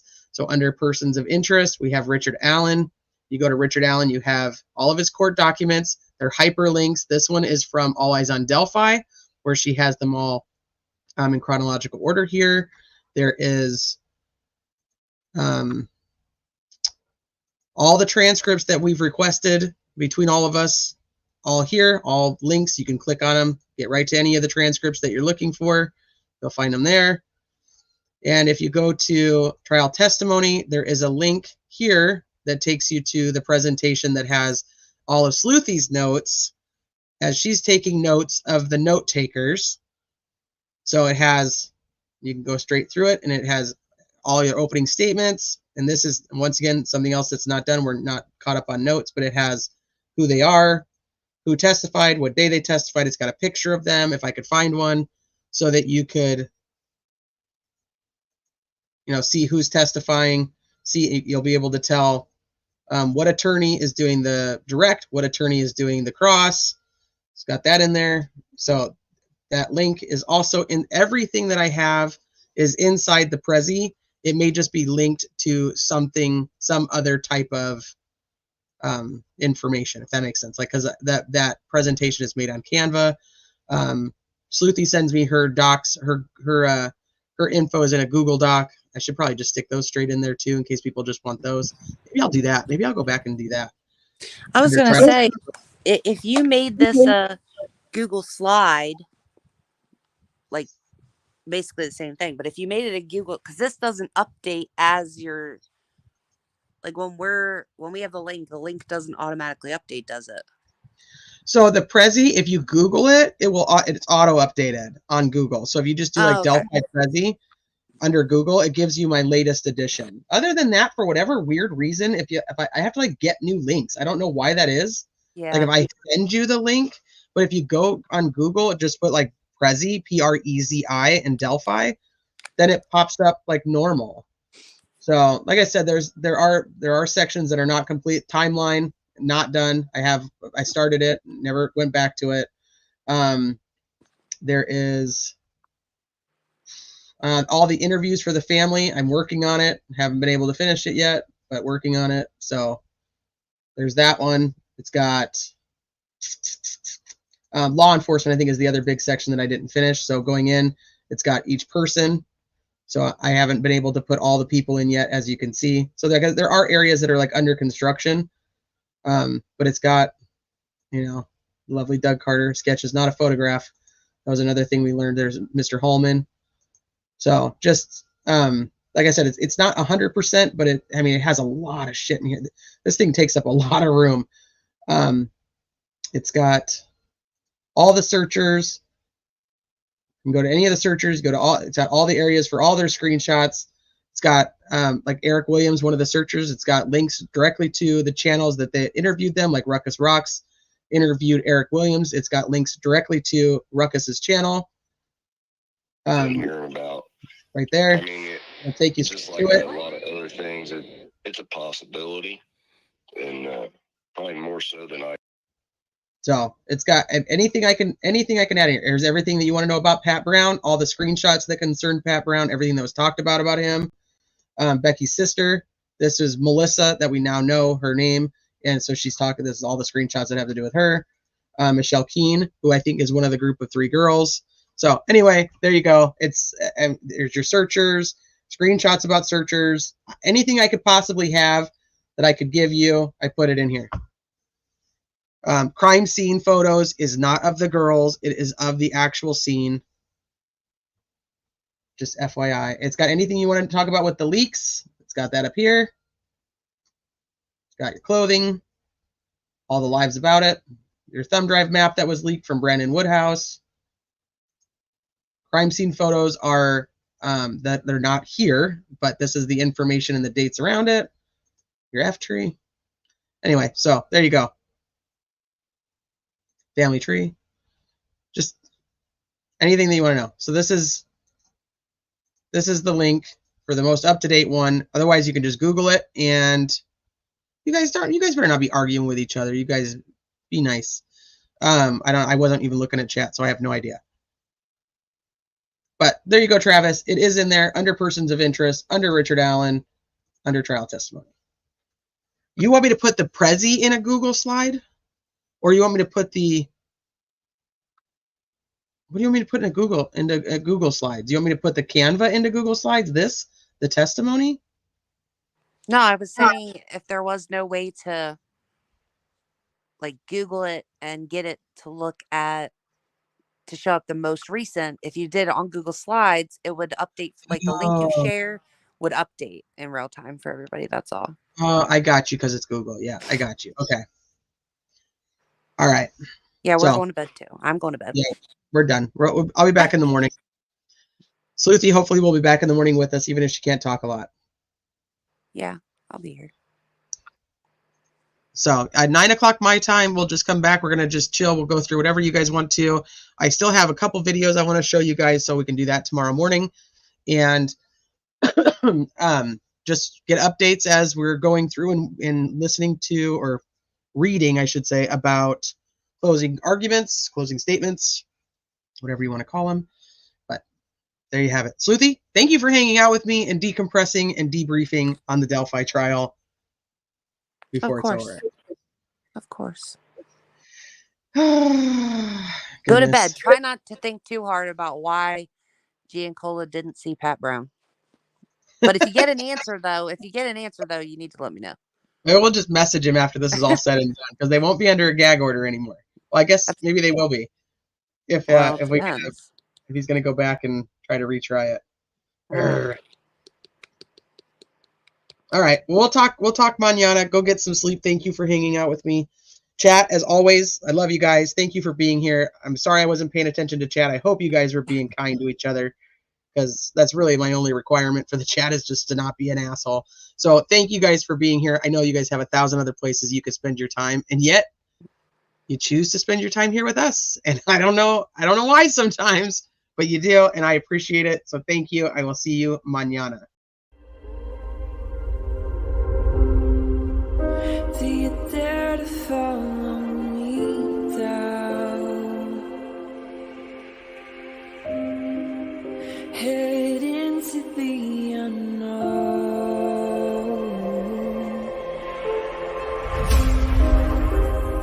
Down the rabbit hole.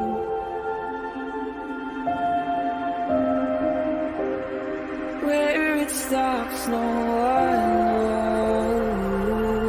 We're going